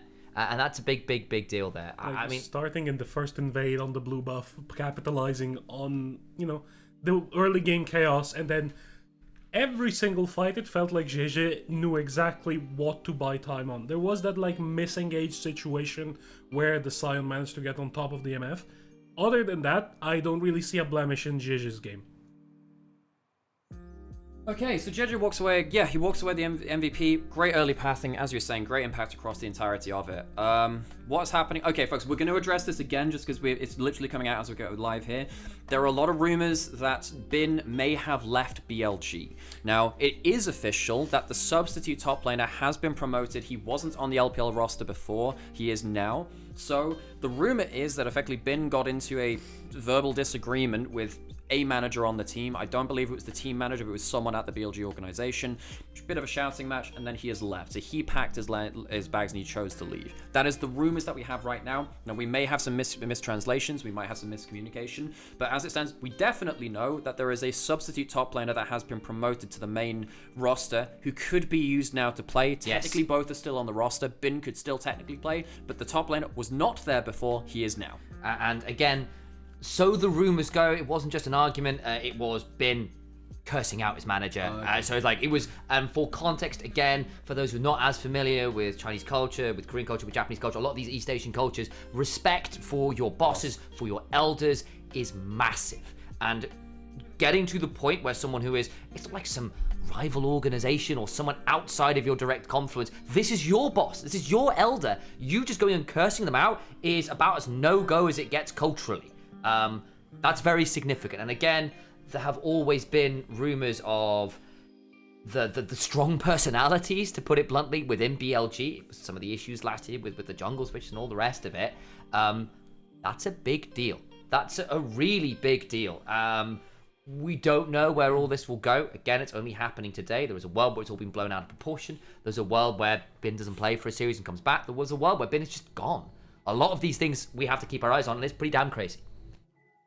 Okay, it's gonna be a bit of a break. I need a coffee. You guys can yap as much That's as fine. I'm gonna grab Do you want a coffee. donut as well? There's a box full of them. I'm not gonna be able to finish it before. There's 2 boxes. Okay, I'm not. Okay, right now I'm not, because like I don't know where I'm gonna put it. I just need a coffee first and foremost. That's fine. I need that. There I'll is leave you also guys to it. snackies. I will maybe have some of them because they're easier to eat. 1 second. We're gonna go coffee first. Again, coffee first. There you go.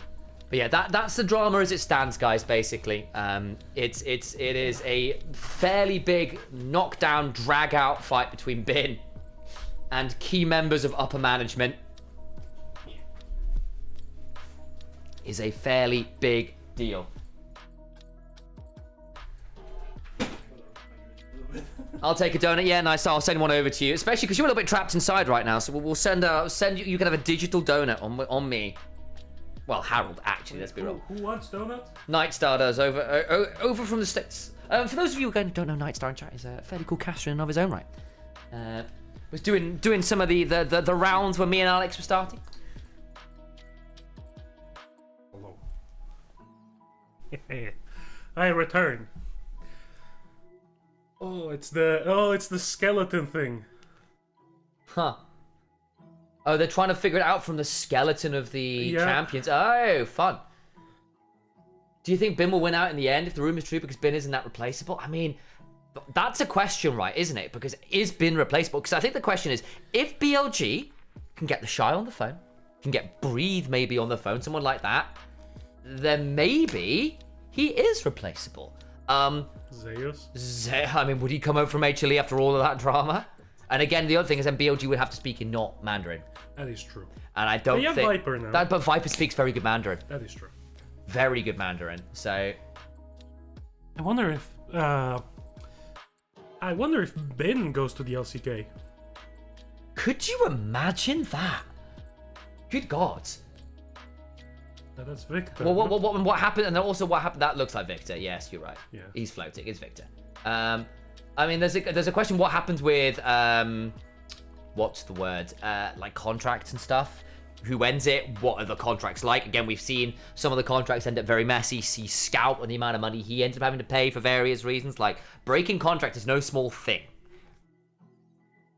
Hey, Lion Man, good to see you. For the record, the guest is Harold, longtime friend, cool caster himself, over in UKEL, for those who follow that ERL scene. Also, has done some fairly cool coaching with teams like Matchcope in the past. Yeah, and then the Dren experience. That happened.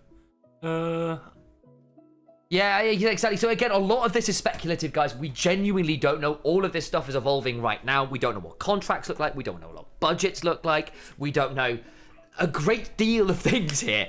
I think, like, as long as we don't know what, like, Bin will do, it's gonna be a situation of, like, will they backtrack? Will there be an apology? Will there be a situation where you're like, maybe he's, like, gonna go back, maybe he's gonna go, like, he's gonna take a break, and, like, there's gonna be, like, a public apology of some degree, and after that we will,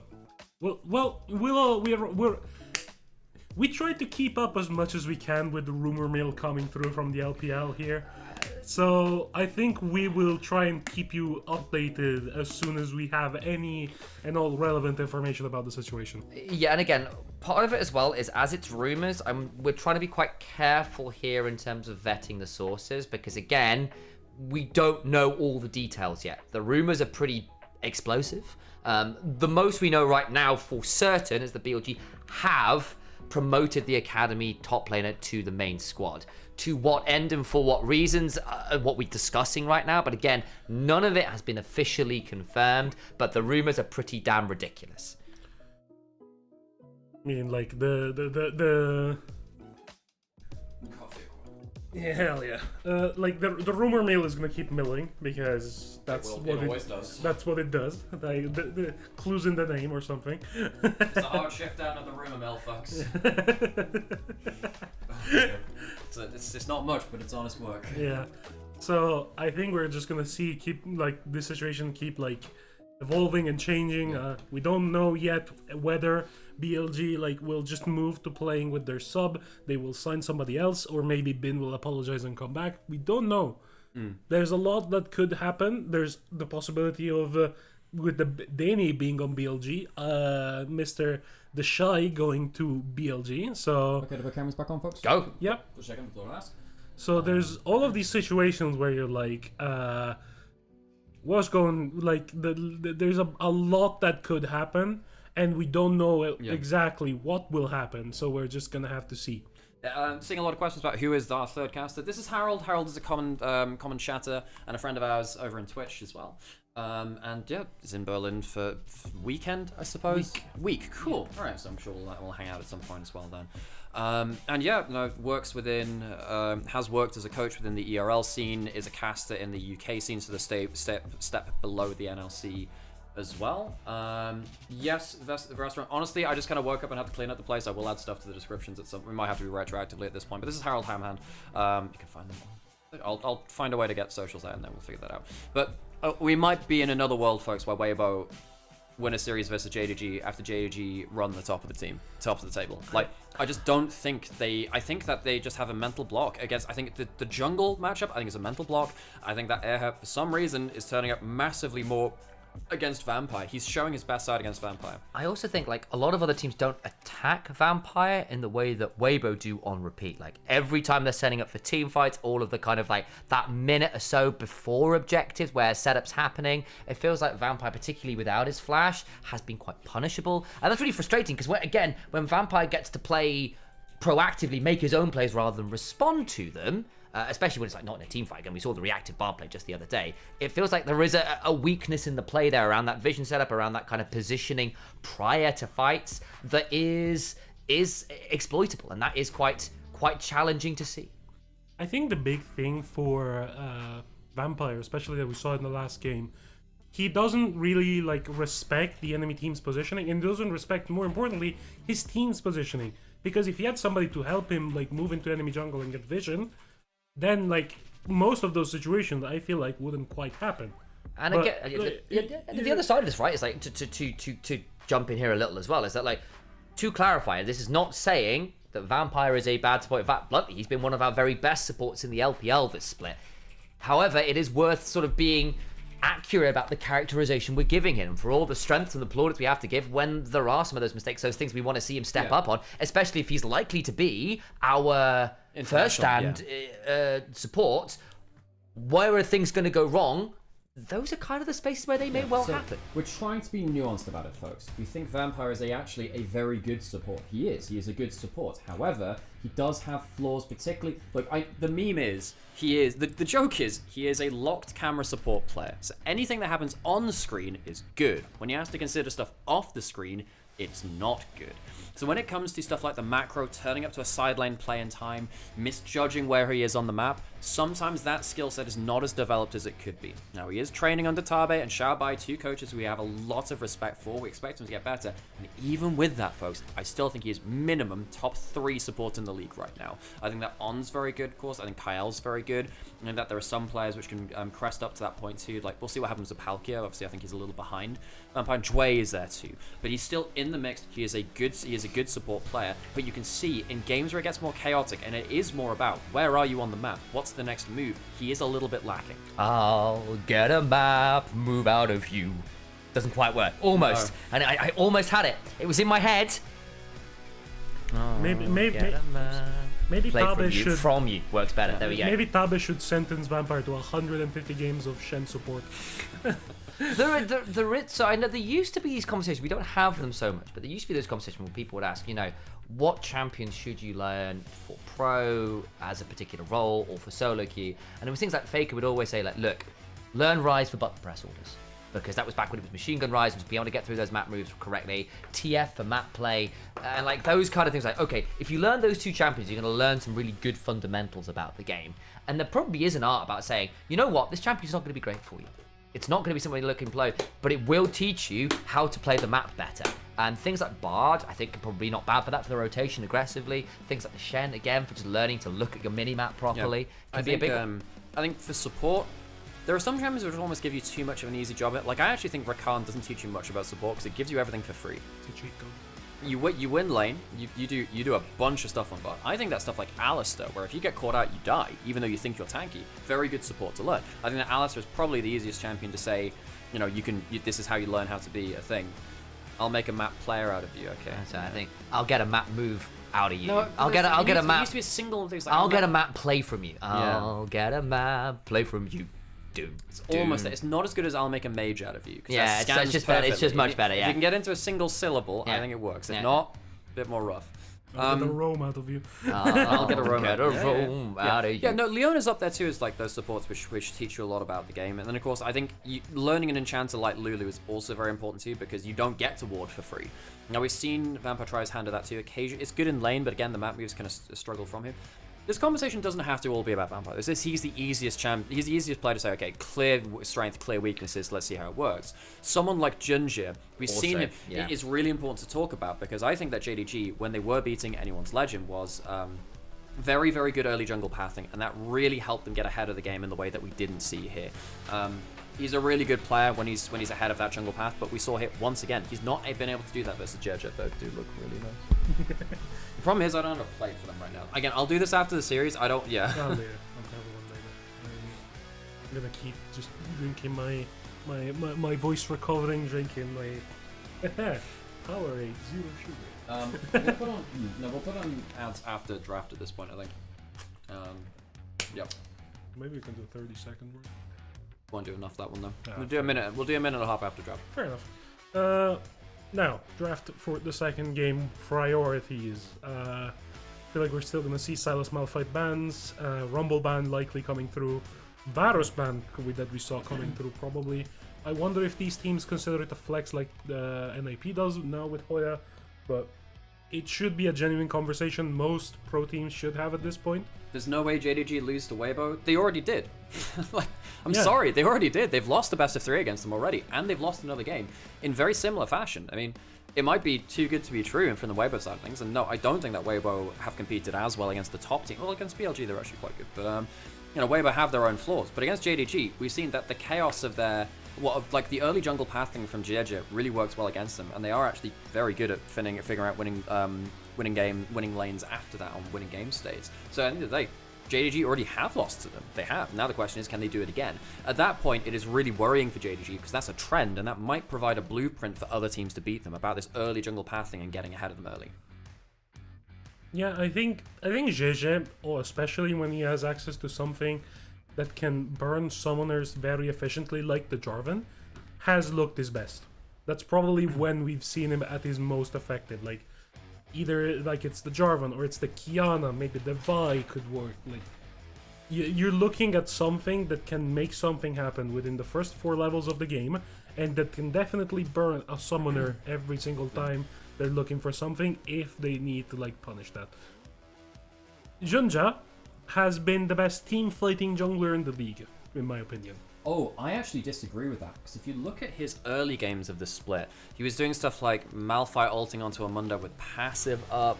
If you look at how he was playing versus AL when they lost that second game in that series, a lot of it was actually him struggling to play through the front line as well. In fact, I would actually say Junja's team fighting on the whole has maybe been the weakest part of his play, funnily enough. I will say also, like this game, or that last game, right? That Jace should have been the win con. That's true. Wasn't at a lot of fights for a variety of reasons. And again, I don't want to say like Junja is still a very good team fight player, especially when he's not the sole engaged. But there is a problem where he is the only person who pulls the trigger. He just kind of doesn't have the best decision making there. He's got a bit more to work with. We've seen some phenomenal Malphite games from him too. Yeah, but just that one bad one where we went, not sure about that. Yeah.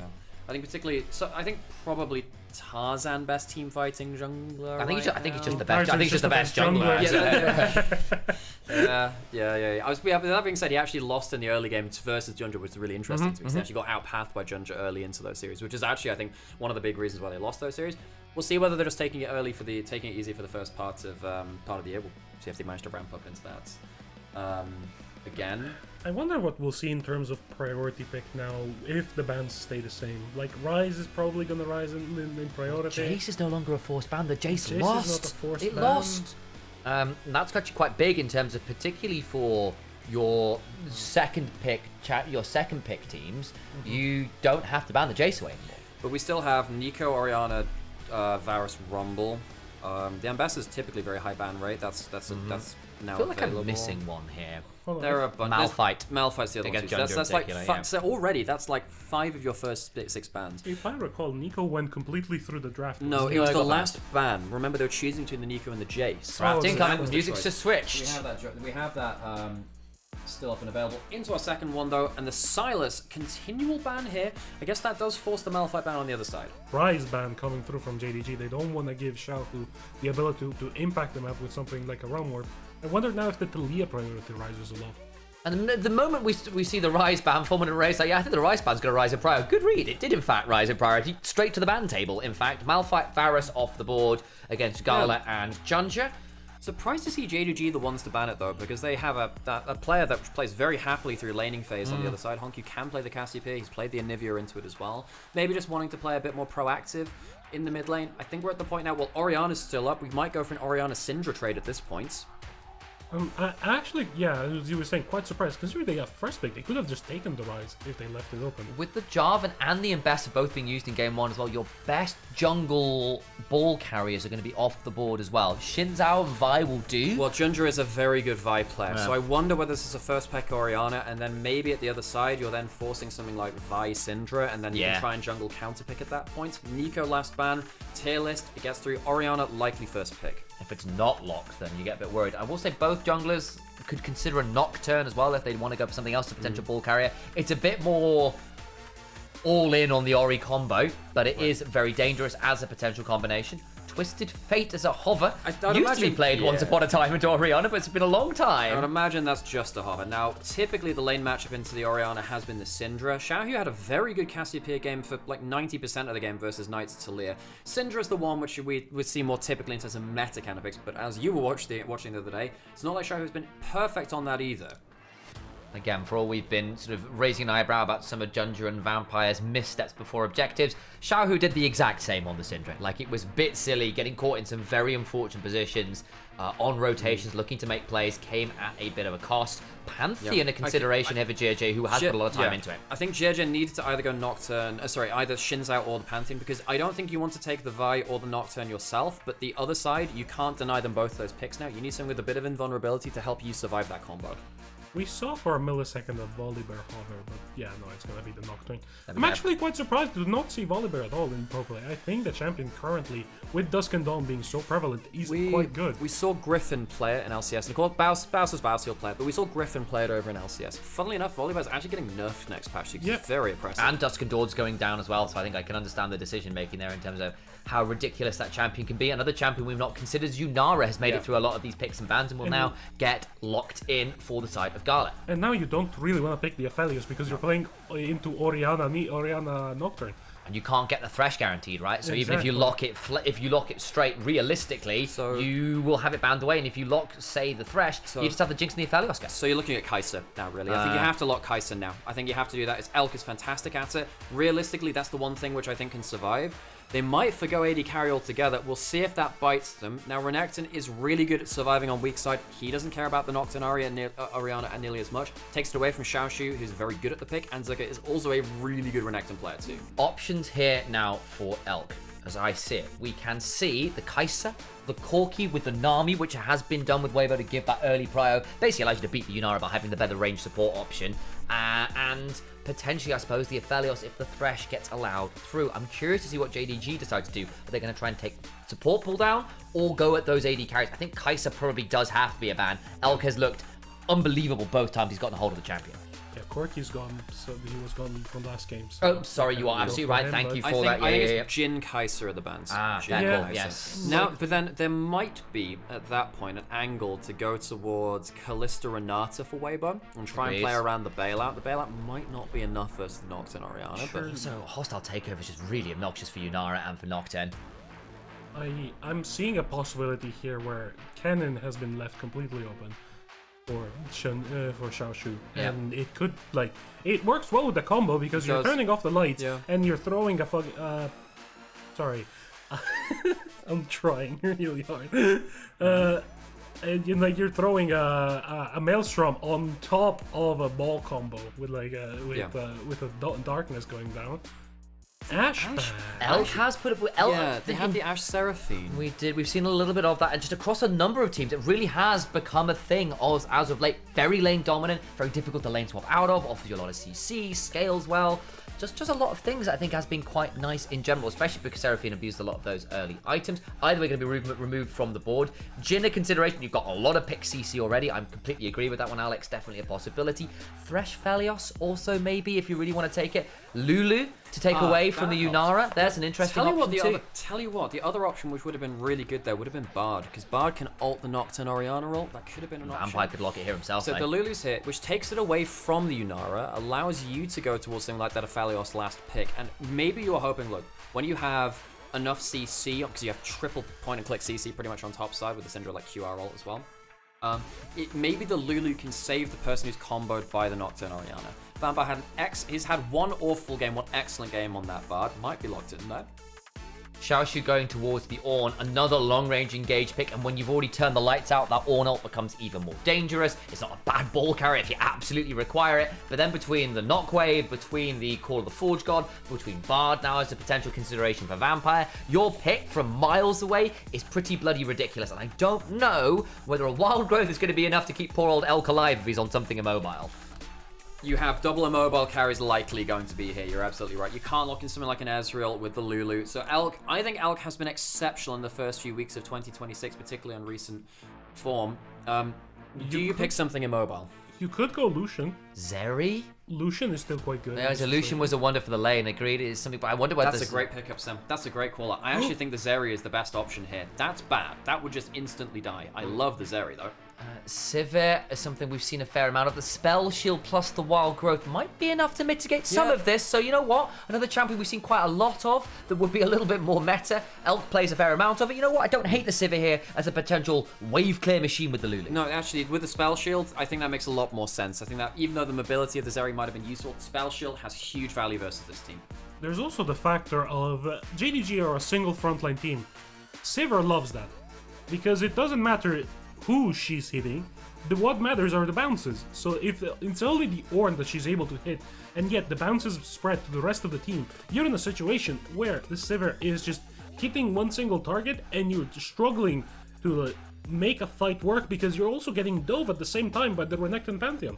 And it is worth saying again that JDG do have a lot of ways to get onto a Sivir, and if Sivir doesn't have, say, a flash or an ult or a spell shield, which he may well have one or the other of at any given moment, to be fair, you don't get to spell shield all of the Ornn combo, all of the Nocturne combo, all of the Orianna combo after. You only get to spell shield a bit of it, and one of the ways you do deal with a Sivir is just having so much engage, she can't stand and deliver. She's still a very short-range AD carry. We will see whether a Wild Growth, whether enough of that counter dive, as you were talking about, Harold, will be enough to keep people alive.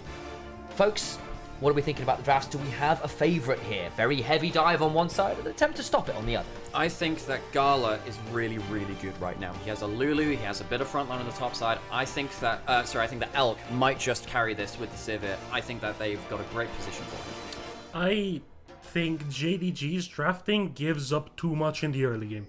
So I think Weibo might just run away with it.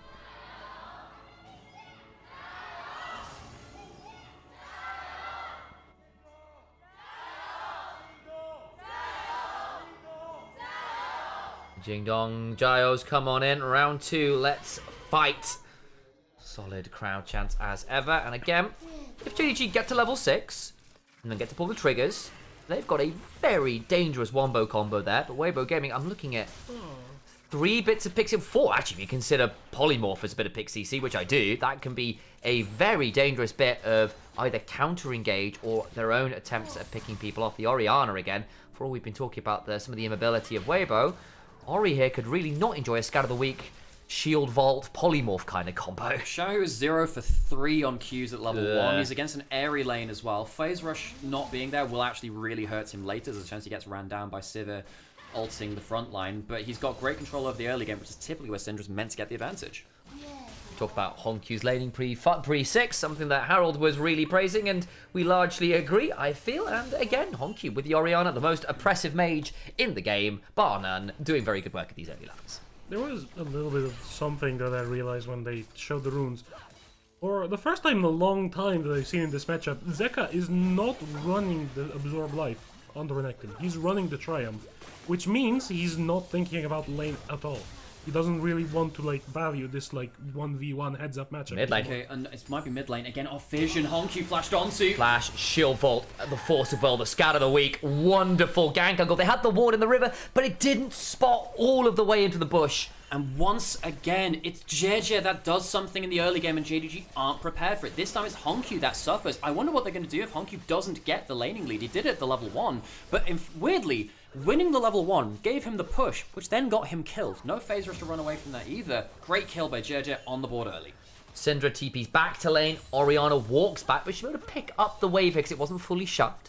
So that will be that option there going for JDG at the very least. Can look to reset. And again, there were no summoners blown by the Orianna, so it's a death and not that much more at the very least. Top lane, Xiaoshu, despite not having the Absorb Life, Zaka's still doing a phenomenal job in terms of making the Ornn suffer in the early game at the very least. I mean, this is how the matchup is supposed to go.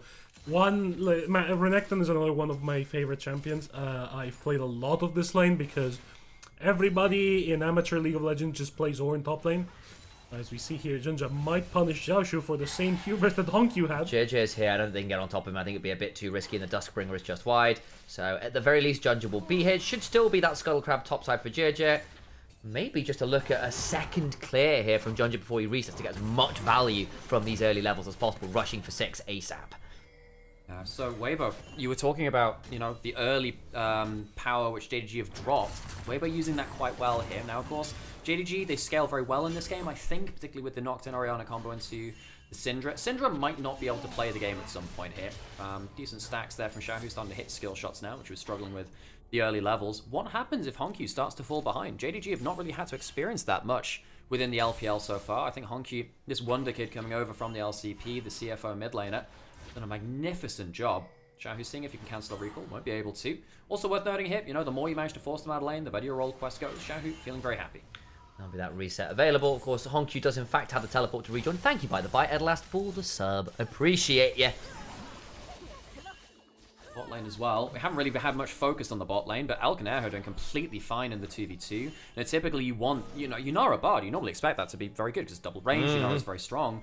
The Lulu with the Sivir, though, doing completely fine. And I think one of the biggest differences between Weibo and JDG is that, look, Erho's not been great against every bot lane in the LPL. Erho's been great here versus JDG in both matchups we've seen with them now. And as we said, Elk is an incredible player. We think he's on incredible form.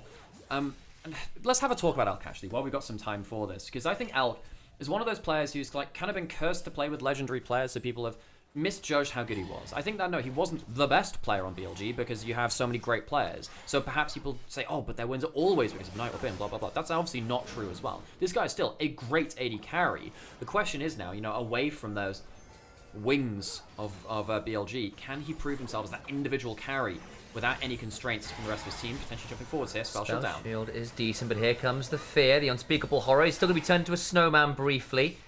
And we'll back away. Actually, I don't know what squid version Lulu turns people into. I think it's a little fish. Get turned into a goldfish. I can't remember. Well, no, I permaban Lulu. I have to say, I used to ban Lulu a lot. Phalight's being activated on both sides now. Ginger trying to get into that bot side. Oh, Honky. Honky still has Flash, has level 6. Scout of the week available. Ooh, flash of flash. Shockwave back. Now Ginger can maybe look to turn around here. The Dustbringer comes on down. JJ may look to trade this one out. Has got the Aegis ult to buffer through that bit of CC and does a decent job of it. Xiaohu throwing out that ult to get that phase rush. Tried to go for the change of the angle on the E. Did get the flash out of Honky, so both mid laners down. Nice flash angle from Honky as well to just flash laterally there rather than go back towards the turret. And avoided the attempted CC combo there. Otherwise, I think he might have been having a much trickier time escaping. Either way, both mid laners will be down their flash.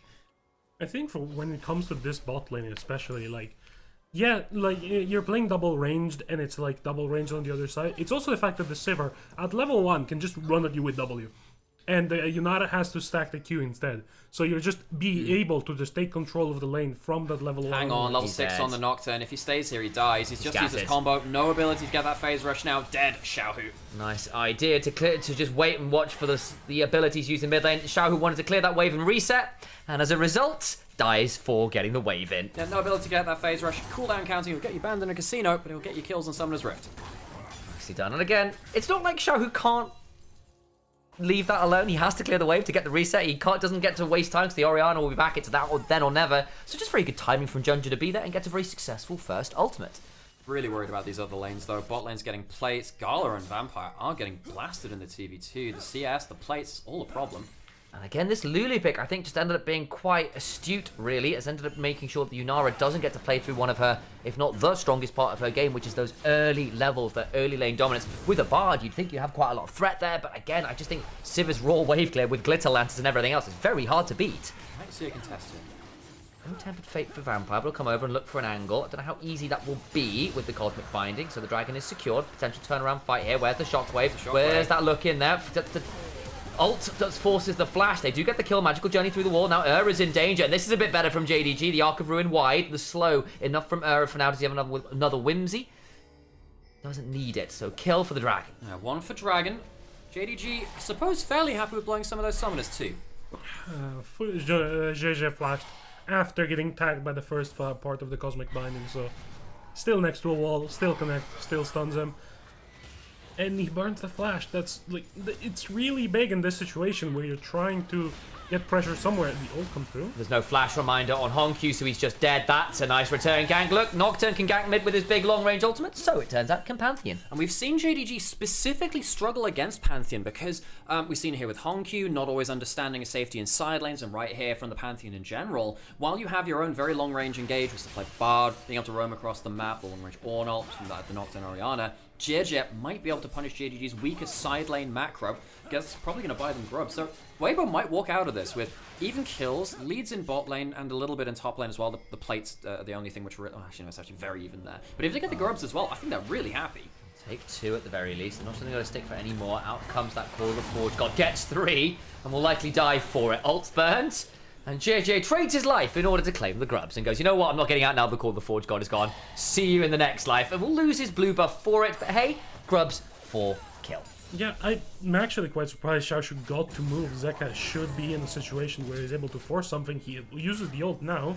Of course, reminder, Xiaoshu having burned that may now be a threat here. Can Zeka just go for the solo? I don't think he can quite. I think he knows that Nocturne's in his topside jungle, so if it gets too close, he will just get jumped onto. Nocturne is getting a full camp clear in this topside as well, by the way, so Nocturne is heading up. I don't think they can really dive this, but Xiaoshu trading our act a little better as the Dominus runs out. Nocturne does have flash, but no ultimate, no hexblade or anything to change that speed around. Now look in the bot lane as Gala takes a moment to go forwards and transcend himself. Elk will go on the hunt, trying to get under the turret. That's a good spell shield. Very good spell shield coming through from Elk. Now he's at risk of getting dove. That is a Bard that could just ult the turret and then Gala gets to run, but Era is back, so there's gonna be no threat. Elk just clears out the wave. Yeah, and again, you can just stand in the bard ult under the turret, so, you know, it actually is just turned. That is also true. At the same time. A lot of people forget when you're getting dove by bard, it's like, okay, as long as he's not in range to Q me, I can actually stand in the ult too. I get the Zhonya's effect too at the same time. JDG firing back in the early game again. Junja is the real beneficiary of this, which is really important. He's walked away with 2 kills, the same as JJ, but we do have the dragon and the 3 grubs to the side of Weibo, which they will be very happy with. Junja. Syndra. Nope. Syndra. Okay, you're taking a trip with me. You can even he's just dashing back. It's just going to delay him from doing it. It doesn't really do that much. Gala actually may need to back away here a little bit. Has a little bit of help there's a from paranoia. Pix. There's a paranoia. Yeah. This is dangerous, actually. There's a wild growth available. I don't know how easy that will be, especially with the heal. Elk, very limited mana, but just get a little bit of their back courtesy of, I'm not sure whether that was a level up or a spell shield, but either way, good chunk onto Gala. It's a level up because spell shield gives health now, not mana. Yeah, true. Yeah. I thought he gave both. I thought I could know it was health.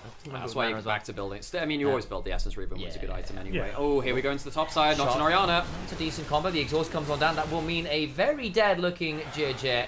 Good combo and an insurance of the death. Nice. Okay, so this is where they start to get their own value out of this Nocturne. Very far ahead. JJ goes down, and maybe JDG's key to success is actually just shutting down this jungle matchup. It's 800 going on 900 gold ahead. Junja, the one who's getting ahead with the kills. Now, that does mean the Nocturne is down. It means that everyone else can farm for free. I will say, though, Zuka's not getting that much turn versus Xiaoshu. He hasn't even got the first play, which I'm very surprised at. The trades have looked okay, but Xiaoshu will be scaling up fine into teamfights, which was a worry. Even in CS as well, which is great news.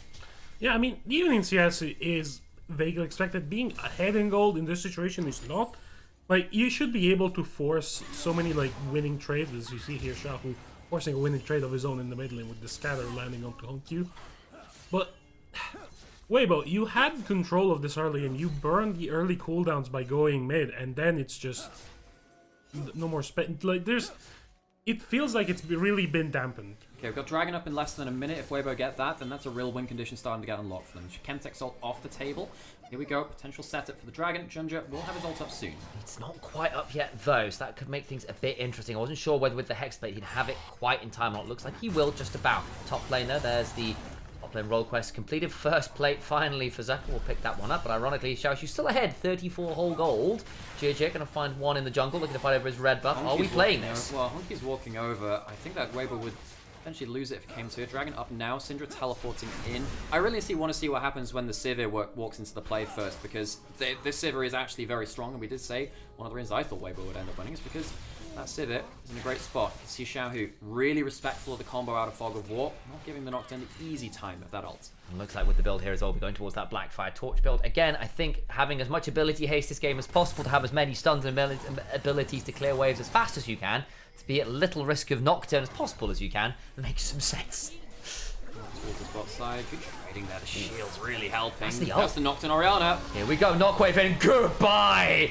Wild growth comes on down, but it's not going to be enough, I think, to keep Era alive. JJ is here. Flash away. Now this gets a little bit more interesting. Went to next Dustbringer. The Arc of Ruin flash from Gala. Gets another, and JJ without the Aegis Assault could have been at risk, but they will just take the double kill and be happy enough for it. Gala, nice play. Weibo knew there was the threat of the combo, but they didn't know where it was landing. They don't have the vision for it. JDG doing much better on that again this game, especially compared to that last series where that was that big deficit. That'll be the Dragon going up to JDG, evening up those, and Weibo are starting to get really punched in the mouth whenever that Nocturne ult is off cooldown.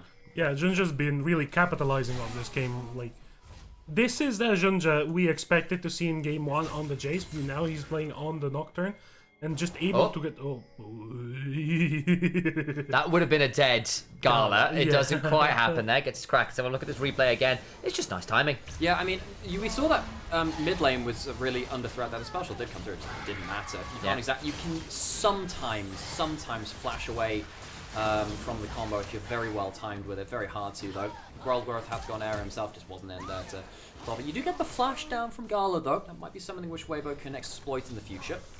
Definitely worth calling, because again, it didn't require that flash to secure the kill onto the Lulu, which is done. Again, redemption now for Lulu as well, so another global to try and help mitigate potential dive burst combos. And one of the things you do run into with things like the Nocturne is you dive and then you do half of someone's health bar and not all of it post a certain point, and then you go, well, what do we do now?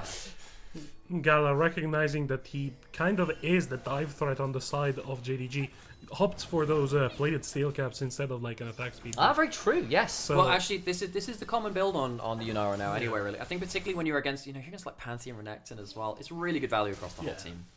But I really don't know what Weibo can do to look to flip this one, because in this game they're not in a situation where they're outmatched in like a single category, but they're still very squishy targets. Top side, Knockwave combo on cooldown is just landing every time now. JDG are making it look simple. JDG are really ahead of the play, and because that Hexblade is up, it makes it so much easier to pull this on cooldown. It's just being put on repeat. Weibo, I thought they would be able to fight back with the Pantheon is the big thing, because it can really help beat the Nocturne. As soon as the Pantheon's behind, Junja isn't contested nearly as much, and they aren't able to push up and get the vision down. They're going to play this anyway.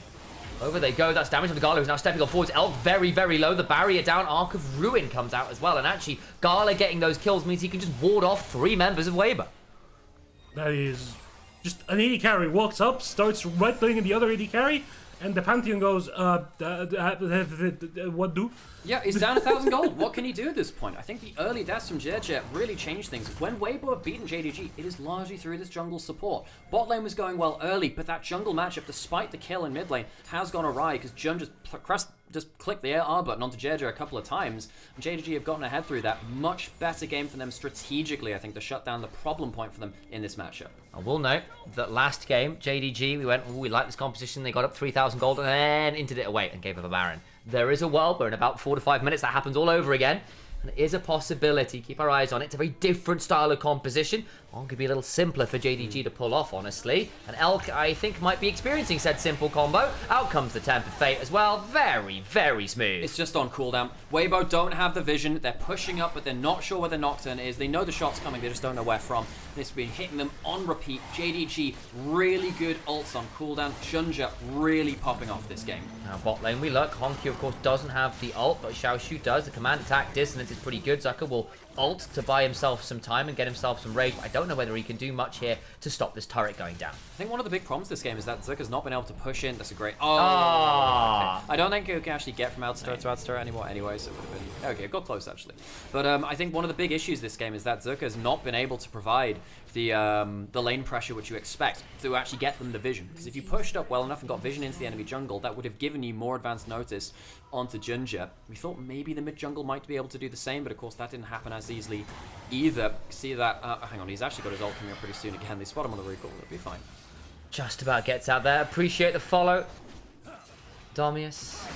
Worth noting as well, because Xiaohu got the top side turret and another couple of plays towards that top lane, and actually ends up being ahead 700 gold. And if there is a win con, Syndra just one-shotting someone like Gala could be your way forwards. And he can actually build a Zhonya's as well. He has the Seekers already. That's a huge break point. If that Seekers gets value and they try and use the Knockwave onto him and they fail, maybe you shut down Junja, maybe you can mount a comeback.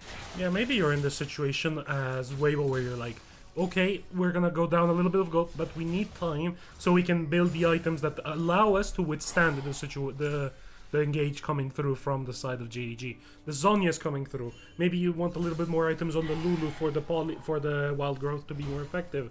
Maybe you want a defensive item on the Sivir, even though you do want this for the 100% crit as soon as possible. On the side of JDG, you need to keep pressing on the accelerator. You have two items completed on the Nocturne, 600 gold shutdown, 4, 0, and 4. This Nocturne is... this Nocturne is a problem. Yeah, I think what they really need, they need a JJ to be ahead, because this is why I wanted the Shinzao or the Pantheon to say, look, you can press E and just ignore a lot of the damage coming out from the combo. Maybe that will be enough.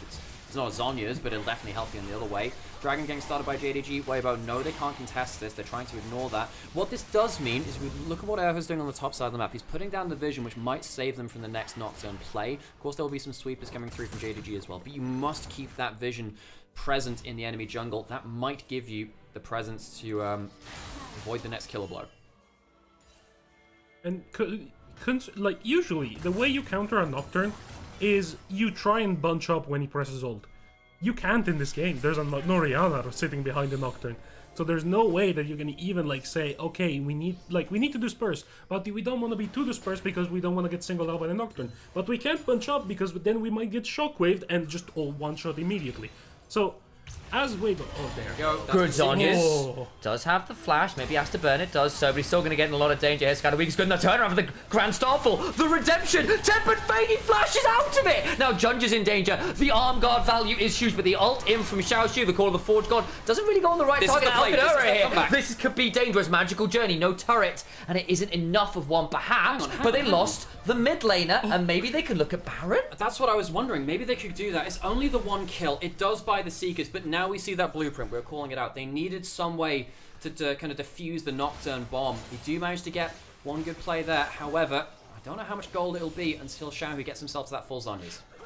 He's not going to be miles off. He's actually stopped off for a Fiendish Codex. Actually doesn't have the NLR in inventory. That could be a little problematic. He's probably going to be about 1,600 gold off it. Yeah, he was likely looking to rush the Cosmic Drive. Yeah. To get himself that extra movement speed while trying to kite in the fights, but now the value of the full Zhonya's just goes up, so I think he might even sell that Fiendish Codex to try and get as close as he can to that full Zhonya's. Other option might be the Dark Seal, which feels a bit sad. It's a nice item to have in there just for that kind of stacks, but it could just be like, look, I don't want to delay my full build by selling off the Fiendish Codex. At least Dark Seal's resale value is pretty good compared to a lot of other items. So it might be that choice as well. We'll see what the decision making is. Elk picks up his Flicker Blades finally, so should at this point be able to clear waves pretty much ad infinitum, assuming he's not jumped on. Yeah, 65% crit as well. Yeah, has spots at that control ward there. It's really hard to play. Well, the thing is that Lulu, I don't know if she'll ever get enough heals and shields to save the first target jumped onto by the Nocturne Orianna. I just don't know. We saw like Elk was just getting one shot because the other problem is, you know, but Honkyu is behind, but it's not like he doesn't have gold. You know, he's been killed a few times. Realistically, as long as he puts the shockwave on target with this build, someone is still getting one shot. It's going for the Shadow Flame, which means that, you know, if he gets a bit of damage after the Nocturnal hits, he's potentially activating that Shadow Flame passive. JDG, as long as they hit the next combo, it's fine. If they make another mistake like that, though, chance the Baron goes over. Xiaohu ended up selling the Doran's ring to complete a full Zhonya's. That makes more sense. There we go. So he does get towards it, gets to stick on that cooldown.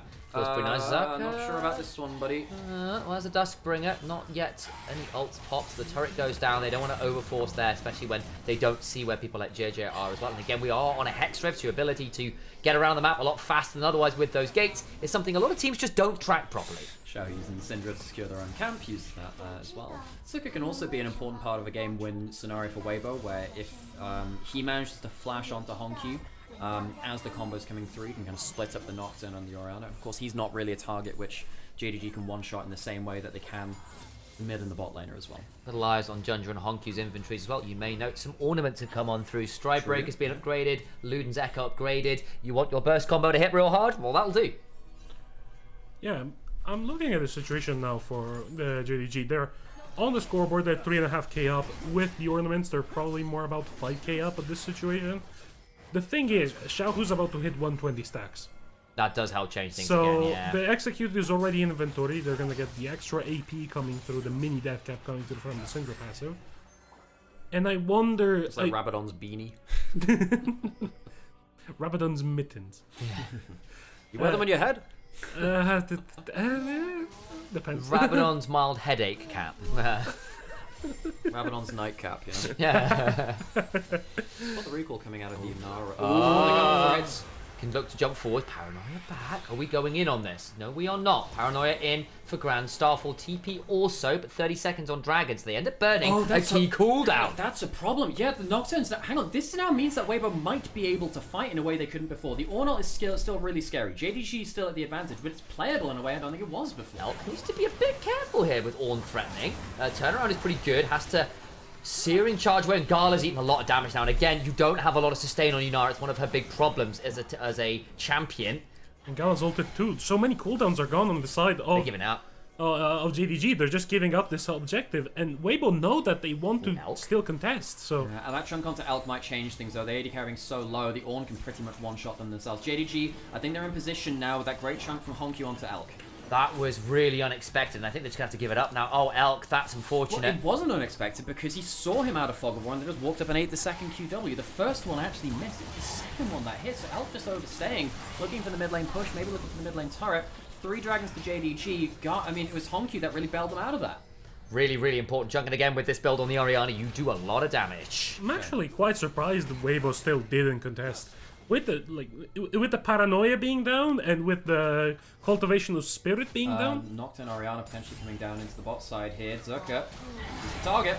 Dominus dies a bit of time, will have a bit of healing, a decent amount of shielding, but the fear comes on through. I just don't think he's got enough in the tank and will go down. Okay, just off cooldown again.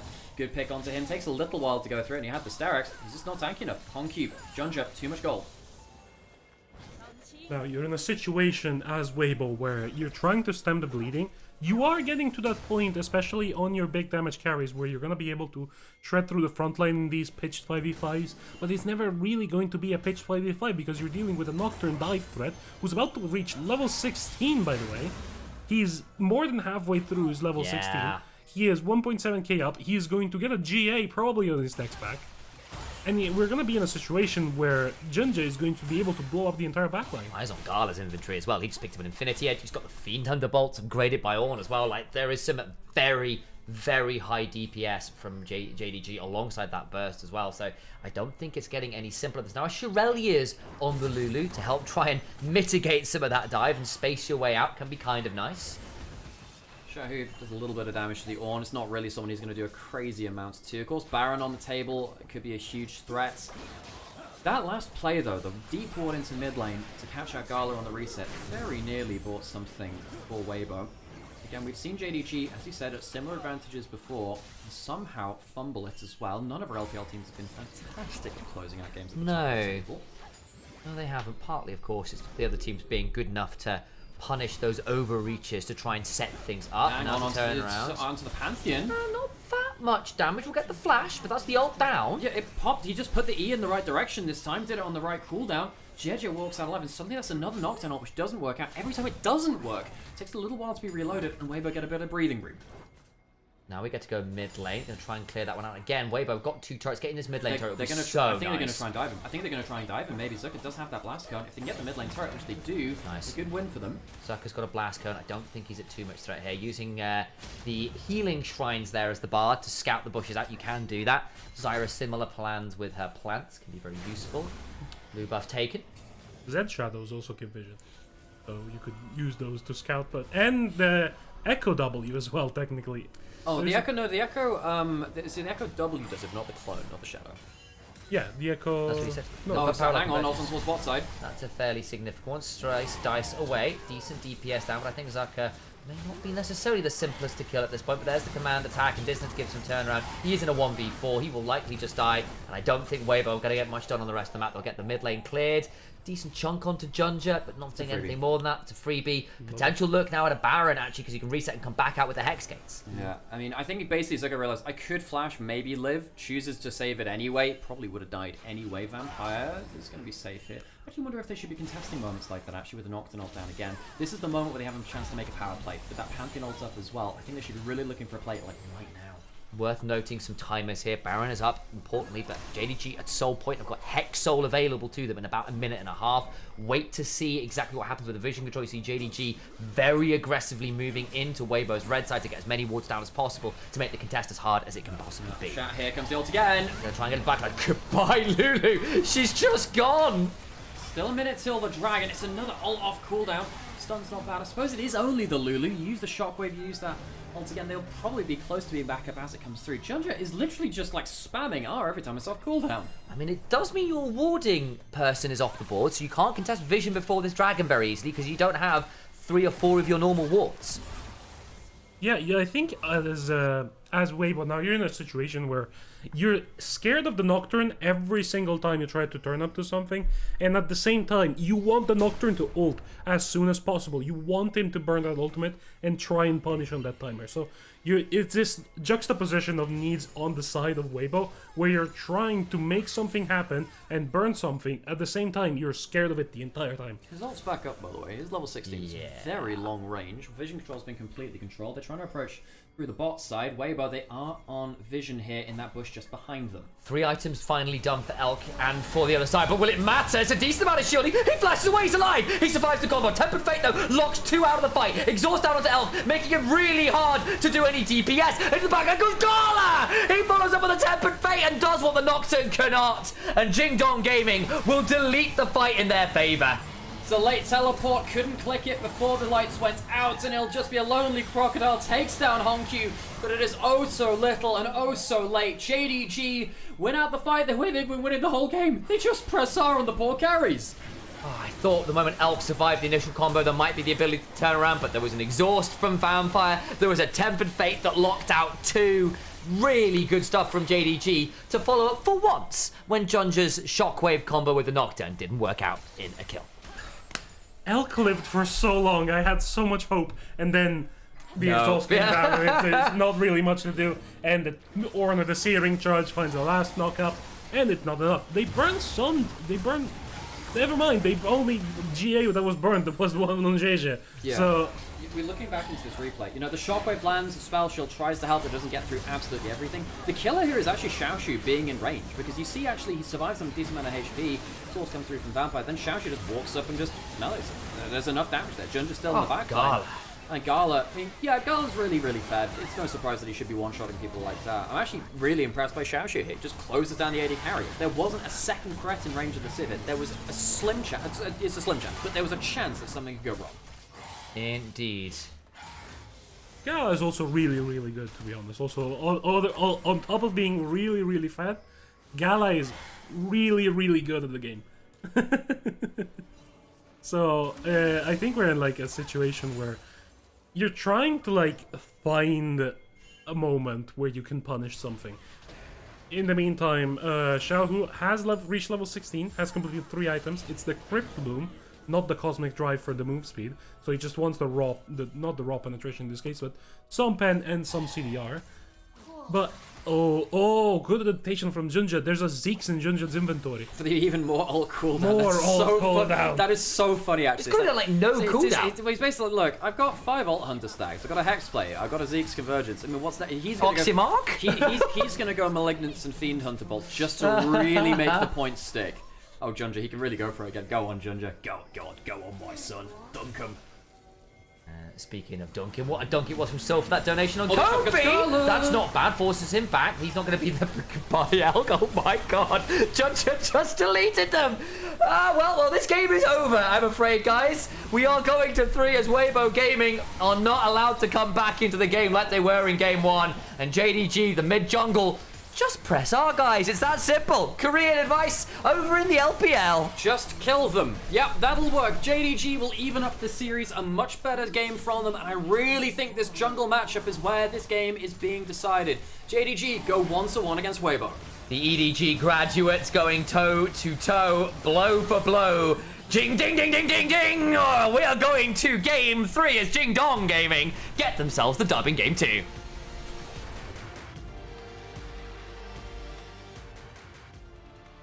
Really impressed. Really, really impressed.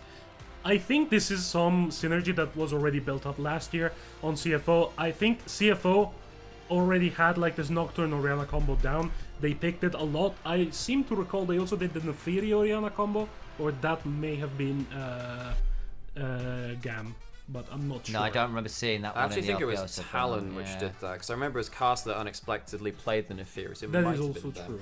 I'm trying to remember actually if it was the JDG of last year thing with Scout and Shun, because they played a fair amount of both those champions as well. But we do get an even series. Now, I believe the first one was... I'm trying to remember if that was also a 3-game series, actually. That one Today? No, it's 2-0 for NIP. No. The last Weibo JDG one, right? Last Weibo JDG series. I'm trying to remember how that went exactly, actually. No, they got 2-0'd, actually. So they get their first victory against Weibo in an individual game. Didn't manage to do that in the last game. Now the question is, JDG, you got so far out in the jungle. The mid jungle really popped off this game, even though Honky fell behind. What happens if you can't find that jungle advantage again? Because that's where I think really this matchup is decided between. Can they get ahead early through the jungle matchup? I actually wonder if it was a mistake this time, actually, for JJ to use his early gank on the Pantheon into mid lane rather than going into the enemy jungle like he had done in the previous wins. I wonder. It is a bit of a question, isn't it? And as it stands, JDG get the snowball, keep the snowball this time around. There is no mistake, there is no comeback, there is no fumble from the likes of Vampire and Junja this time around. They were much, much more coordinated and just relentless in continually looking for picks. And Weibo, you know, like, you saw what they were trying to do, but they just never got to a point where they could survive the initial dive. It didn't matter what happened, what you did. All of the efforts in the world only brought Elk a couple seconds at most, assuming he was the target in the first place. And again, still, thank you so much for the $5 there. And you say, oh, on one hand it's $5, on the other hand it's $5. We'll take it. It's $5. Hey, we're happy that you're choosing to spend that on us and keep us doing what we're doing as well. Again, we'll do our little spiel. Yeah, for those of you who don't know who we are, I'm Alex. This is Sam. This is Harold. We're brothers. This is a friend of ours. We cast LPL. Well, us two, and Harold's a guest for today. Because there's no official broadcast anymore. I was on the LPL official broadcast for many years, and then of course it got shut down. But if you enjoy what you're seeing here, what you're watching here, now is the best time to support your favorite LPL streamers because we need it. We need it more than ever, basically, folks. If you are enjoying things, think about dropping a like, a follow, subscribe. It does make a difference for us, kind of battling the algorithm, trying to get more visibility out there. The only thing which, we're kind of supported by is your own viewership and your own donations and things like that. It's very cool that you're spending your time here with us. We absolutely love you for that, and it's very cool to be able to share these moments with you, like JDG Weibo, which is it's a matchup which I've always been fascinated with. It's a ship of Theseus where everyone's changed on the rosters pretty much besides Xiaohu on the side of Weibo, and the matchup still delivers. These teams are just very good somehow. Maybe it's just in the name at this point. Something in the water at the training facilities that makes them go toe to toe. Thanks, and thank you for the stream streak, Harold. Crazy. Cheating a little bit there, but I appreciate it. But I feel like on the side of JDG, they did what they didn't do in the first game. They kept pressing on the accelerator at the right times. In this game, it was rather simple. Junja's ult is off cooldown? Yes. Honkyu ult off cooldown? Yes. Go. There's not really like much else that goes into it. I think it's a good choice to make. Like, I think it's a good trigger pulls to go and do. Now we need to see on a game 3 what happens, because a lot of the dive combos, I think, are gone at this point. We've potentially got things like Viari. That is There true. is Viego, which a few people have begun to bring back up again. Xin Sao's still up there. There's a Kali to go with potentially some people as well. If you want to look at a Yone, there is, I suppose we'll get to that point where maybe that's a bit more viable with some of the big mage bullies off the table. So there's a few options still there. I don't think it's gone. There's enough champions in League at this point, guys, that you can always find something. But I think it will not be necessarily your top of the line, right? The Jarvan is gone, for example, which has often been the key part of most dive combos. But again, the Nocturne Orianna worked out just fine here. When I first started playing League with friends, our dive combo was Camille Hecarim Galio. Just full dive. Yeah, just go, throw everything, and if it works, it works. If it doesn't, everything. Yeah.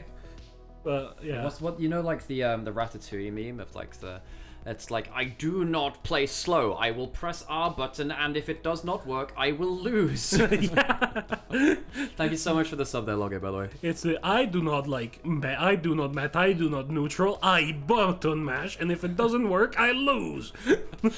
Oh man, I just couldn't fucking play this game. Man. Yeah, no. The thing is though, that early, I think there were points where this game was very playable for Weibo because bot lane was going well, mid lane was going well.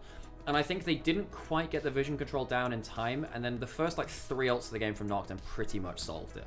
Because they had 3-lane push. They should have been able to walk in, and they just misjudged where the next ult was going to be. You know, Xiaohu easy death in mid lane, JDG a couple of easy deaths in river. Like, that's the kind of thing you'll see on review and be like, oh, okay, we didn't move from this point to this point in quick enough. We didn't support this part of the play. Because what should happen at that point is someone gets jumped on, but you're spaced out enough to then jump on the other person and kind of do the full contact team fighting where someone's kind of there to protect them. Here's some tiny help. Well, it's a large amount of help to us. We appreciate it. And turns out that we've got 160 subscribers, you know, that's actually a hell of a lot of people doing some small help, and it actually adds up into something, you know. And we're actually getting to the point now with a couple of sponsors hopefully coming in at some point. We're actually getting to the point where we might actually be self-sufficient with this, which is crazy, actually. Junja gets player of the game, no surprise there. He was really, really good, ulting on cooldown, just playing attached at the hip to Honkyu, playing very well around Fog of War. And I think Junja, if he has a bad game versus Weibo, JDG tend to lose. Because it looks like bot lane is actually losing versus Weibo's bot lane fairly consistently at this point. If Junja also loses, they're just on a macro sense, they just can't get back into the game. This game was really ran by him, and it's important to show that they can actually compete in the jungle support, which they're getting blasted by Weibo. I wonder if JDG now decides to go for more of a proactive type champion, more of a... Hey, Pantheon is proactive. Well, Pantheon is proactive, but Pantheon is slow at clearing right now. But he still gets, Well, yeah, there aren't that many people which like clear that much faster. Like, well, no, there are. The people just refuse to pick them. Yeah, but that's not. But they're not proactive picks. They're just ones which just full clear, right? Like something like Mundo clears pretty quick, but he's not proactive. I mean, what would you say is a proactive pick then in this case? I think it would be Hekarim. Hekarim can fight early on really. No, he can't really well. because he doesn't have the level. You need to get level 6 for your ultimate. You can't engage. You don't have. I think that Hekarim is really, really risky. No, I think there is better picks than Pantheon if you're looking to make something happen early on. Xin Zhao, for example. But even then, Xin Zhao is good, but he is also less consistent at getting into a play. Like, he couldn't have made that mid gank happen because you don't have the instant CC. Like, only Pantheon could have done that, really. That is true. Mumu. And then not the fastest clearer again is a level 6 Reliant champion. I mean, I think having a level 3 Reliant... You want something that can fight... Yeah, I mean, the Hecarim can fight at level 3, but even then, it's not always going to win. And I think you want something with a bit more powerful regular abilities to actually start a fight, which Hecarim can sometimes struggle with. Yeah. Oh, thank you, Zukram. Really appreciate that comment. It's very kind of you. I really don't know, like... Oh, by the way, like, I think Wukong, Xin Zhao are going to be the 2 biggest picks in the next draft. It's just so important that... probably will end up being, like, around that. Oh, and I'm still Era. Well, you're not an Era to us. We appreciate you as well. Thank you for the sub, appreciate you. Yeah, I think you're absolutely right though, like the jungle matchup is very important. I actually think Pantheon was fine. I think you also could have picked the Shinzao there and it would have also been okay. It just looks, you know, pretty bad when it's like, when it works out like that, right, when you start falling behind. But I don't think the Pantheon was a mistake in general. I think it was more of a play of kind of that more kind of intricate macro in terms of how close are you to each other to deny the Nocturne ult max value. I'm already run out, so that's good. I don't really know. I don't really know what to do on the side of Weibo. I think you need something like the Talia to come through, to be honest. Yeah, Talia Rai is going to be really big in the next draft for sure. I mean, I don't think... I mean, the thing is, like, in terms of what do you do as Weibo, I think Weibo have been doing